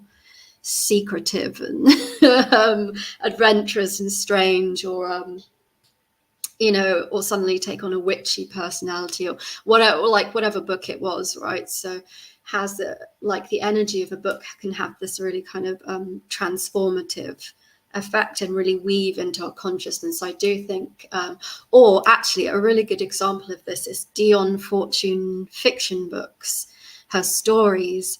When you're reading it, I mean, you can feel in your energy body that she's absolutely put some kind of energetic devices in her style of writing, because it's absolutely changing your energetic body. You can feel it inside of you. It's like very interesting reading her novels, actually. Oh, and publishing houses. That's something to think about. Who gets published, why, what, where, when, periods in history, blah, blah, blah, blah, blah. That's kind of interesting. Weren't the pubs originally started for news? Am I wrong? Weren't the pubs originally started for news? And that was where you went to go and get the news, at the local pub? So it was like an information den, a den where you would get information. And so they started serving drink at these public houses. That's why they were called public houses. And then obviously it became a bit of everybody would go sit around and they would drink, waiting for the news. And so it would become a circle of gossip. It evolved to become a circle of gossip where you would go to find out and even when you're watching a film these days, if it's in the old days, people go to the local pub to find out what's happening in the village. The local, it's where you're going to find out what's been up and down, because that's where people are going to be talking about what's happened. So I think that the word pub relates to that, and lish, well, publish. Is it something to do with licious, delicious, licious? I don't know. It's quite interesting though, the publishing houses, because they took a lot of control into what we were exposed to. So whoever was owning these publishing houses had a lot of say of how our thoughts and our minds were developed, in the same way that Hollywood has had a lot of say in the way in which our minds and emotions have been developed by particular pieces of art that have been used in order to drive our development and our thinking and our state of mind towards a particular direction of being, in order to manifest a particular aspect of ourselves so that we can become that which they wish for us to become, manifesting their desires. You're right. Asking questions of who these publishing houses are probably really fundamental questions, because I think when we go looking into these publishing houses, we find some very interesting stories. And it was sort of a way for them to control who would be allowed to publish, by taking control of the publishing houses. In other words, getting the big ones to become the big fat fish that ate all the smaller fish, and putting the correct investment and giving the correct tools to those that were desired to be successful. Does it go back to the times of King George? Is that where it started? Do any of you know much about this? Because I don't. But I think Ramar's hit into something quite fundamentally interesting and fascinating. I know lush means a drunkard. Pub lush. And looshing, right? Makes you think looshing as well. Looshing of the public. I don't know the early history of publishing at all, but when you mentioned Hollywood, I thought Holyrood. You know, it's a place in Edinburgh, Scotland. I think there's a connection with that. I don't really know the meaning of that. Obviously, it's probably Masonic, but yeah, Holyrood. I wrote that in the chat as a word. I might want to look into. There's a lot of connection between bartenders and executioners. There's a lot of evidence to suggest that they were one and the same at one point, and the guild or the trades just kind of broke off.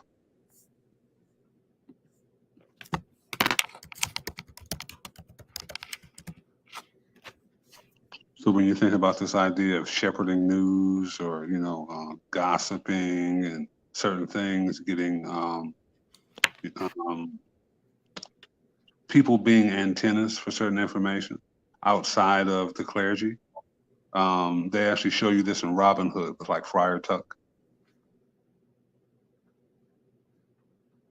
That's quite interesting, and I think it might have something to do with the origination of these concepts and how, because another thing you mentioned, Hollywood. Obviously, Holly is the one that you would use if you want to hypnotize someone.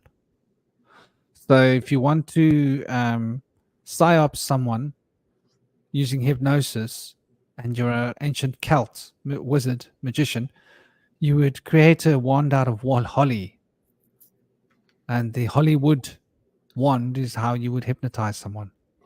So I think the Hollywood is what it says it is, right?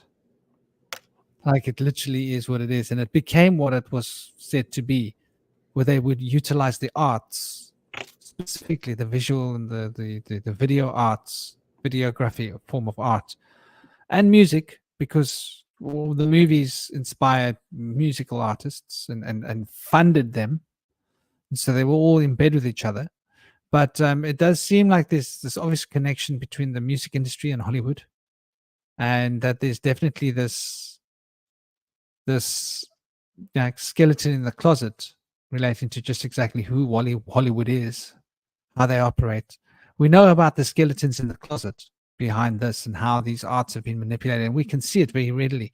But I think the written word is another one of the ones that we want to consider, because this would have influenced us in the 1800s and in the early 1900s, when we didn't have all of this Hollywood. And so we got to look at how the world was being turned into a woke world back then, and just how much we lost in the 1900s. Those of you that remember your parents telling you that, like, what on earth is going on with the world?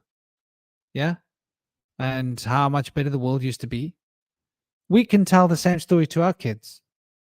Before COVID-19, how much better the world was. Before the internet, how much better the world was. Those of you that were around and you can remember, gosh, we had the coolest childhood. I was speaking with Mexico about this just a little while ago. Just concerned about my son. What is he going to grow up with? What does he have? Do children even play conventionally or properly anymore? Do they get outdoors? Do they get enough exercise? Are they healthy psychologically, mentally, and physically? Or are they being taught to become sick-minded and sick physically?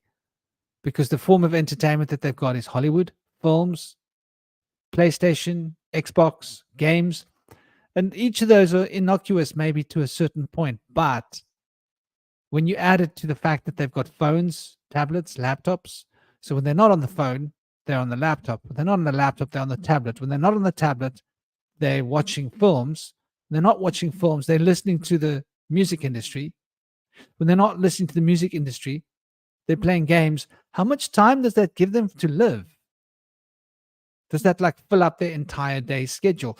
And I think that's how it's being designed. total mind control, total, from my opinion, mind control, total psyopsing of the human mind. And our children are being conditioned into this. And when we were young, we didn't have this. We watched a bit of television. When I was a child, television ended at 11:30. And there was a lot of crap on TV that you couldn't watch because you didn't want to watch it because it was rubbish. So there were a few things that you would watch because they were worth watching, but that was it. So you actually didn't watch that much TV when I was very young. And as I got older, they got like, these cable TVs and Mnet and all these other kind of channels that had like movies, lots and lots of movies running. And so it became a little bit more accessible for us to watch more television, but still, we were still stuck with the programming. And so you'd look at the program and you say, oh, there's nothing I want to watch. Okay, I'm not watching TV tonight. But these days, our kids are like, they just hit a button. What do you feel like watching? It's out there, it's available, it's on tap. So they have no excuse to not watch. They have no excuse to say, you know what, I'm not going to watch TV because there's crap on. I'm rather going to go and play pool and snooker with my friends. Do children even play snooker anymore? Do teenagers go out and play pool? I was very good at playing pool when I was young. I could clean the table on a break sometimes. I could break and clean the table and win the game before my opponent hit the ball. So, what's happened? What's happened to the world? And our parents used to tell us that there was a degradation of this much from their days. And we didn't believe them. But now that we're looking at it objectively, I think we've got to be acknowledging and being realistic and being honest, like, oh my gosh, what have they done to this world for our kids? And what will they do to the world for our kids' kids? And when I say they, we're talking about the bankers, those that own the world financially, that get to lobby in the House of Commons, in the Senate, wherever it is that they're lobbying to change the laws. And then those that have the money in order to create the non-for-profit organizations and be able to create the programming for Hollywood and the news and the sound, music, and those that have control of the publishing houses in order to be able to decide what we're allowed to read, what we get exposed to information-wise, and now Google as to what we get to see on our devices. So it does seem like there's a very controlled structure around us, and the web of control is getting tighter with every generation. We had a lot more rights when we were younger than what we do now. For example, we all grew up with the freedom of speech being a fundamental right. Well, if you think the freedom of speech is a fundamental right, think again, because it hasn't been for at least 15 years. And that's in London, where the freedom of speech was protected like extreme. It's like a fundamental part of the Magna Carta. But go and say something that you're not supposed to say at Speaker's Corner. Oh, and now there's a Speaker's Corner. They initiated this like 20 years ago. There's a place, or 30 years ago, where you're allowed to go and speak freely. But in the old days, you were allowed to speak anywhere with freedom of speech. Then they said, okay, well, you're allowed to go there and speak freely. Now you're not even allowed to go to Speaker's Corner and say stuff that they don't want to hear, because the cops will literally take you off of that podium with batons. And I've seen it happen. I'm sure Amar's seen it happen too. So, what can we say about the way in which these structures are operating? And I put that across to you because they are utilizing the arts to facilitate the psyops. Quite simply, anything they say or they give, they can take away. And it's a very hard thing in society with families and children, and even as individuals, to just take it and walk with it. But it boils down to a resistance choice. And we know what that looks like. We've seen and been in a state of resistance for a very long time, some more than others.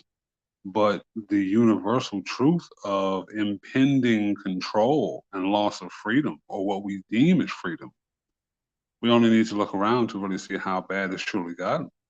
How far we allow it to go, well, that's truly up to the individual, but there's levels to that.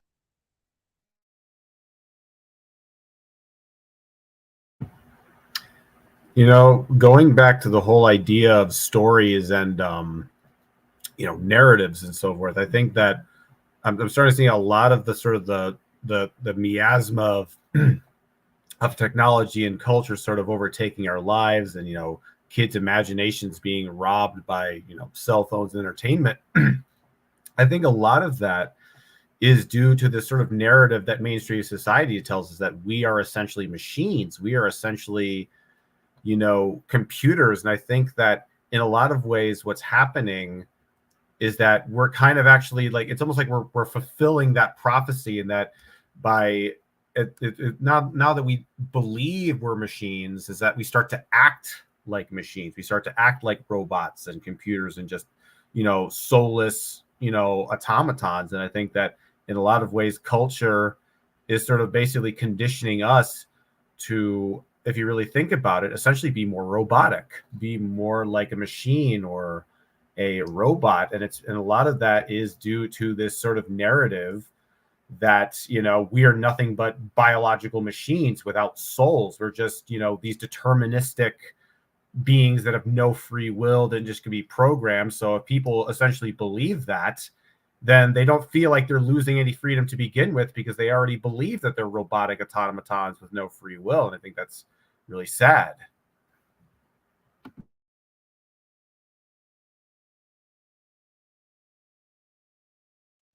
I think that's actually quite fundamental to this discussion as well. Like, there has been a movement towards moving the creative impulse from the human organism. Like you say, we're just machines, mechanical expressions, and we're just our bodies. And these ideas were actually put into our heads by the education system. And I would consider that as a form of art. I would consider teaching to be a form of art, personally, because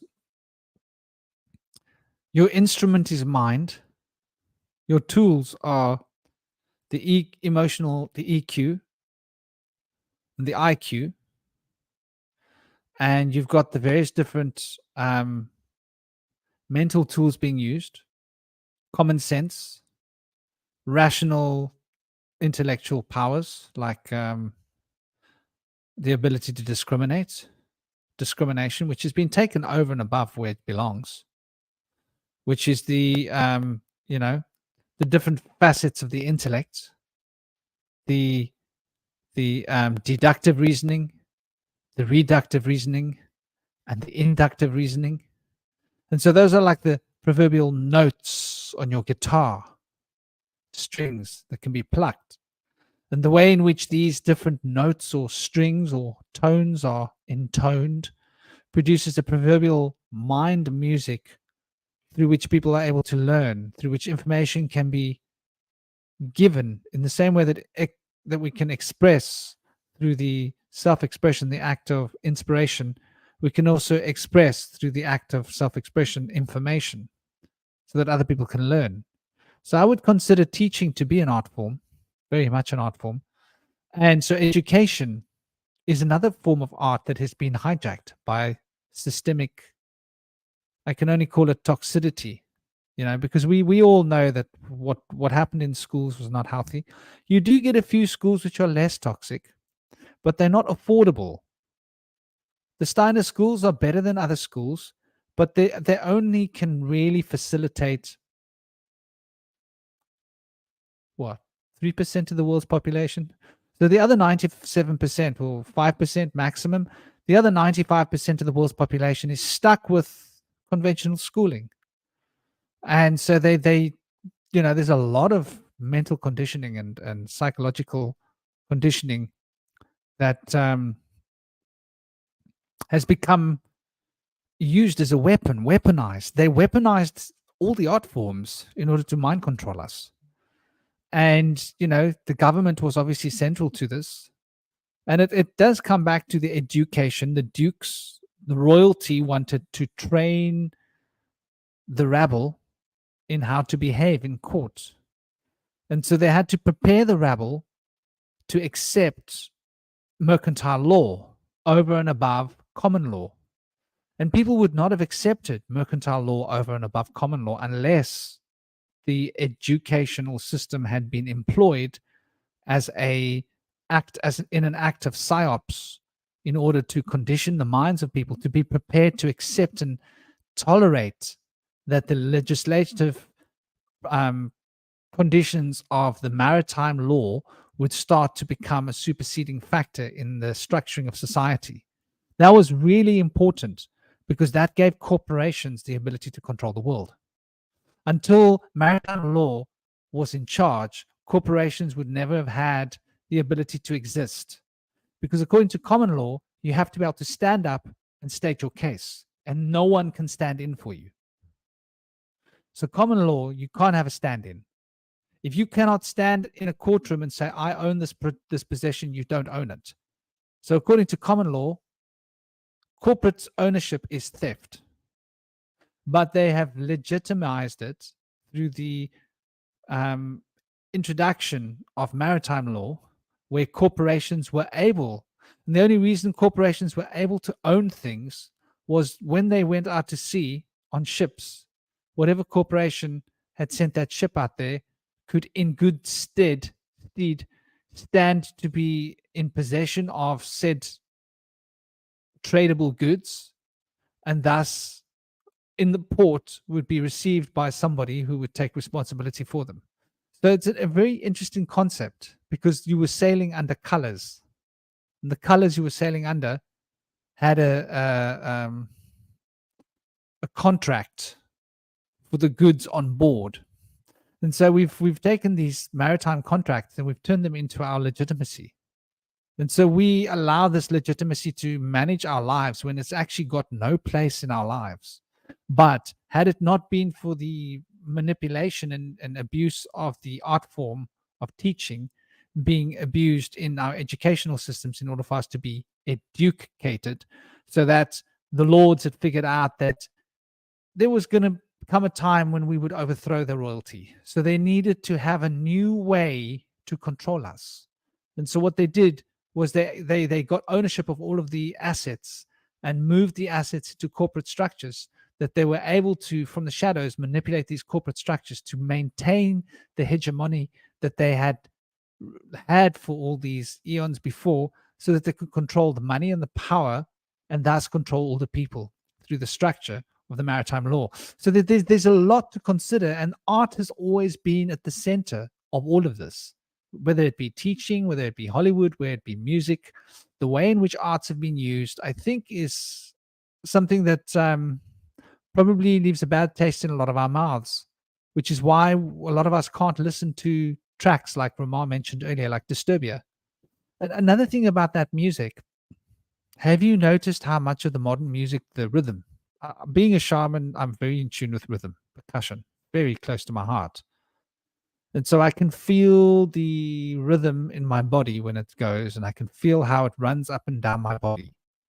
And I've noticed a lot of the modern music that the youngsters are listening to, my heart reacts to it. And I don't mean on an abstract level. I mean, the physical timing of my heart has an issue with the timing of the music. It doesn't like it. It's like this music is trying to change the timing of my heartbeat into a way which would be conducive towards a fractured state of perception and awareness.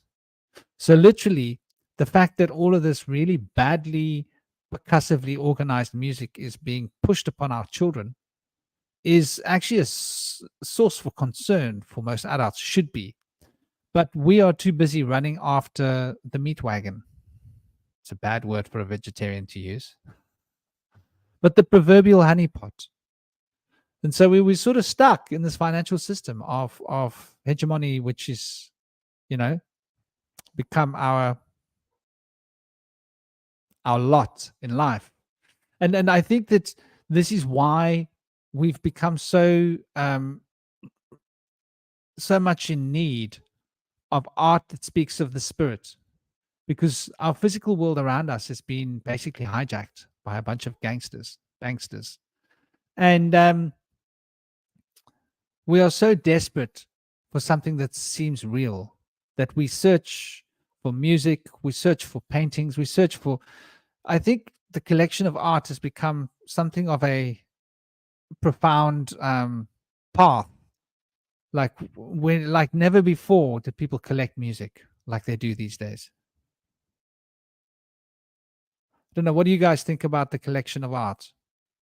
And I kind of wanted to go back to that your comment about the music not having a rhythm that corresponds with the heart, and I think that in terms of like the way this newer generation is brought up, it spends so much time.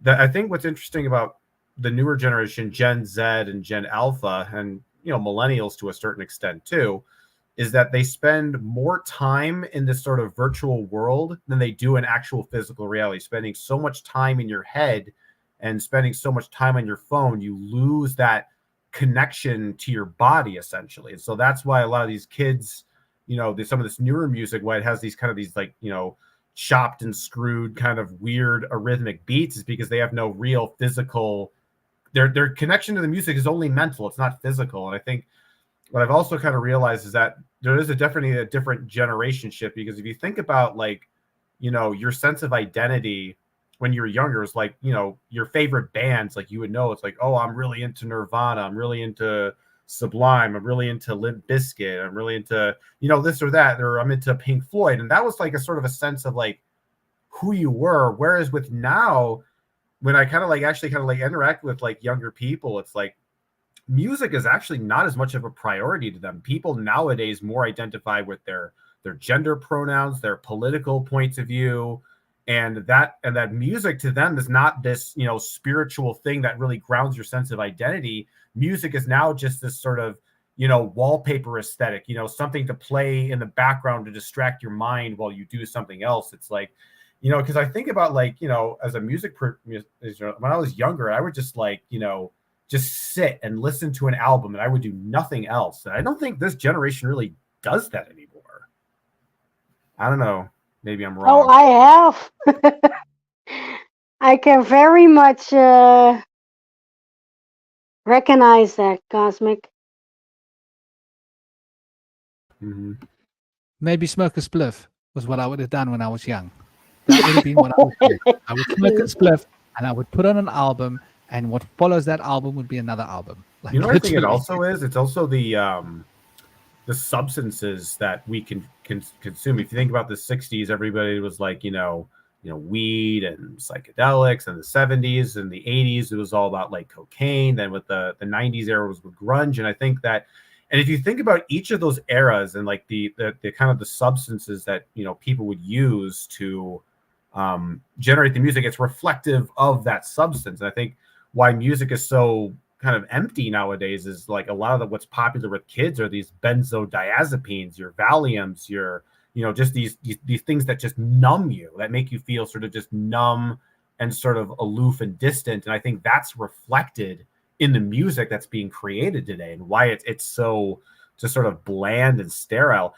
And like, you say things about like, something being like offensive, but my thing is like, I feel like it's not offensive enough. It's so bland and boring and lifeless. And like, like I think of like, there's like this Bill Hicks joke where he talks about like the devil's music and like how, Christian conservatives would say, rock and roll is the devil's music. It's like, okay, well, let's say that rock and roll really is the devil's music and it really is evil.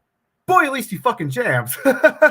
It's like, I'd rather have like going to Lake of Fire, listening to good tunes rather than listen to New Kids on the Block, or just like something really like bland and hysterical. Like, at least like something that's like going back to art that was dark. At least sometimes when art is dark, at least it has this visceral vitality to it.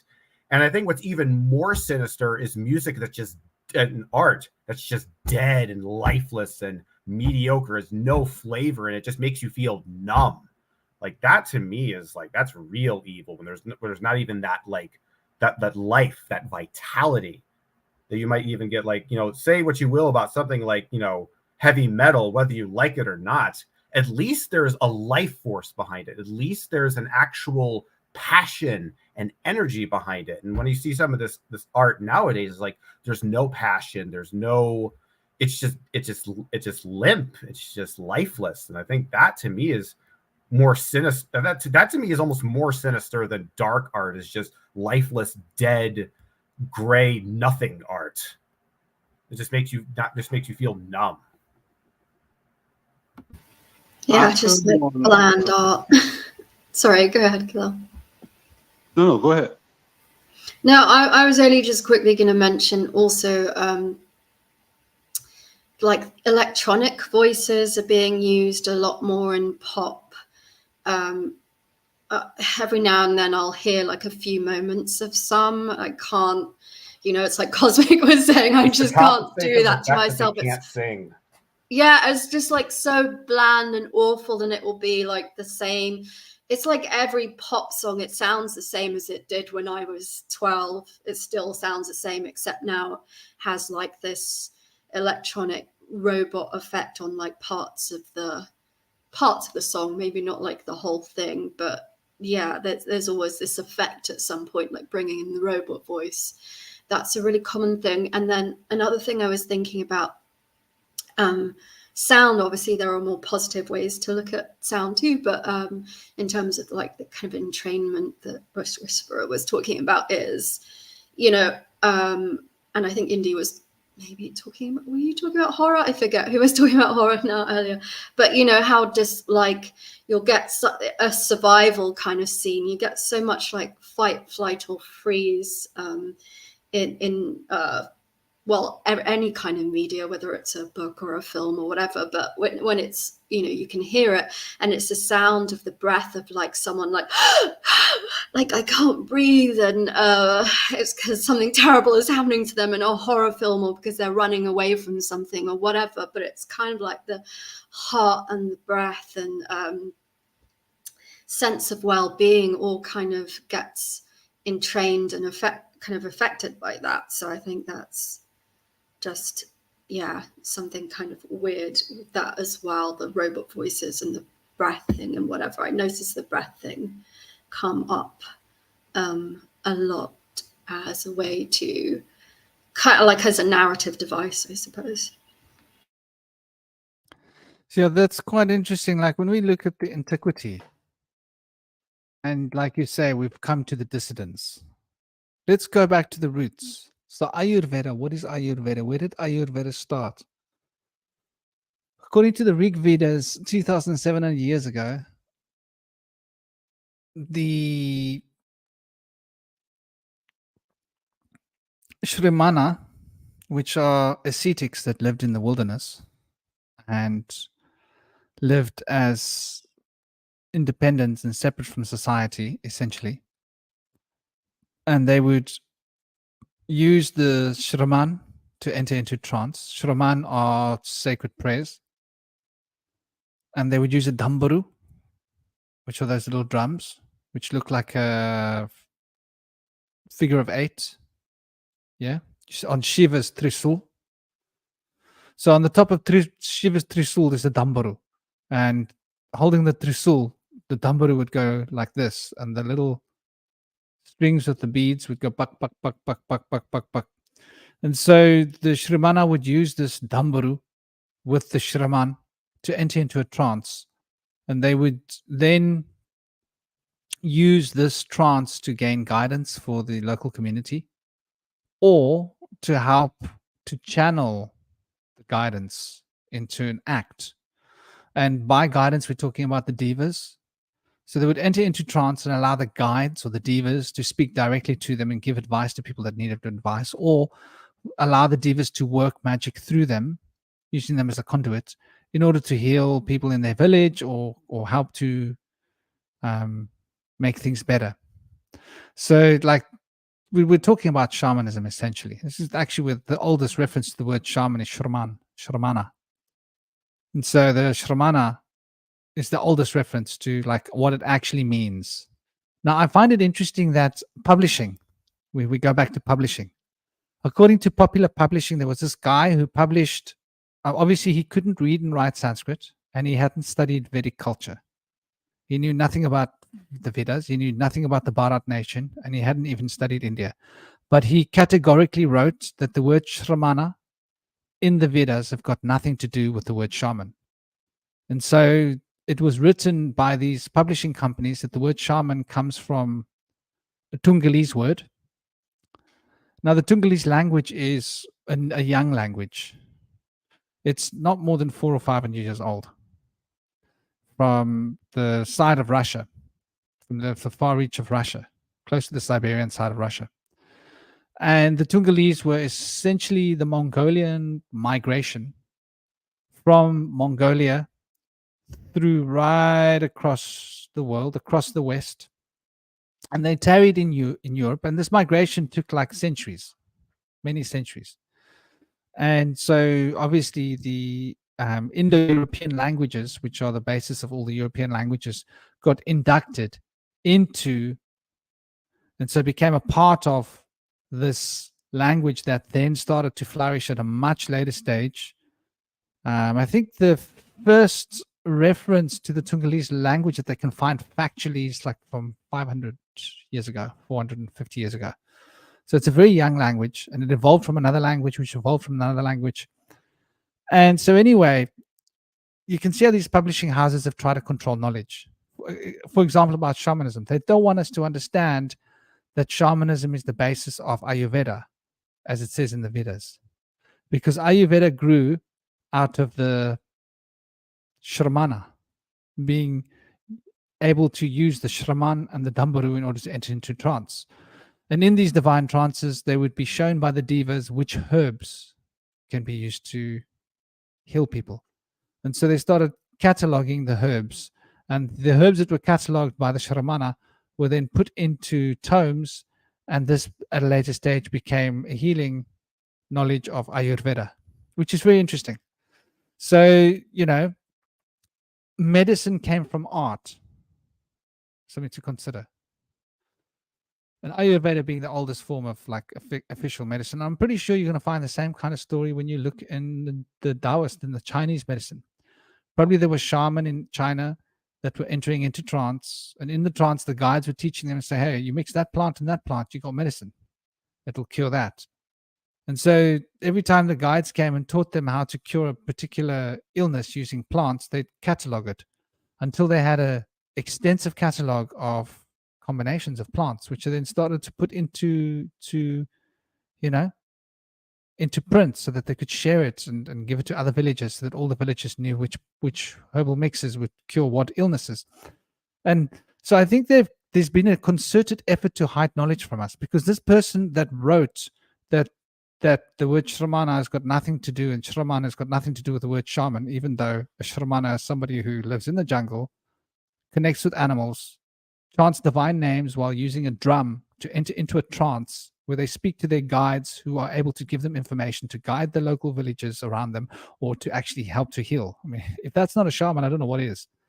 So this guy, basically, his information that he printed got so well published that it became the accepted norm.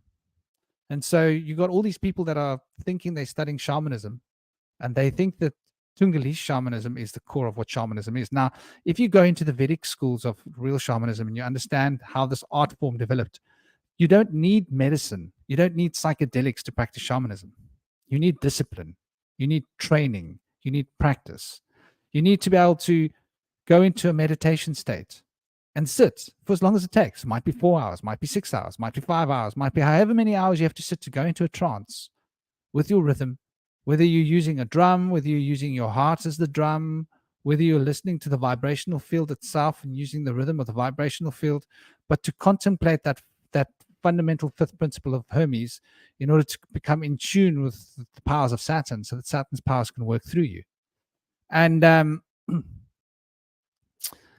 my point is, the Tungolese people were disconnected from where shamanism came from, which is essentially from the Himalayas. And because they were disconnected, their culture grew distant and distant. And so it became harder and harder for them to find a real shaman because they were disconnected from their true roots. And so there came a point where the shaman was like, dang,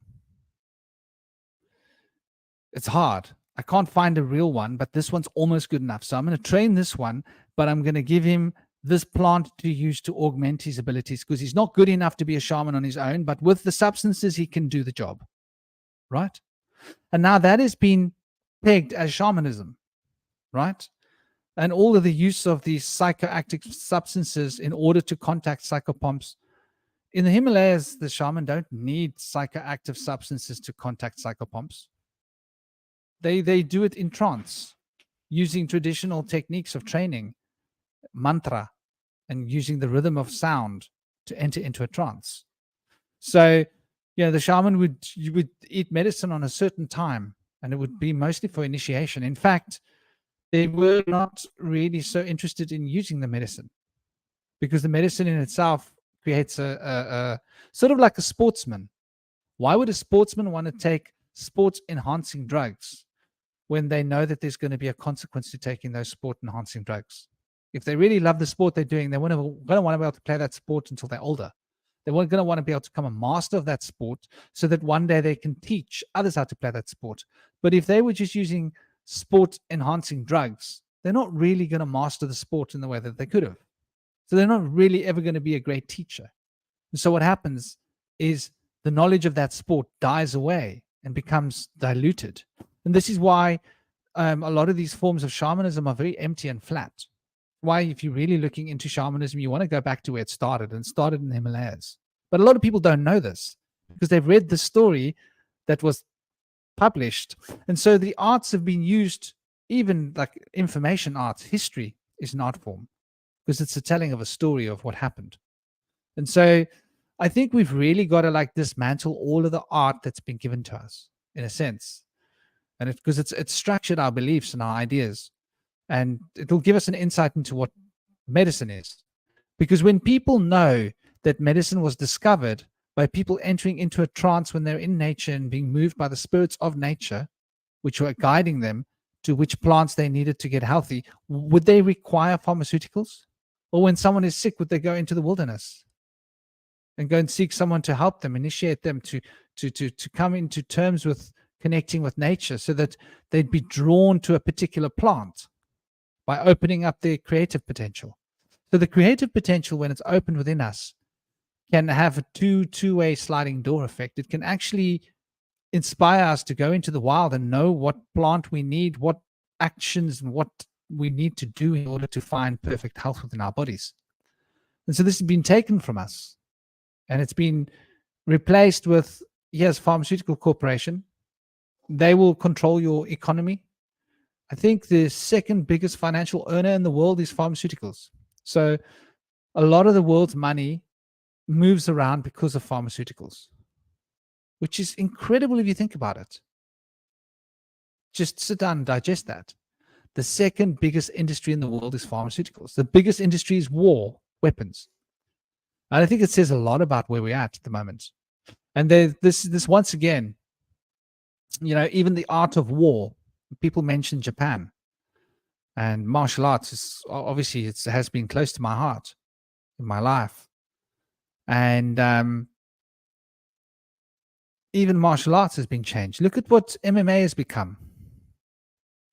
MMA has become very interesting and fascinating, but it's sort of moved away from the true creative, spiritual side of martial arts, which is very much a meditative, ritualistic training of entering into a trance, which is fascinating because it sort of gives us an idea of the times of where we're at. I don't know about those of you that like martial arts, but when I watch MMA, it just doesn't seem there's something missing. It's lost its spirit. I don't know if that makes sense to those of you that watch these things.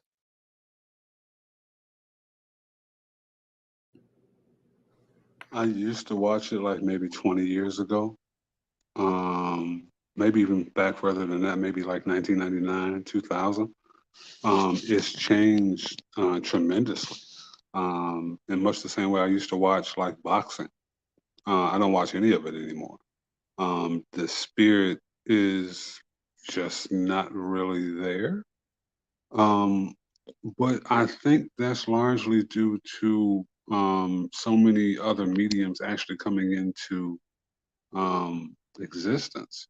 When we were, I just turned 43, right? So the 80s babies I think it's a natural nostalgic longing for the era that made us who we are, because our children are not going to experience that.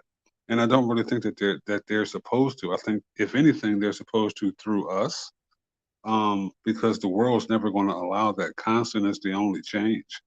But I think it should be. Well, I can't say what it should be.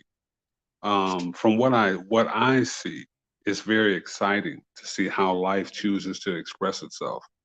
Especially when you add certain things or you take certain things away. There's always this constant ebb and flow when it comes to creativity through culture.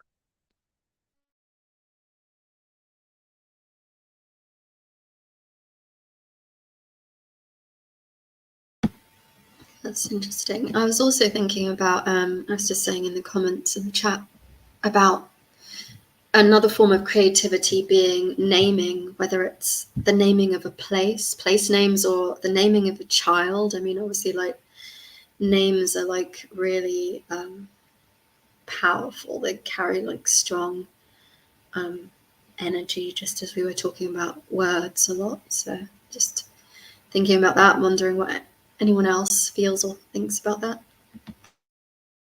That's very interesting, because I was having this conversation with Kalal, Dr. K, just the other day. And I was very impressed that he was telling me that he's got a cousin that's had a child and they're not ready to name the child yet. And I thought, wow, because they want to think about it, because it mattered so much to them that they actually wanted to really consider this deeply. And that's something which is part of our traditional culture. There would have been naming day, wouldn't they? But these days, it's like, I don't think, like, especially the younger generation, I don't think they really put any much thought into it. Obviously, in the older times, numbers, the science and the knowledge of how these art forms affect our consciousness would have been like the martial arts, you know? I think a lot of art is science. And I think the science of art has been lost, because science and art are one, in my perspective.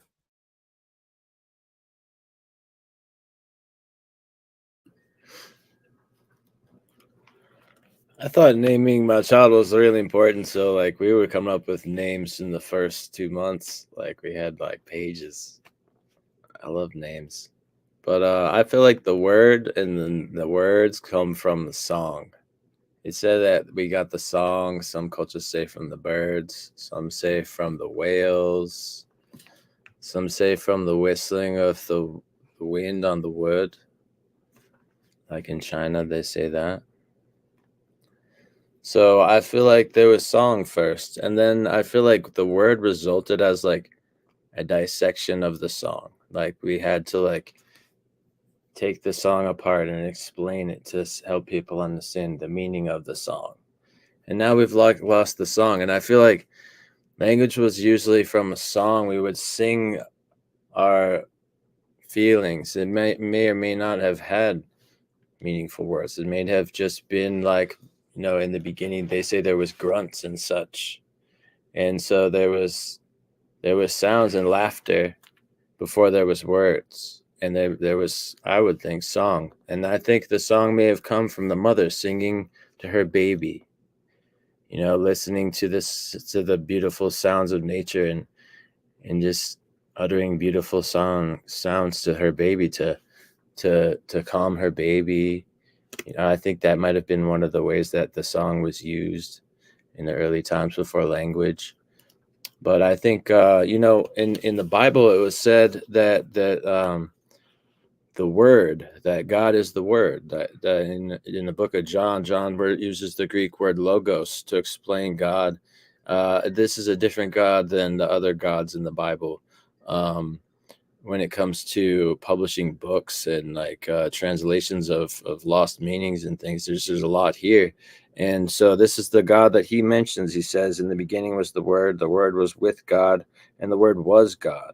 And all things came into being through him, and without him, not one thing came into being.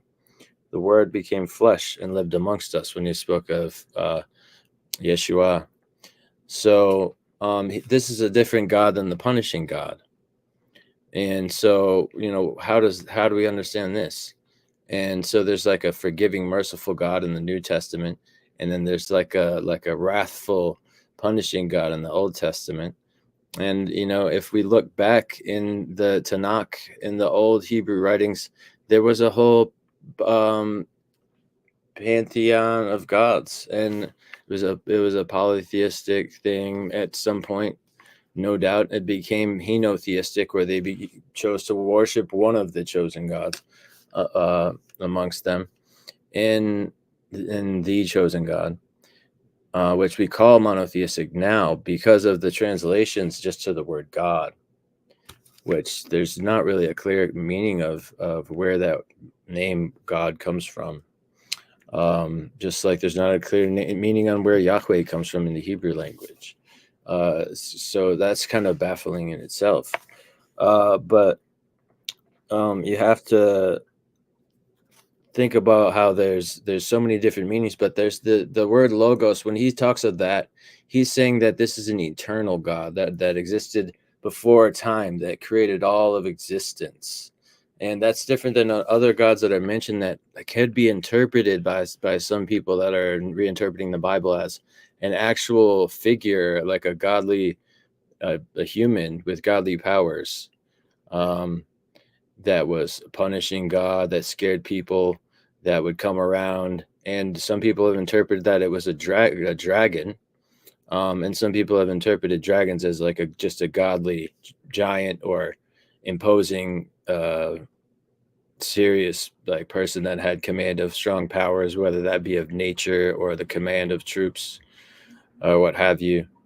And so these are different forms of understanding where we're saying the divinity being the divinity of the influence of a character that's influencing us, an authority figure that imposes upon us, or the influence of the divinity of creation, of nature, of the cosmos. And to wrap that all into one is quite schizophrenic. But yeah, I just wanted to mention on that. And I looked into some things. I wanted to explain some of the different forms of reasoning that we go through just generally. Inductive reasoning is when we use true things found to be true most times as premises, then combine those into a specific conclusion with multiple premises. We have reductive reasoning, which shows that an absurd result would come from the denial of a certain truth. Deductive reasoning is considered to be top-down reasoning sometimes, as a logical approach from general ideas to result in a specific conclusion. And then abductive reasoning, inferring which explanation would be best due to observed facts. So those are different forms of reasoning that we go through. And then there's also different aspects like cause and effect reasoning, critical thinking, decompositional reasoning, analogical reasoning as well. And analogical reasoning is an interesting one. Using parables and analogies is a powerful way to convey ideation, and especially for feelings and morals, to convey values and judgments and things. I think that the woke agenda has gotten involved in redefining these forms of reasoning, by the way, because there are older forms of descriptions for, like, reductive reasoning used to be what it meant, reducing. To reduct is to reduce. So to take a really complicated idea and break it down to its simplest denominators. Well, I think also go on. Oh, let me introduce. We've got the Ronan experience with us. Before I forget, I'm falling asleep here. And Ronan is a wonderful decoder, researcher. He's a money man. Yeah, man. Well, not money man. He's a financial move your assets around without money man. And he's a wonderful cat. He's a father, and he's a community man, family man. And he's got a wonderful show called The Ronan Experience. Do check it out. It's awesome. He's got some amazing lineup shows coming. They're coming hard and fast regularly. Dr. K is on that, and so is the Moonfeather. She's not here at the moment. But welcome, dear Ronan, and thank you for bringing your beautiful expertise and your beautiful heart and your humor. Welcome. If you'd love to say a few words, brother. Greetings, everyone. Great to be here again with all you wonderful beings. I hope I don't. I know some people wanted to chime in on the current flow. If I could just give a quick insight into some of the MMA to maybe for others that may not know to fully grasp its beauty and its own art form.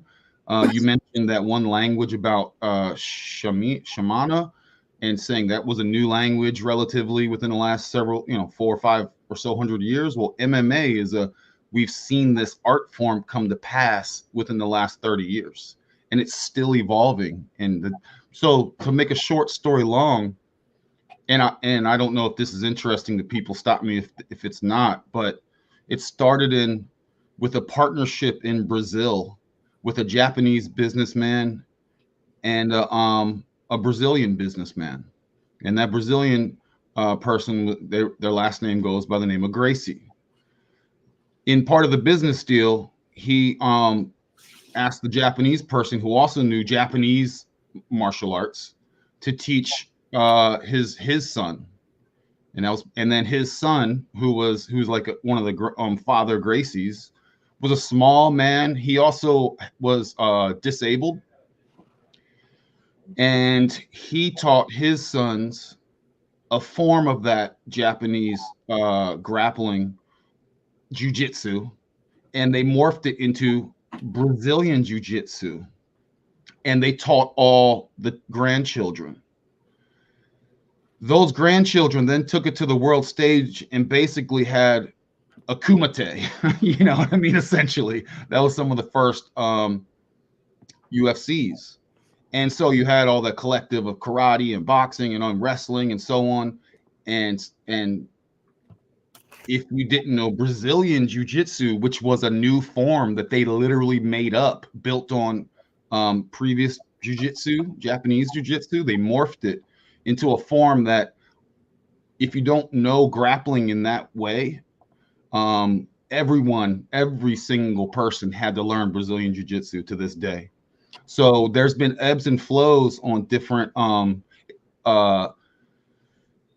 forms that have dominated, and then people have solved that, and then other forms, people had to solve this new form, whether it's wrestle. Some people just wanted to wrestle and calm people down. Then it was in the striking. Right now, it is there's intricacies.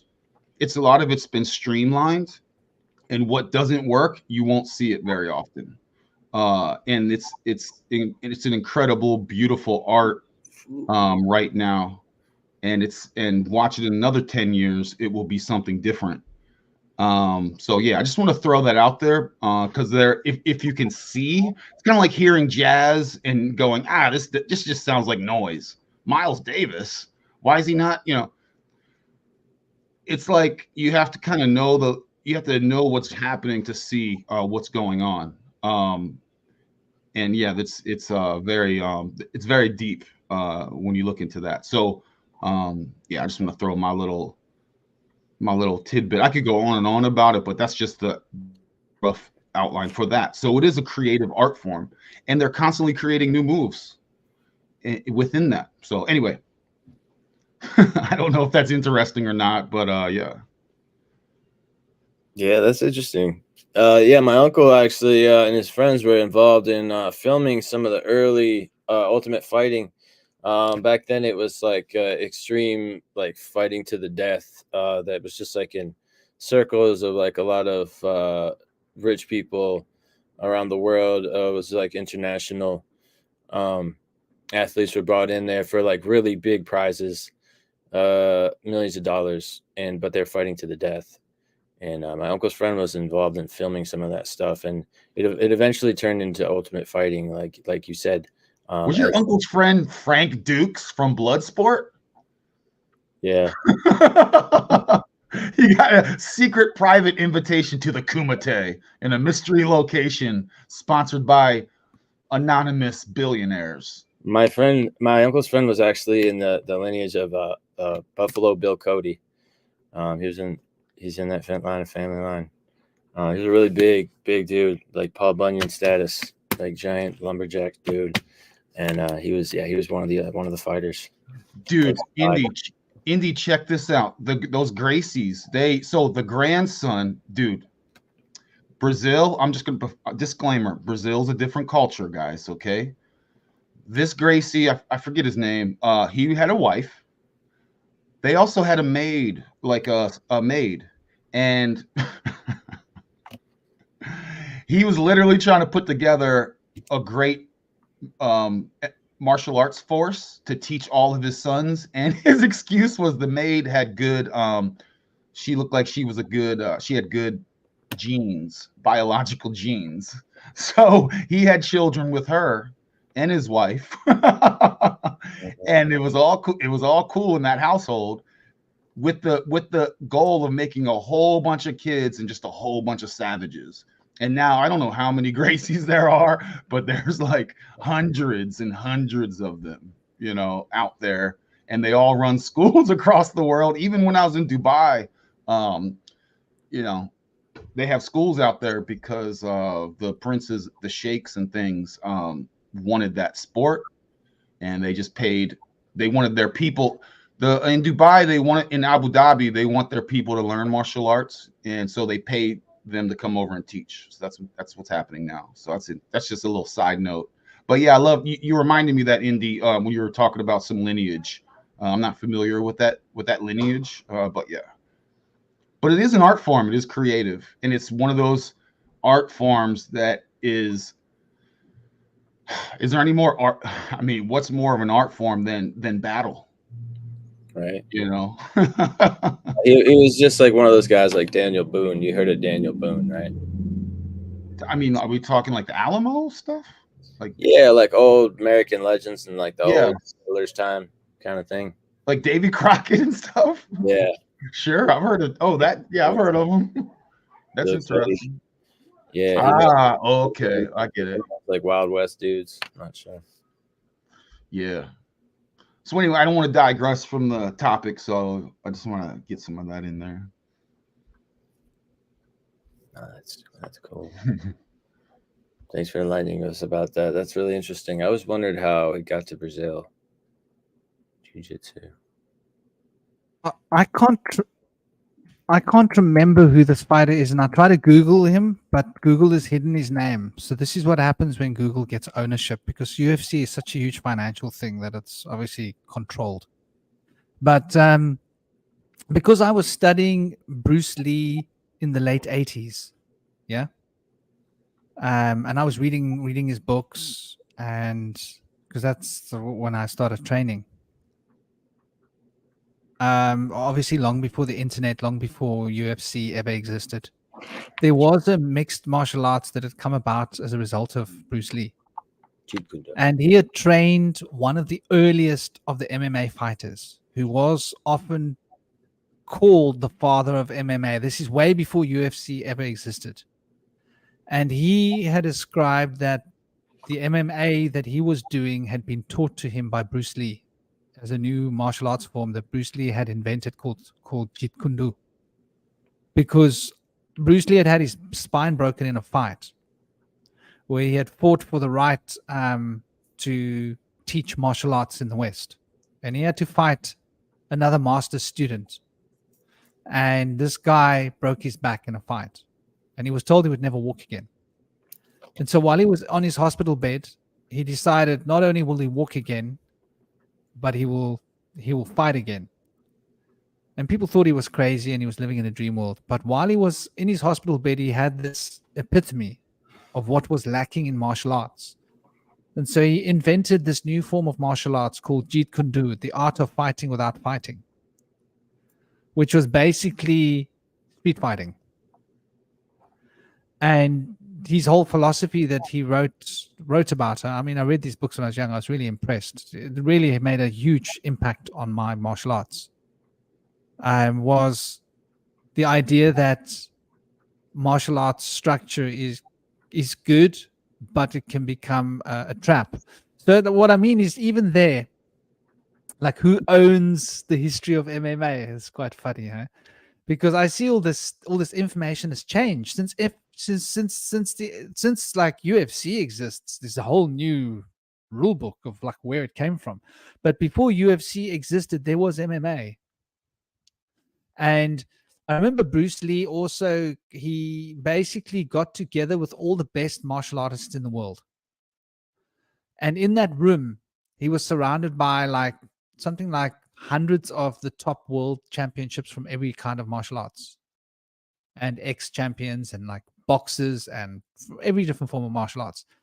And he got into the ring and he said, I will take anybody here in 60 seconds with my new form of martial arts that I've invented.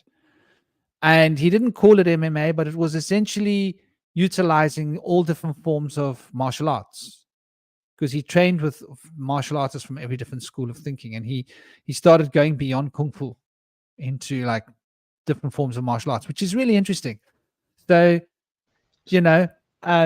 I want to emphasize the word arts in martial arts. It's the art of war.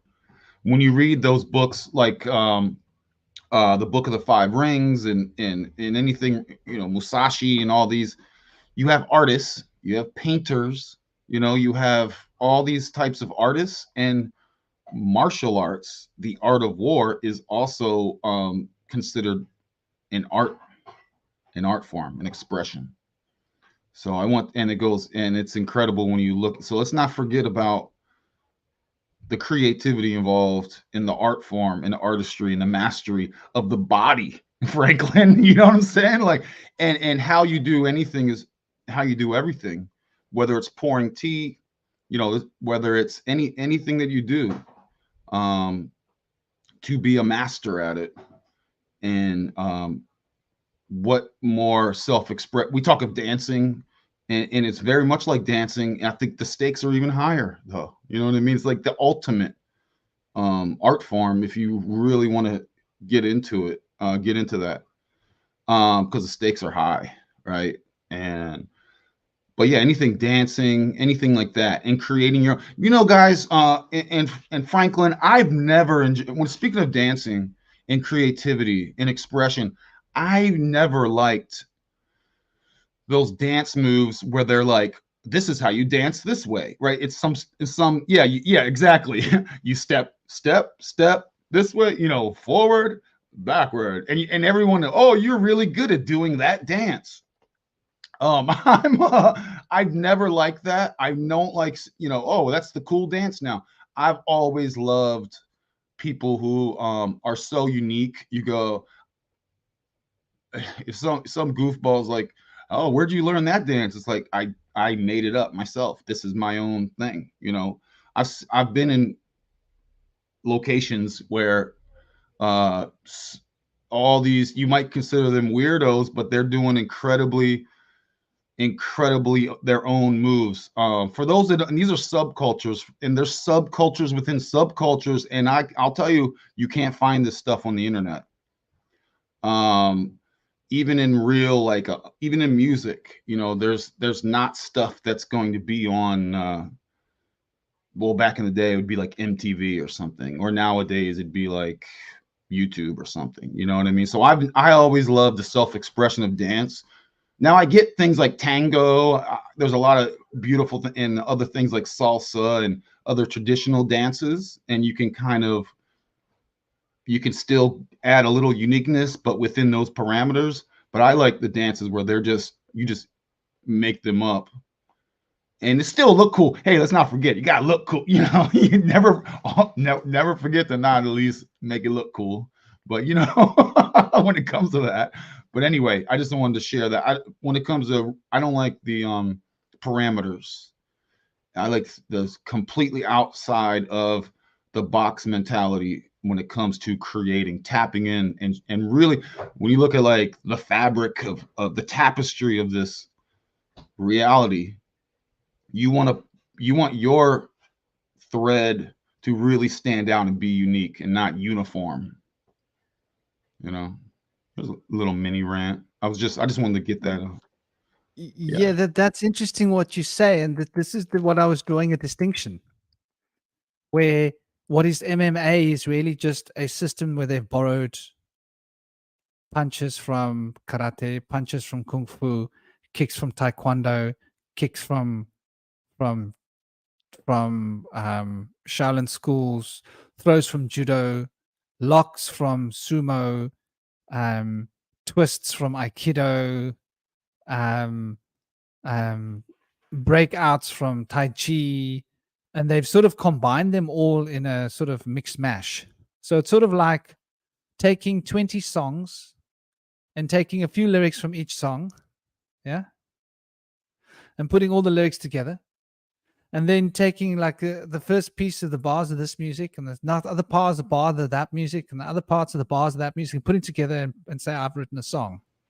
Yeah. Well, you have to like. That's what MMA is effectively. Oh yeah, and But now it's finding its own voice. And forgive me for being rude, but yeah, if I start playing music, it's gonna sound like 20 different of my favorite bands ever, all mixed into one, right? And then eventually I'll find my own voice, my own sound. That's what MMA has been doing. You're exactly right. You build on the predecessors, and then you hopefully create a unique thing, you know.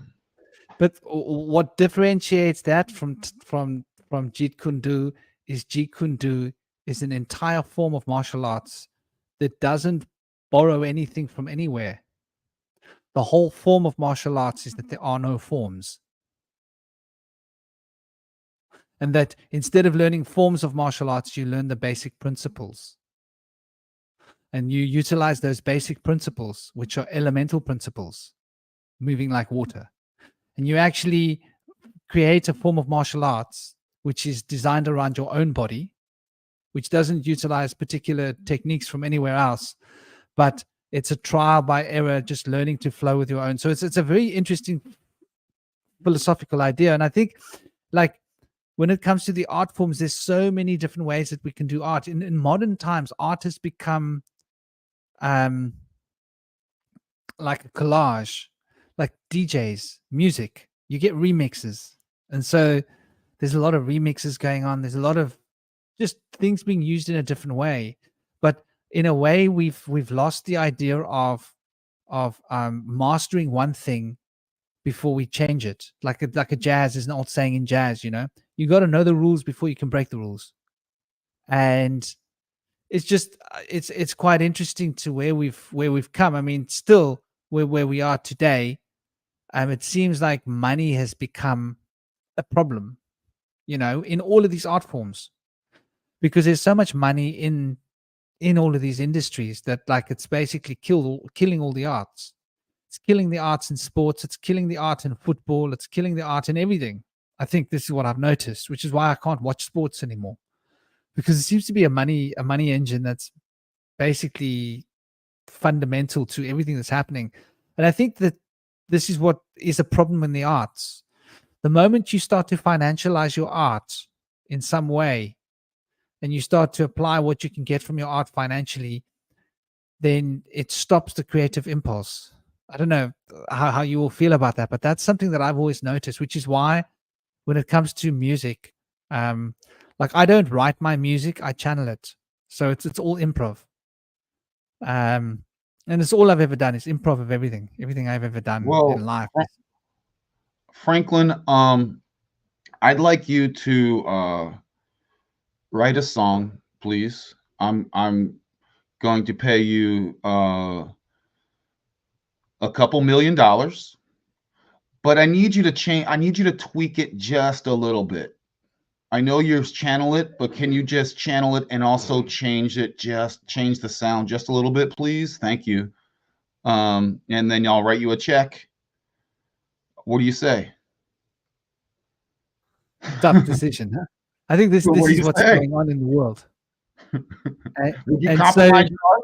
Would you compromise yourself? Especially if you're channeling it. Now you're compromising your soul for a chance to never be concerned about money ever again. What do you think? Do we have a deal? Yeah, I don't know. It's like somebody scouted me on the streets of London. This was many years ago. And basically they were like, we want to give you £12,000. At that time, it was about $20,000 US. And we want to give you $20,000 plus, I think it was like $500 a day for 2 days. So it's like maybe, pounds. So maybe, but at that time, the pound was very different to the dollar, huh? Many years ago. Like, so we're talking about probably about $22,000. And it would take me 2 days to make this money, but I would have to trim my beard. And I said no. Just because to trim my beard for money didn't seem ethical. Does that make sense to you? So I don't know. For me, it'd be hard. I wasn't a parent at the time. Being a parent obviously might change one's perspectives. But still, I mean, I do have a means to earn, and I do enjoy what I'm doing, and I do think that I'll find my way to make what I need to make. But like you say, that is what is the problem in the world these days, because it's like you say, the money has become so much a part of ruling our lives that we need money for everything. And it comes back down to this mercantile law, the way they've basically hijacked common law. And mercantile law means corporations can control the whole world, which they do. So everything has become a financial asset, and it's financially to the point where we've lost our common sense. And if you don't have money in the streets of London now, you can't go to the toilet. Yeah. You got to pay money to urinate. Yeah, it's bloody ridiculous. But also, there's the thing of like artists being like underpaid as well. So like you get all these artists who are like greatly overpaid, who just have some robotic voice or something, and they earn like millions.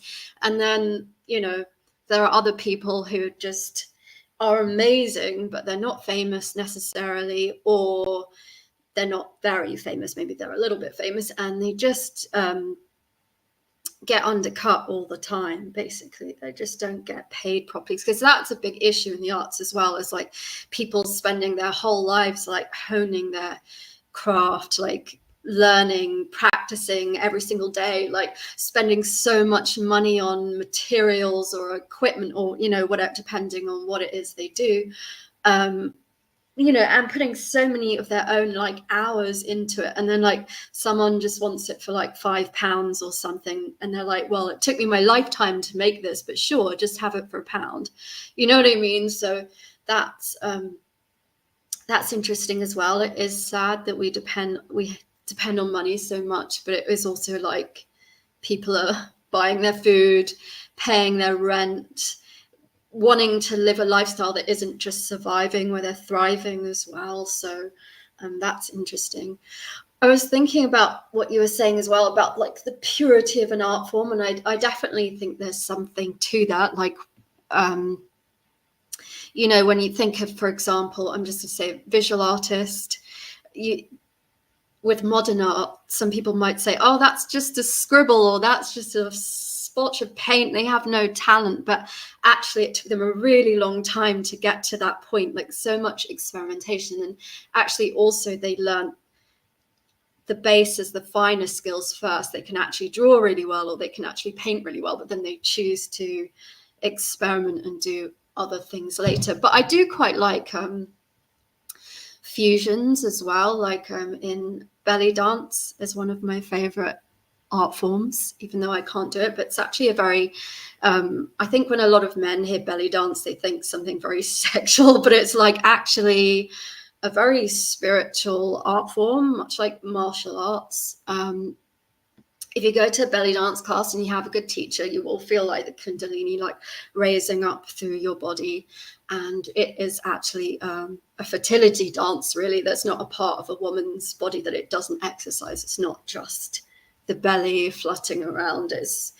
There's a lot of like strength and coordination and flexibility and agility. It's like actually a really powerful, profound art form, but it's kind of like made into something almost ridiculous. But there's a lot more to it. But like in the US, they have a lot of different fusion forms of belly dance that they've brought in, like I don't know if you would call it, they used to call it this, like tribal fusion.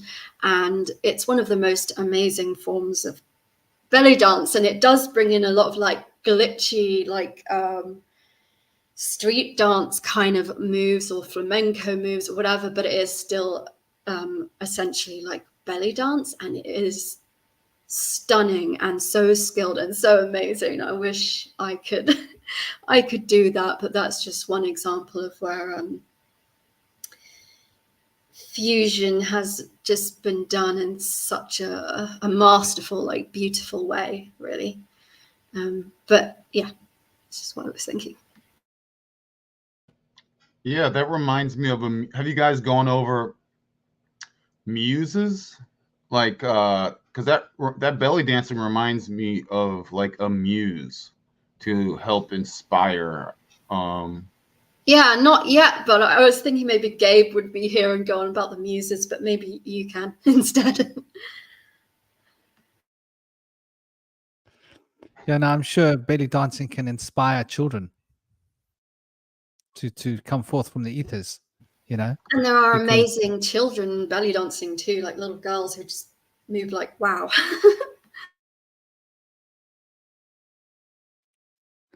I think it comes from those times when, you know, there were it was like a mating ritual, if that makes sense, between men and women. And the woman would do this dance that would raise her kundalini. And then with that, she could initiate the man, and they would together come into a synergy to bring a child through. Child, yeah, but not often just they any would child. not do it in front of men. It would just be the women. But I'm sure that energy Exactly. is calling that in. You know, our Exactly, bodies because it was a definitely Muslim speak to tradition. each other. Yeah. It was a Muslim tradition. You only do that in front of your husband before you mate. Yeah, and even then, some people didn't even do it in front of their husband. It was like literally just in groups of women. So, but it does provoke that energy, absolutely. I think it would have been for like the king. Yeah. I mean, the king gets what he asks for, whatever what he wants. Roland wants to be the king. It's good to be the king. Another aspect, and you mentioned Islam and a whole bunch of a lot of the basis of a lot of the art forms is it should be related towards the Almighty and the spiritual. Be it music or any of your creations should be more like spiritual, not just about the material. So a lot of people throughout the times have any music, any singing, any dancing is actually a form of something towards the deity, Worship. whatever.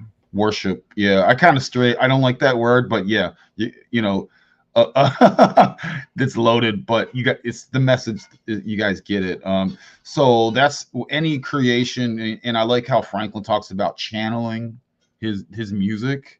I mean, if that's not from spirit, then that I don't know what is. But yeah, any and all historically, and obviously that's been corrupted and decayed over time because people lack spirit and lack connection, and it becomes that beautiful that what you're talking about, raising the kundalini through dance. There's a purpose, there's a beauty in it, right?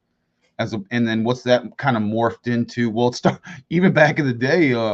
It's like Elvis was shaking his hips or whatever, and I know, oh my gosh, and it's funny they make fun of like the Christian right back then, but hey man, they were kind of right. You know what I'm saying? Now it turns into like just girls twerking and stuff on the internet, and Rama, you talked about young girls, and now we see young girls over the decades just do very base, dancing. It's not that Kundalini style or that spiritual style. It's very like low vibe, and yeah, it might turn men and women on, but it's not that Kundalini turn on. It's more of that kind of gross kind of turn on, right? Like you can be very sensual without being base and low vibe.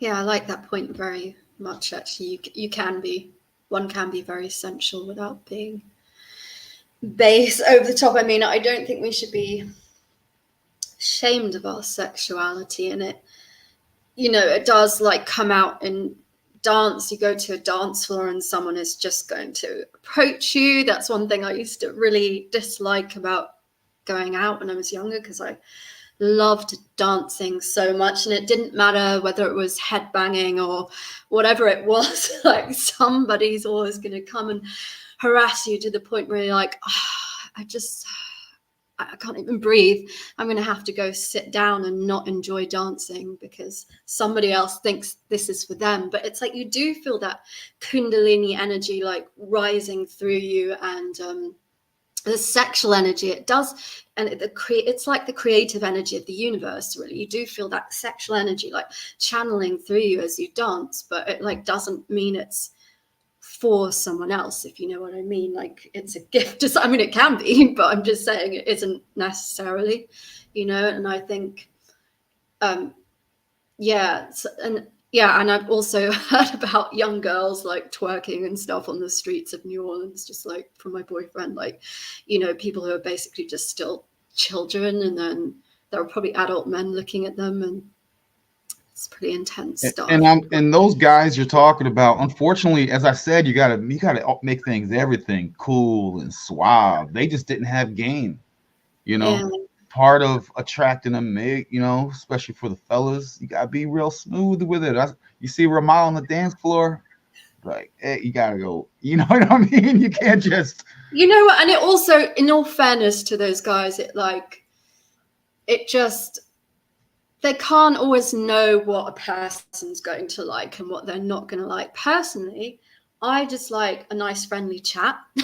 Well, like that's more erotic to me, because I'm like getting to know someone on a like soul level. But you know, Ramal, you got to know that you got to read the room. Exactly.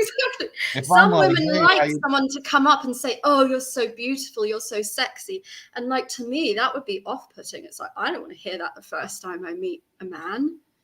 I just rather get to know them, even if they're thinking it. It's like, think it, but say it later if it's meaningful. Because we all have those thoughts. But yeah, it's called game, and that's if I was waltz, tango my way up to you, I'm like, I wouldn't even say nothing. I need to make eye contact first, and I need you have to send me choosing signals. And then you have to see if that person's really shy, if the eye contact would freak them out. I don't know, it's complicated. But dance is an amazing way to move energy. It's definitely, what's really nice is when people are like dancing in a group, I think. Do you guys, I'm sure we've all experienced that, where people are dancing in a group, in a circle, and that's really nice. And if there is someone you like in the circle, that's even better.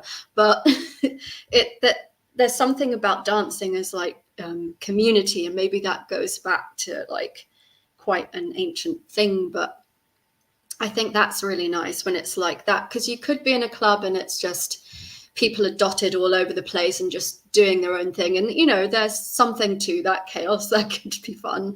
But when people are like For example, I used to go to rock clubs and people would just all be in a circle, kind of headbanging together. I don't mean moshing, not moshing, because that did not agree with my body, but but yeah, just like dancing in a circle together. And there's something powerful about that, moving energy together. That actually brings up an interesting point. We're talking about dancing, and just to move it back to the arts of it. Yeah, that's the idea. It's quite interesting that that's one form of art that has thrived in modern times, which I do find fascinating. Like, it seems music has declined, filmmaking is fast declining since COVID-19. Although there are independent people making films because technology has come up, so there seems to be a rebalancing of things because they got access to better filming equipment, reasonable prices. But the one form of art form that I think is like on fire and it's on wheels and it's not holding back. Do you remember breakdancing used to be like, okay, breakdancing, but look at what what passes for breakdancing these days. It's really it's on fire. It's got wings, and the creative expression that has been channeled seems to have been channeled into this, which is fascinating because they've also desexualized dancing in a very interesting way. You know, the way this modern form of what I call breakdancing, this new style, it desexualizes it to the point where it's just observing the strange mechanisms of the body, you know, in motion, which looks cool and fascinating. And so there is some hope for our art forms, and it seems like dancing is the one which has maintained its integrity somehow. Can I, Indy? What you say? You go out hitting the dance floors. Where are you going? A specific style, or what are you doing? You going out doing windmills? You doing breakdancing windmills and head spins? I like to go out and do some rinse in the jungle drum and bass. It's a specific subculture. It's all about I'm a percussionist, so it appeals to a lot of percussionists, but it's a fusion of reggae and jazz percussion, reggae bass lines with British bass music. Ah, so you got like a place near you that plays that? Yeah, I'm part of the Asheville Drum and Bass Collective, ADBC, and we got a spot now over at what we call Club Water Street, but it's over in it's got a different club. We don't have a sign over there yet. It's a small crew, but we had another club called Sly Grog that burned down. So the posse is kind of like regathering in a new spot right now. But we've been bringing in some big acts and stuff from England, like around the globe. Dang, Franklin, he got a dance crew. You hear that? He's got a whole crew. Yo, Franklin, if we're gonna have a party, you just invite Indy. He is the party. He's gonna bring the whole party. That's awesome, man. Yeah, my new girlfriend got a video of me dancing like on New Year's and stuff. So I'm trying to post some stuff up. I always want that. Sometimes people invite me on stage to dance for them and stuff at festivals and concerts and things. It's a good time. Nice. And Soraya is a dancer too, I think. What was it you said before, Soraya? Was it tango or salsa or something like that? Something really cool. Well, I danced salsa when I was a teen. And now she's a break dancer. No, I don't break dance. Yeah, there you go. Get on break. Go. Oh, we got to all right, Soraya, get ready. We're going to pass. Hold on. We got to do one of these. You just got to go. And then you got to take it and pass it to Indy. Pass it to Indy. Going up, Franklin. Oh, yeah, I like to integrate like kung fu and capoeira. I do a little Brazilian capoeira dancing, so kind of going up on one hand, spinning that kind of thing. I think Franklin, you know capoeira, right? The Brazilian. I never trained in capoeira. But you know what I mean, you know what it is, though, right? Like, I know what it is. It's an interesting looking so martial arts cool. dance form. Yeah, I love just watch. It's so cool. I did a piece for the Tate back in 2001, which was shamanic dance, and it was naked. Surprise, surprise. Yeah. So you that do was handstands. Everyone, I want you to imagine Franklin dancing and doing a handstand naked. Just picture that in your mind and hold on to that image. No, I'm just kidding. no, it was quite intense actually, because we filmed it for the Tate Modern, and so it was an exhibit for the Tate in London, the big you know,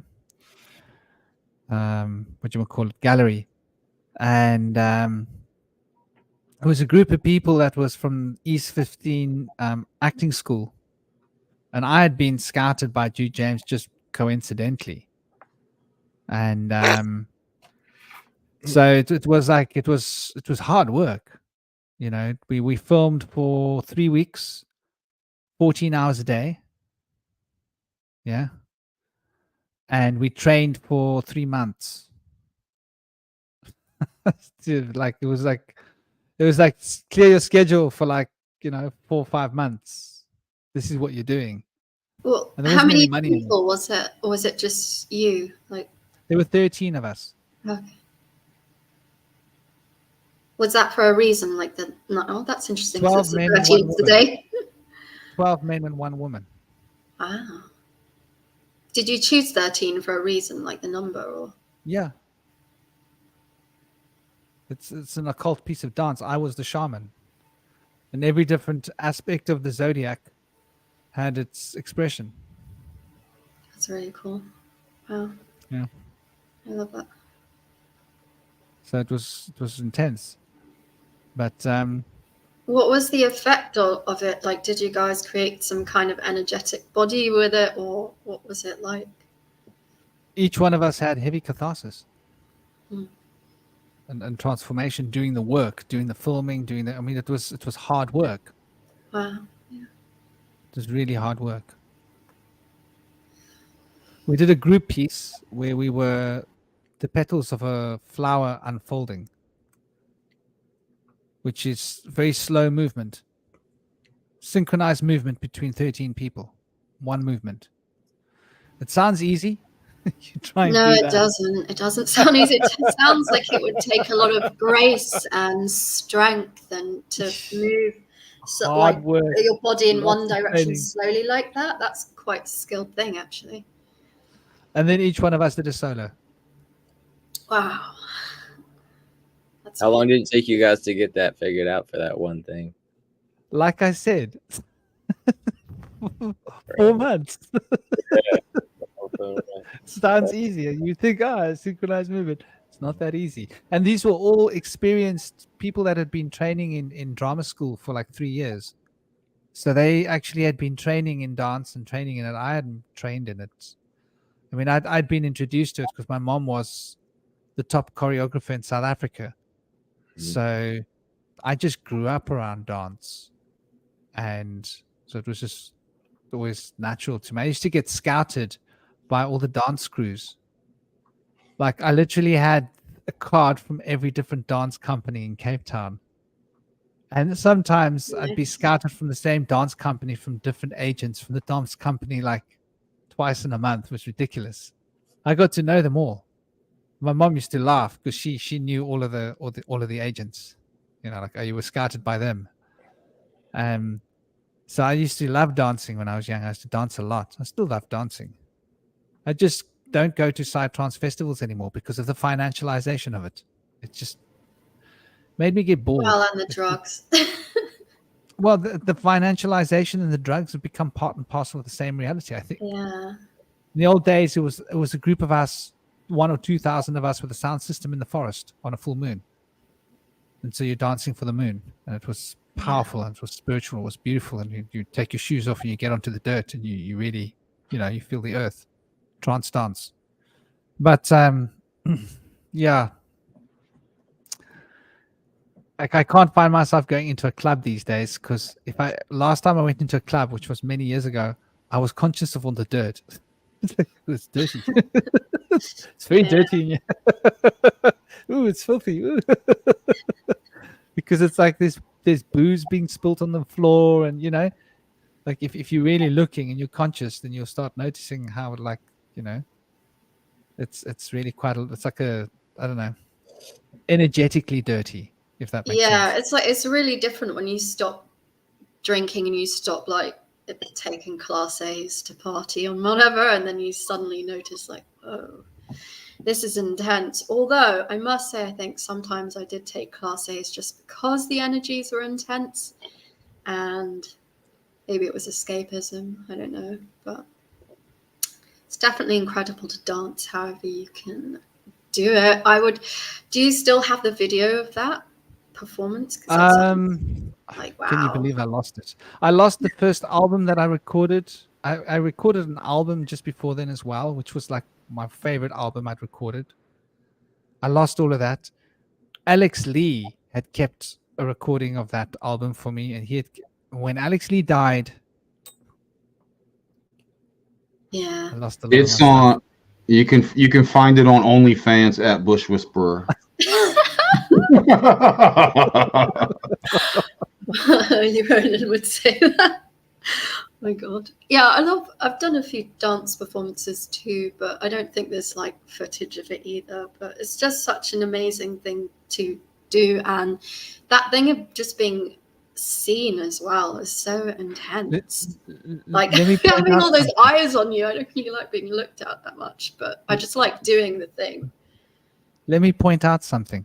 So Jude James, who we were doing this piece with, she was doing her doctorate, and she had been sexually abused as a child. And so this piece was about her finding her harmony and her balance again. She was the director. And just as we finished our filming, literally just as we were finishing our filming, she was being diagnosed with cervical cancer. Oh, wow. And she was told that she was going to die within like 6 months. And she kept working on this piece. Yeah. And she refused chemotherapy. She refused everything. She worked on this piece, and through working on this piece and finishing the editing, because it's a lot of work to edit it, right? Like you can imagine. 6 months later, she went back to the doctors and she had no more cancer, and they couldn't understand where it had gone. It had just literally really left her body. Amazing. So this whole thing was a form of spiritual healing for she her. like transmuted everything. So here is a really good example of the arts being used for spiritual healing and physical healing as well. And we were all honored and lucky to have been a part of more than just doing a piece of art, but doing a piece of art which is a ritual of someone's life, where they're on a journey back to wholeness, putting their zodiac back together again. And obviously a woman is at the center of the flower. And there were 12 of us that were men, that were that's the huge. petals So of the flower. like safe amongst all the men. Exactly. That's what the whole theme was about. The theme of how the masculine form is the structure, the numerations of reality, and how this grows out of the dark feminine, but holds it within it. So it's like a container of energy, basically, the masculine energy, because that's, yeah. I'm not saying that's always the case, but that's something I feel anyway in my own life. Like sometimes obviously there are plenty of times where I felt unsafe with the masculine, but there are loads of times where it's like just hearing like the voice of a specific man. It's just like, oh, I feel like safe. There's something about the depth and like resonance of a man's voice, or like physical presence as well, like, and what you're saying makes me think of a dance performance I was part of in 2012. And it wasn't like done for the reason of helping me to heal or anything, but it did help with that. But it was all women, and I wonder what it would have been like if they're, I mean, the type of dance was more suited to a woman's body, but I do wonder what it would have been like if there had been men involved too. I mean, we had men doing like the music, but I remember being like, oh, I've got a face, like I don't want anyone to see my body, like I don't like my body, and I've been through, yeah, you know, like abuse, sexual abuse, all these kinds of things, shit that shouldn't have happened, and then just like putting myself out there in a little skirt and bra top was like the last thing I ever thought I'd be doing. And it's like such a weird thing having, it's one thing when you're like dancing at a venue and you don't think anyone's really looking at you and you're not performing basically, or you're dancing at home or whatever, but it's something, a really unique thing that happens when you have an audience and you are specifically being watched as a performance. And that was terrifying to me, to be looked at, like to be seen. That's a big part of performance art, is to be seen. But it's like, obviously you're not trying to make it about you, as you say, you know, you're like a vessel that energy is funneling through, but then you also have that individuality, and you can't help but notice sometimes that you're being looked at. That's very intense. But I did find that an interesting experience, like performing at festivals and having people look at me and having to like use my body in a different way and transmute so many things and find like a slight courage inside. But ultimately it's a really transformative, beautiful thing, dance. And another dance I think of is Buto. I think it looked like if you Google that, it's going to look really weird, the videos you see, but just for anyone who doesn't know, it's a Japanese kind of dance theater form, I'd say. I think Franklin would probably know what it is, but it, and again, my history isn't very good, but it like came about kind of after Hiroshima, and people would be like, because they had a really conservative Japanese culture, they'd be like on the beach performing it naked. It was like, you know, breakthrough kind of stuff. And but also there had been supposedly the bombing and lots of terrible things that happened, and they were, as well as like fighting against like kind of certain Western things, and fighting is maybe the wrong word, but processing and the violence that had happened, and also, yeah, that kind of very conservative, restrictive kind of cultural atmosphere. So they all those, and then also like there were elements of like the ancestral things, Shintoism, all kind of things like mixed into it. So I think like that's a really transformative dance itself. Like if anyone ever wanted to go to Buto class, like, you know what you were saying about, yeah, like it was really difficult for you, Franklin, like not difficult, but it took skill is what I mean, like you turning around slowly and having the flower petals open all your body. So like I didn't do anything like that, but I can remember one session we were told like literally we're just standing in front of a wall, and it's like you have to take 15 minutes just to turn around and then face the wall. Like that's how slowly you have to move. It's really hard. It's so hard. It was like I had to try so much, or just, you know, try to like walk a straight line while blindfolded, or imagine all my ancestors are behind me, or there's a fish in my belly, or all this kind of stuff where it's in your body but it's your mind as well. And then one of the things I really remember, like some people might enjoy it as a, like, I don't even know if I should use the word shamanic, but a kind of transforming experience was like, I can remember one session I'd written a poem or something, and I was just like imagining myself like I'm this huge rock. I could feel myself like being this ancient, like standing stone, and I could feel like the moss growing on me and the sun and the rain like wearing away at me, and I could feel like the eons, like time and space moving around me and changing me, and having a different type of consciousness that like observes like everything around over all these different eons, basically, and like a bird landing on me, and it's like you go into this really interesting kind of place. So yeah, I highly recommend. That's one worth trying. That brings us to an interesting point. To look at dance and like what is the roots of dance, which is quite interesting. In the old times, it would have been obviously the shaman would wear a mask representing the masculinity, representing a mask for masculine enumeration, a number, a character, a spirit, a guide. And they would dance a particular rhythm, and that particular rhythm would put them in tune with that guide's vibrational frequency, energy, consciousness. And then they would have a communication with the guide through the dance. And in their inner states, the guides would be dancing for them. And in the dance, there would be a certain trance that's entered into, and information would be shared between the spirit and the dancer. So it's quite an interesting, dance does start like the Buto, the guy who did our show. He was our lead dancer. He was a bit older than all of us, and he had actually trained extensively in Japan in Buto, and he had done a lot of. He was professional.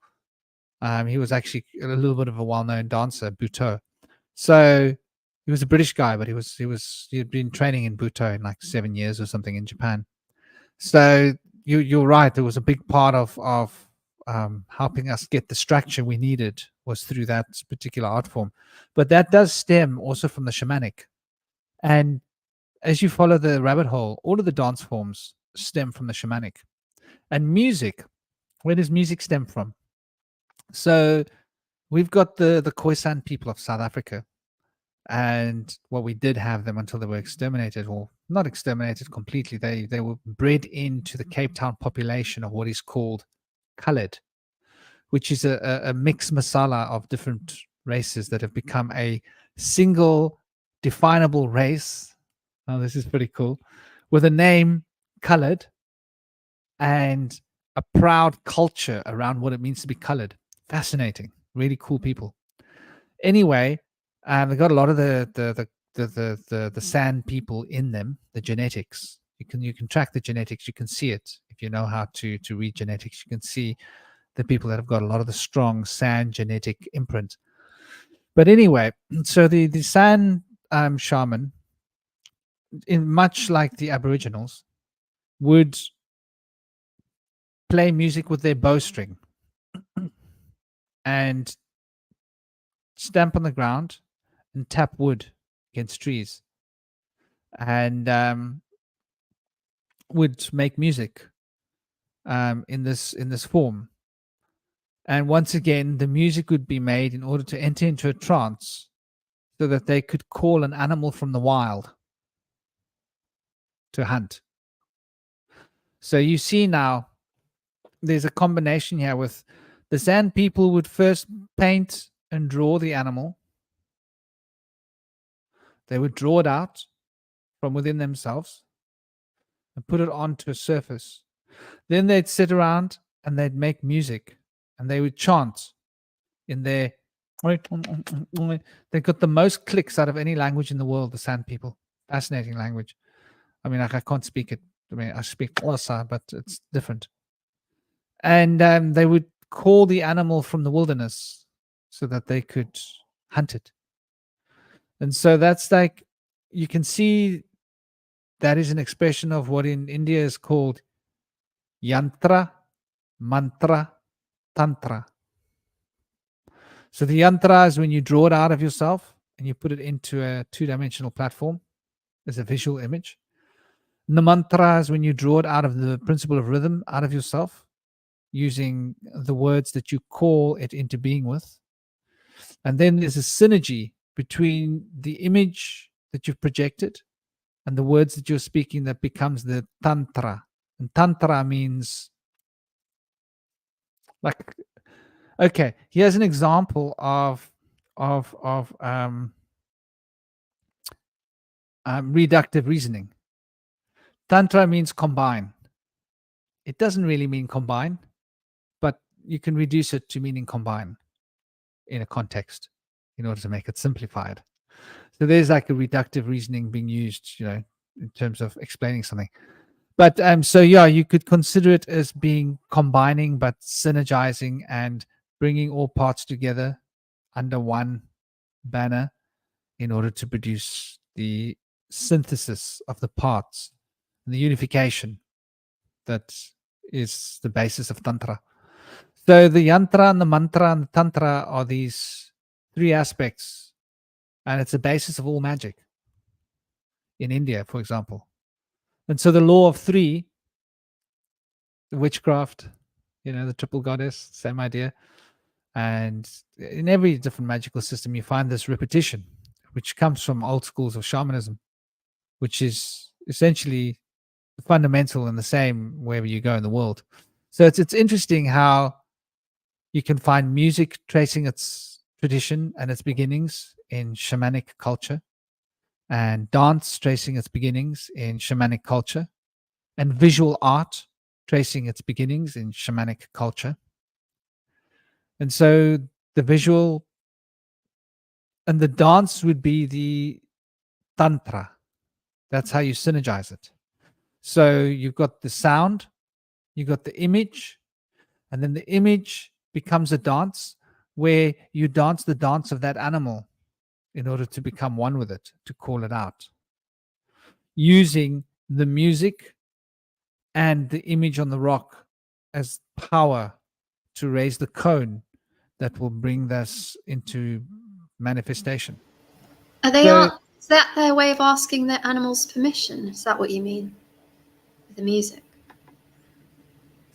They're speaking to the guides, and they're asking the guides to bring the right animal for them.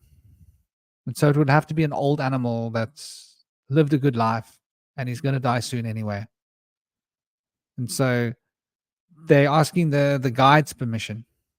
The guides are as a conduit between the animal and the shaman. And of course, they didn't need to take any psychedelics to do this, because that's just something that gets done in Russia by the Tungolese people, but they disconnected from their heritage. And so the shaman had lost their true abilities, where in Southern Africa, the San people were well established. They didn't have any war. They didn't have anybody persecuting them. In fact, the whole of the southern part of South Africa was essentially San people only. There were no white people here. There were no Xhosas. There were no Zulus. There were no Sutus. And then arrived first the Dutch people, then the British people. Then later on, the Zulus started coming in from the north, and then Xhosa. And that's when they were basically they weren't able to live there anymore. And then they retreated deeper into the deserts, and they ended up going off into the southwest part of South Africa, into the Sahara Desert, where is it Sahara Desert? I'm getting mixed up. Anyway, into the desert in the southwest part of South Africa, where some of the groups of the San people were still able to survive, because most of the western part of South Africa was a desert. And then Southwest Africa became independent from South Africa was that 92? I should remember. My mom did that show. Anyway, I think it was 92. And then the San people started getting pushed off their land by diamond mining. So we're running out of land. We actually played a lot of drum and collected money in the UK to help them win the court case, which they did in the end. Do you remember Joe Ramar? Beautiful Joe. I'm not sure if I do remember He it. works with disadvantaged children. He's a No, I sociologist, a don't think I really met. lovely guy. He was a very close friend of Alex's. Alex introduced me to him. Anyway, yeah, we worked with Joe on many of these projects to raise money, and we used to go and play drums and raise money. So yeah, it seems like visual art, dance art, music art finds its roots in shamanic culture, and I'm sure you'll find the same story in Aboriginal culture, and you'll find the same story in, I'm sure, Native American culture, and probably in Chinese culture. Same stories reiterated in the Vedic stories in the north. You know, it's pretty much the same stories as Shramana. So there's definitely this ancient heritage of shamanism, which is a universal form of very ancient spiritual devotion, which has basically become the foundation to which all of the philosophical magical systems and subsequent religious systems evolved from, and the arts along with it. So it gives us something to think about. I think I've said enough. Is the Kalahari Bushmen, is that the same thing as what you're talking about? Or yeah. Okay. They're called the Sand People. Yeah. Okay.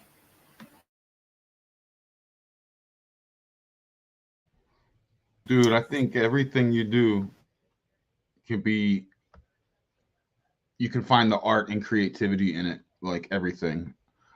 Like everything. And we have Magic LaCroix here. You can also find magic in everything. I love, like I mentioned before, some of the, at least what we see of like a Japanese type culture, right? Where everything is done to perfection, even like folding clothes. So it's another thing of creativity is like cooking. And I shared a video the other day, and it's funny, someone mentioned Anderson Silva, about an Anderson Silva doc, where you have these, you know, when you do dance or music or whatever, you put your heart into it. You can do the same thing with food and cooking.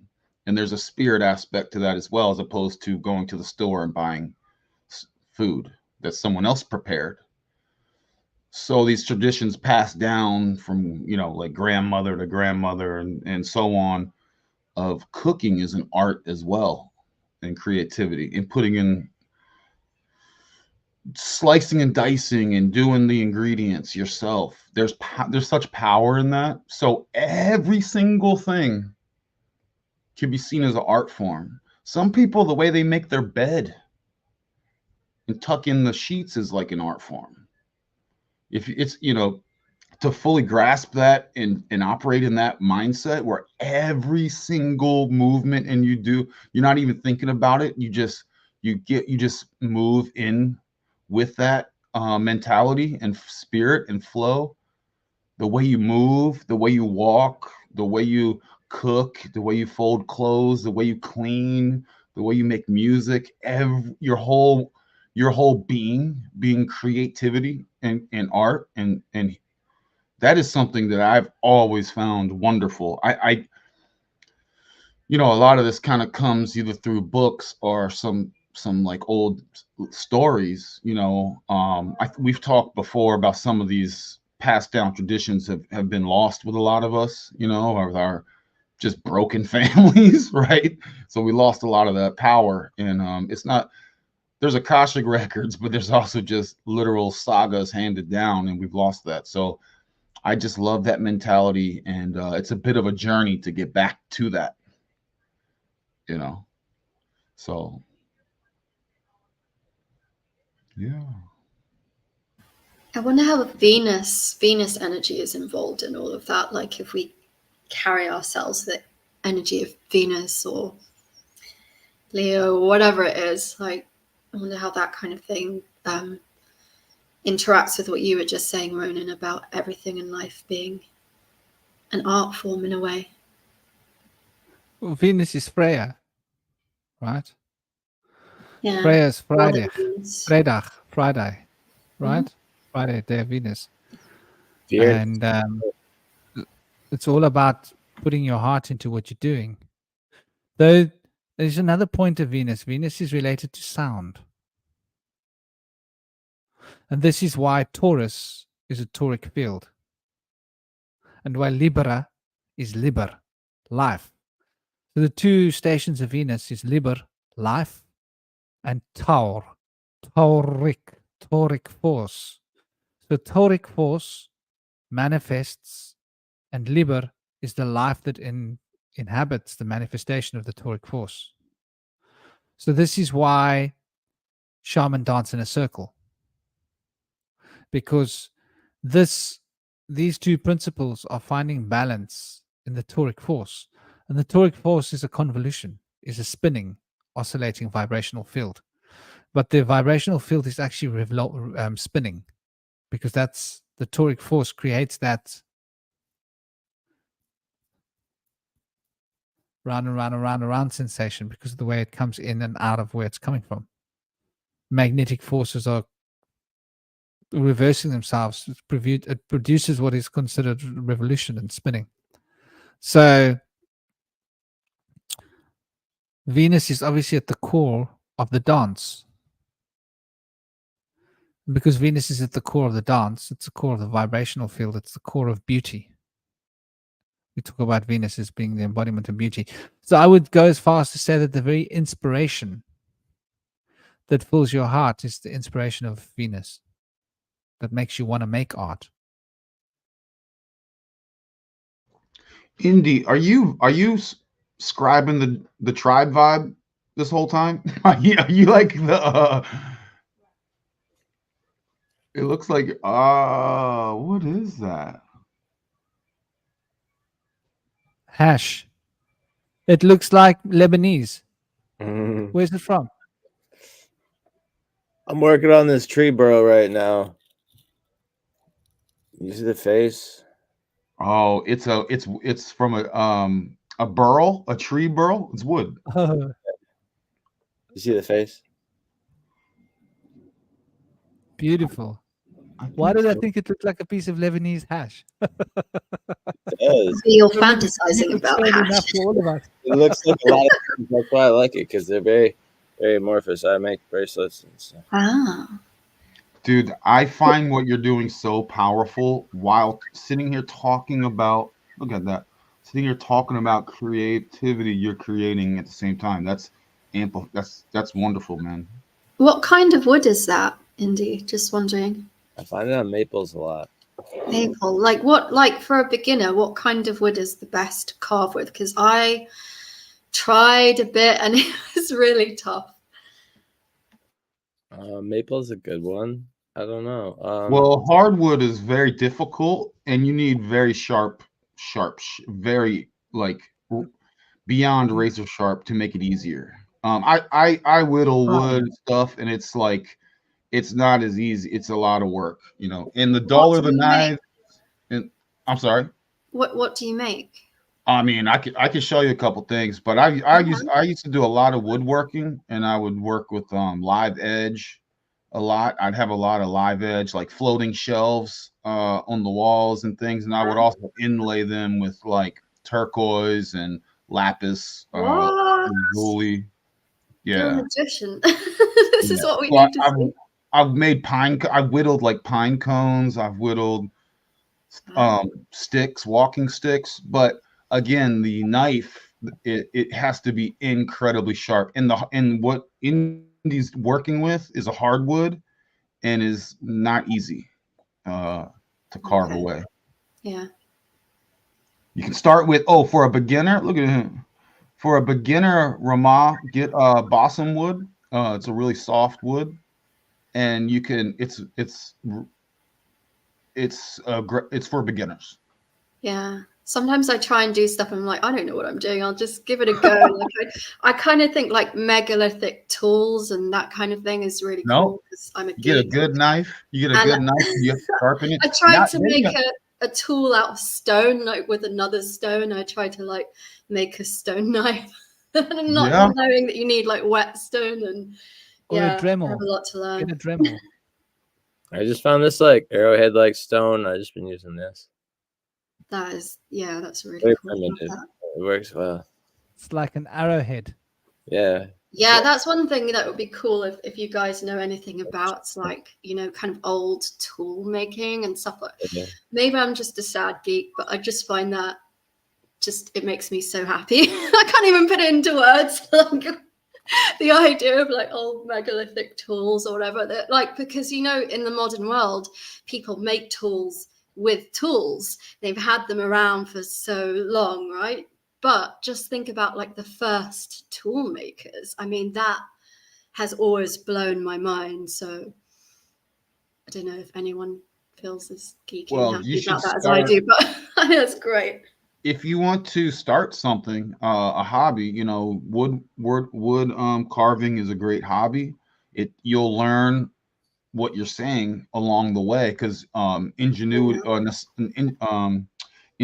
breeds necessity, or necessity is breeds ingenuity. So it'll teach you how to sharpen a knife really well, which there's a skill in that.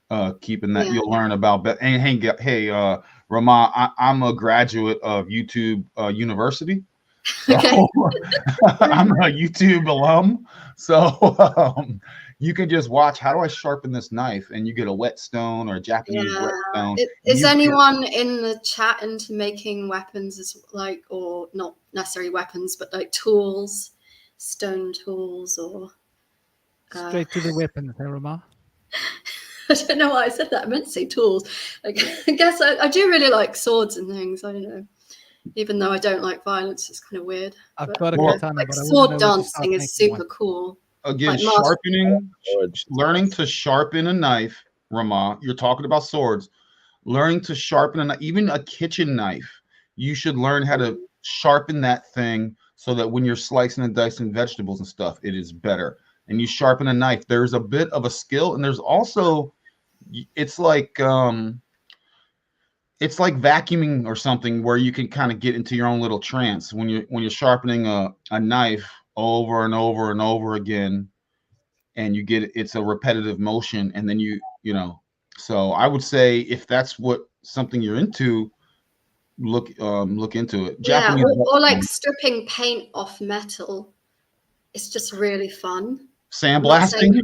I'm any good at it, but I tried that once years ago, and it's like that thing you were saying about the repetitive motion. It's so therapeutic. Like, I didn't even want anything out of it. It's like not for any particular aim. It was just like, I just want to do this.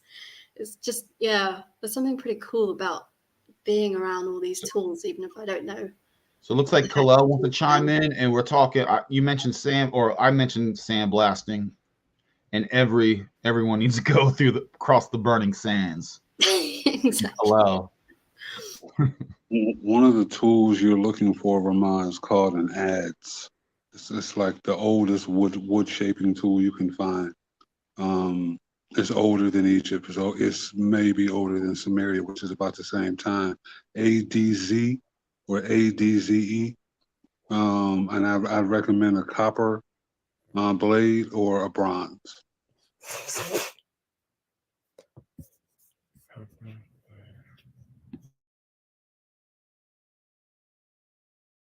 That was an ads. Well, shaving a log. So I've made stuff out and cut trees down and shaved them, and I was even looking at getting a portable, like it's called a wood miser. It's basically we'll take logs and put them in the slabs for you. But yeah, doing all that, I mean, Kalel, what you're recommending is work. That's like real work, like work. Yeah, no, I worked in construction for 10 years. You know, I know it's supposed to be work. It's not supposed to be easy. That's why we get such satisfaction out of carving. You know, Jesus was said to be a carpenter for a reason, right? Rama, you ready for that? Well, being Jesus or a carpenter, because neither, but I could try the carpentry. I did actually, my grandfather was a sculptor, but I didn't really like learn anything from him. But yeah, like, you know, I guess to bring a little bit of like the art therapy thing back, I definitely think he might have used that for like transmuting stuff he had been through. A lot, yeah, you know, war zones and all that kind of stuff. So, So I'll show you my. yeah. I'll grab my tools and I'll show if I can find them. I'll show them my wood carving tools. Yeah, and like if you have anything you carved, that would be so cool because we haven't had any show and tell yet, but that would be really fun. I'll have to find that stuff, but I think my tools are nearby. Nice. I'd say remember what Franklin said earlier also, because making your own tools out of tools that you may come to find or already have is a very, very thrilling thing. There's an artist in Texas, I believe, who cuts down trees and carves statues out of the trunks, but he only uses a chainsaw and sandpaper. That's major skills. Yeah, so there's nothing wrong with. I was looking to do that here, Kalel. I cut it. I have a trunk. I was messing with. I was trying to do exactly that, and I kind of bailed on that project because it's not easy. Carving a trunk. Yeah, but I tried that. Yeah. I had a friend who made a car engine out of wood. Sorry, a motorbike engine out of wood as a table for a glass table. Wow. Harley Davidson engine, like to scale, perfect. That's amazing. God.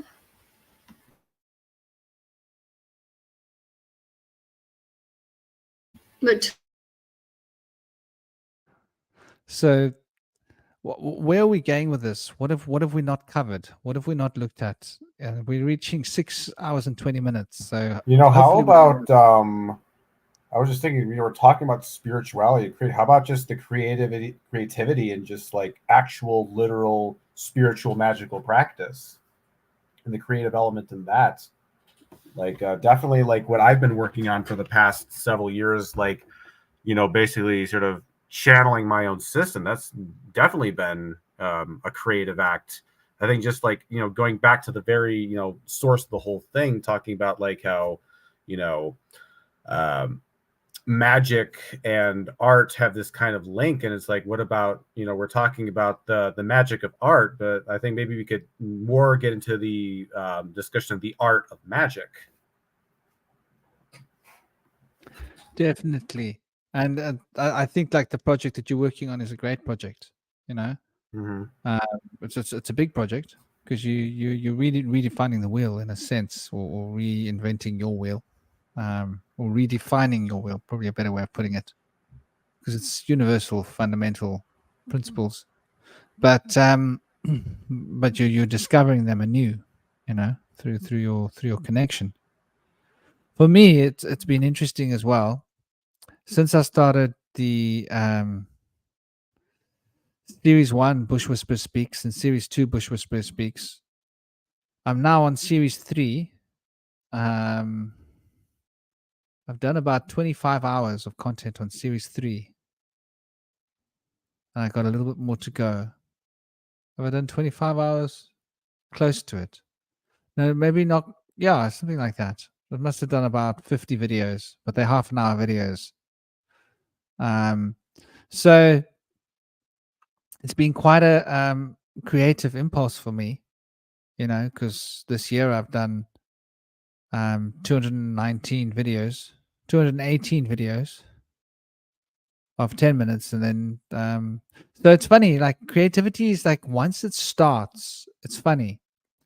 I think there are different ways of being creative. Like some people, once you get caught in the tide of the creativity, it's maybe it's not like for some people, I think it's everybody. Once you get caught in the tide of creatively expressing something, you get pulled on a line. It's like you're on a line like a fish. Have you found that, Cosmic? That you don't really have a choice? Yeah, there is kind of that aspect. Like there's this thing that sort of needs to like come out of you, It's like it's in there and you need to like get it outside into the real world. I definitely can relate to what you're saying in regards to it, sort of like you don't have a choice.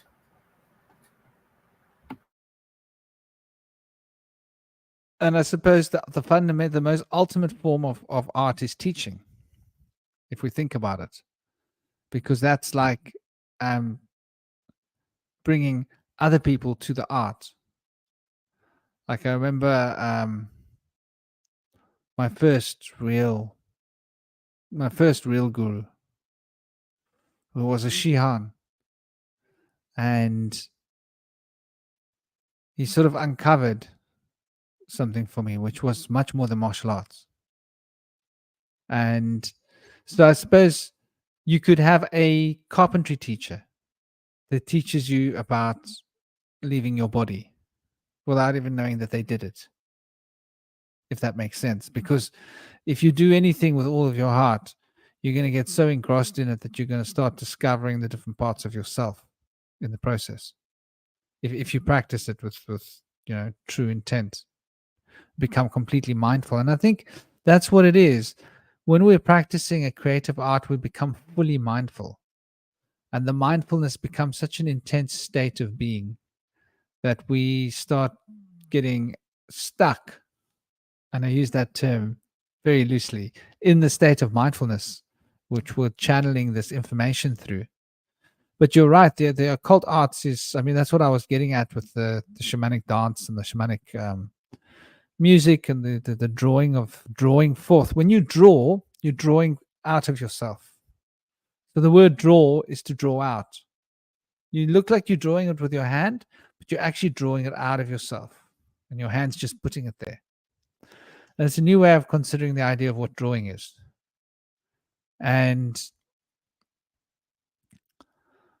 it sort of gives you an idea of the idea of projection, because you're projecting the idea onto a screen, and then you get to screen it. And in the process of screening it, you get to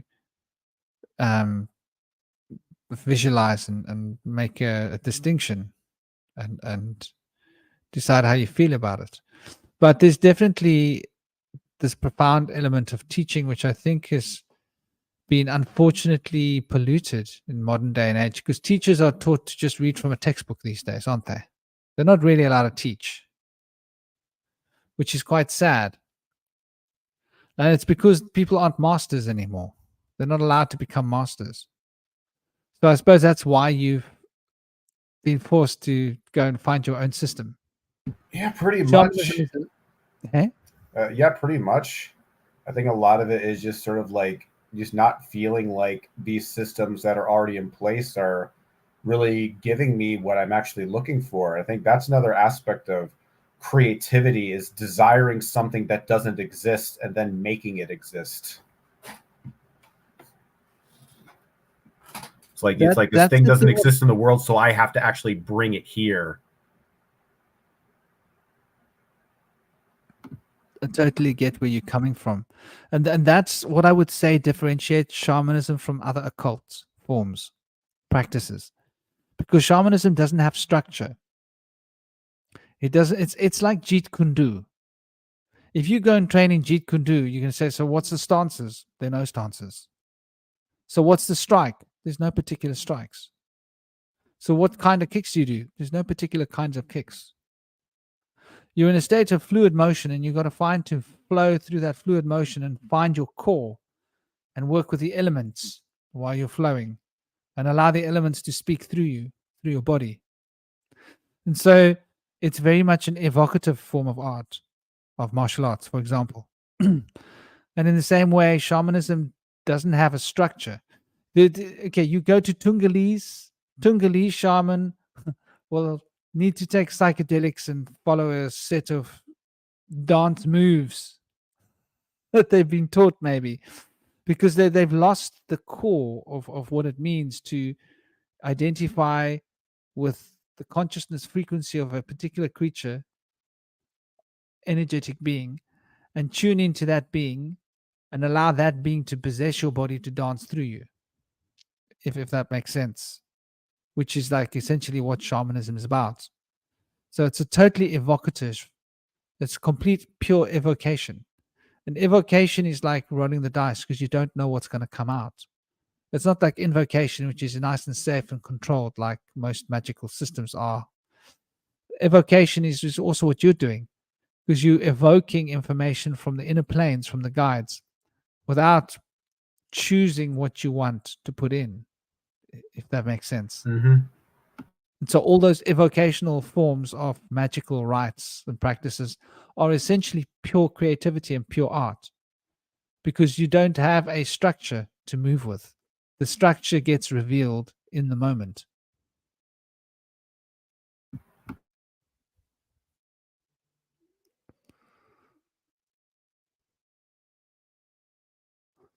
So should we start thinking about wrapping it up? It's 6.5 hours. Hopefully we'll wrap it up before 7 hours.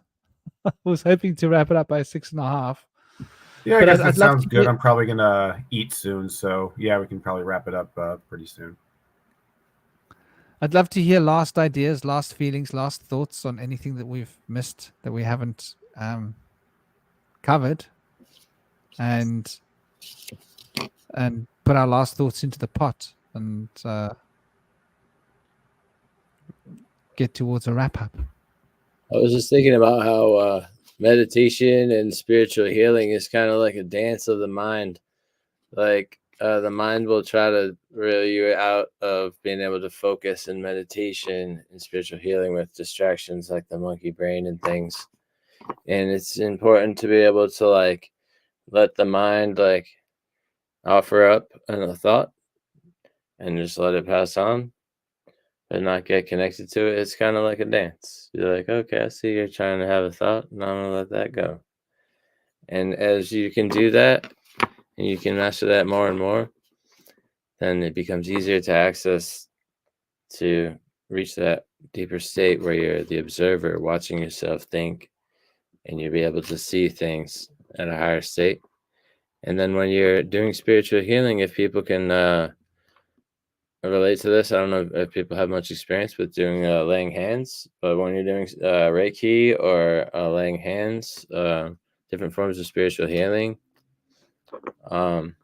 it's kind of a dance of the spirit. Like you're feeling the ancestors move through you, and the energies that you can't see, you're moving along over them, and you're feeling them, and you're kind of honing into the areas where you want to focus in the healing energies, and you kind of move along, and there's a lot of movement involved with it, and it's very powerful process to have. And part of that is being able to be in resonance with the person that you're working with. Like you want to empathize with their situation and be able to like put yourself there, and then be able to take the energy they're feeling into yourself and transmute that energy into love, and maybe return it back to that place as love.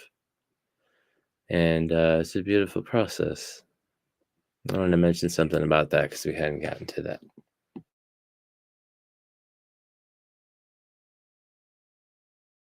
That's really beautiful, looking at the metaphor of meditation as a dance. And it is very much a dance. You know, it's information, formation. Dance is the formation of the body. And so meditation would be the formation of the mind, or investigating the formation of the mind. And thank you for that, brother. And who else has got ideas to throw at the board? Closing off. I would say thank you again, Franklin, for the space. We can go in any and every direction. The beautiful thing about creativity is, like Ronan said, everything is an art form. You know, you can put love and create something into everything. So to mix and merge, and you know, even in fighting, we have combinations, right? You know, you know, left, right, left is one of the oldest cheat codes we have. To build on that is a fundamental feature. To add to a recipe, to cook it something, you know, yourself, to create something yourself. There's no other joy, you know, in this world. You know, the closest you're going to come to being a woman is creating something. So write a song, make a meal, infuse yourself into something. by all means. Love, peace, and power. Thank you again for the space.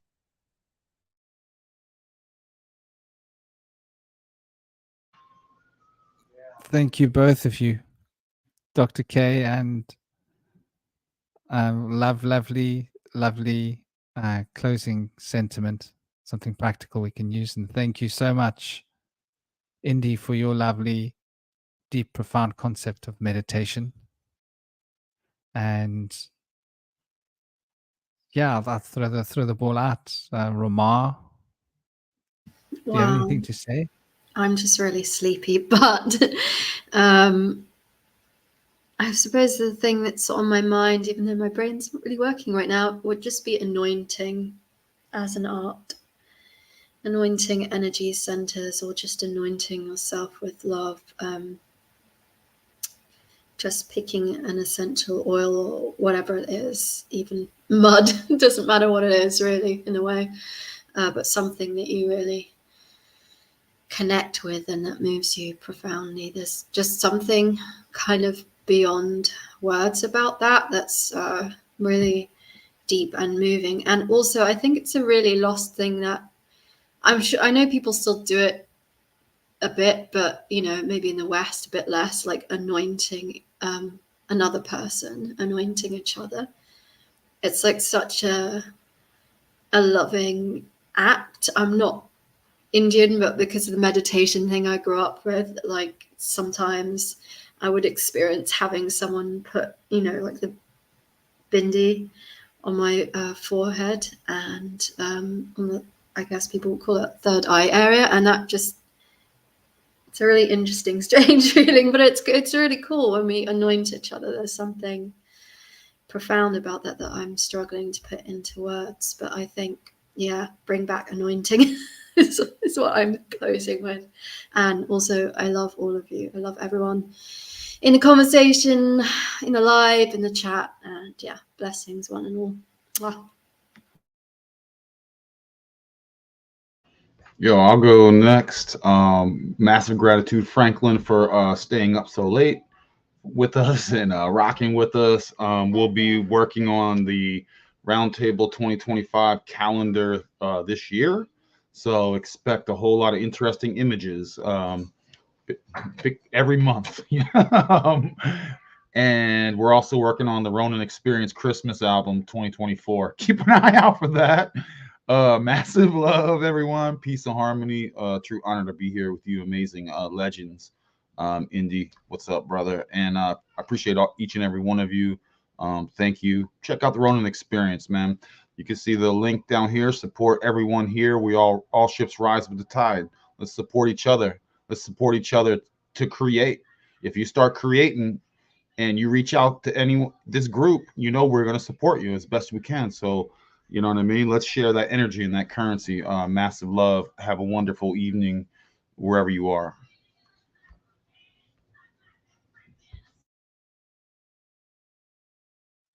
So much love, and thank you for that, brother.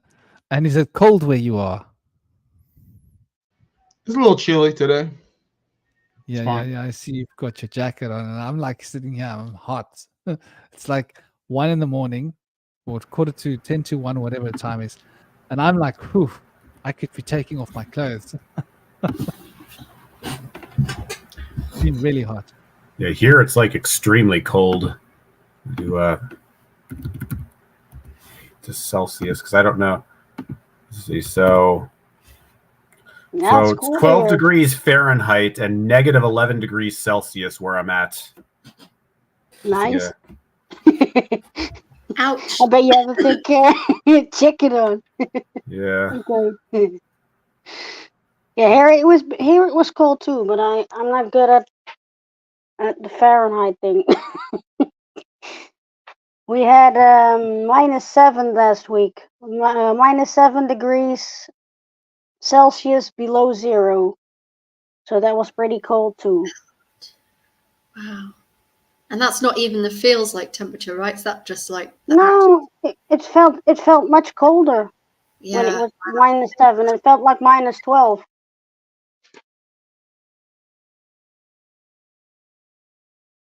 But we did have we did have the sun shining, so it didn't feel awfully cold at certain moments. Because if you stood still, you could feel the sun warming you up. So that was pretty nice. Are there a few words you'd love to say about the creative self-expression, artistry, higher learning, catharsis, spiritual healing? To always to always see yourself as a start point of everything you make.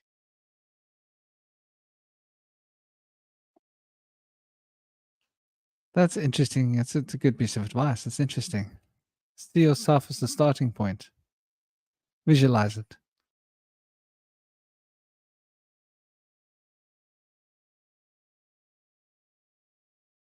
And what about Cosmic? You haven't had a chance yet, have you? I don't really have too much to say, on the subject of creativity, other than anytime you face a wall, it's a new opportunity to break through a new barrier. And I just want to, thank you for inviting me to this space. Thank you to all the cool people here in this chat. We've got a lot of interesting ideas we're, throwing around here, and it's always fun to be here. And that's all I really got to say. Well, So, thank you all for being here and honoring us with your space. And thank you all for being in the chat. And Dr. K, did you want to take us out? Love, peace, and power to everybody here. Love, peace, and power to all of our children, everyone within our circles, and love, peace, and power to everybody in the chat. Have a wonderful evening. And thank you so much. And blessings to you all. Om Shanti. Thank you all for being a part of this. Thank you all in the chat. You guys have been great. Seen some really lovely messages flowing through the chat. Seen some really lovely messages flowing around the table here from the people in the on the panel, and sending you all so much love. And we did it within 6 hours and 40, which is impressive. Don't you think? Impressive. Yeah. It's like we managed to undercut the 7-hour point. I've been trying to like trim them down a little, because 8 hours, 7 hours is it's a long chat. But I'm sending you all so much love, harmony, peace, and power, and love. And don't forget to smile, because I think the inspiration comes from the smile. The smile is what carries the inspiration, and it's nothing like a smile to warm the heart, touch the heart, open the heart, and allow the heart to bring forth that which is within the heart, which is the essential creative impulse of expression, the self-expression that brings the intuition into alignment with the spirit. And the spirit is obviously the inspiration that moves through us and carries the art on its subtle wings into the realm of being. So much love to all of you. Have an absolutely amazing day. If you're in America, enjoy your evening, enjoy your supper. If you're in the UK or Europe, enjoy your sleep. Or South Africa. And I'm sending you all so much love. Good night, Franklin. Good night. And thank you all for being here. Om Shanti. Shanti Have a wonderful day, everyone. Thanks, everybody. Bye. Bye. Bye-bye. Much love.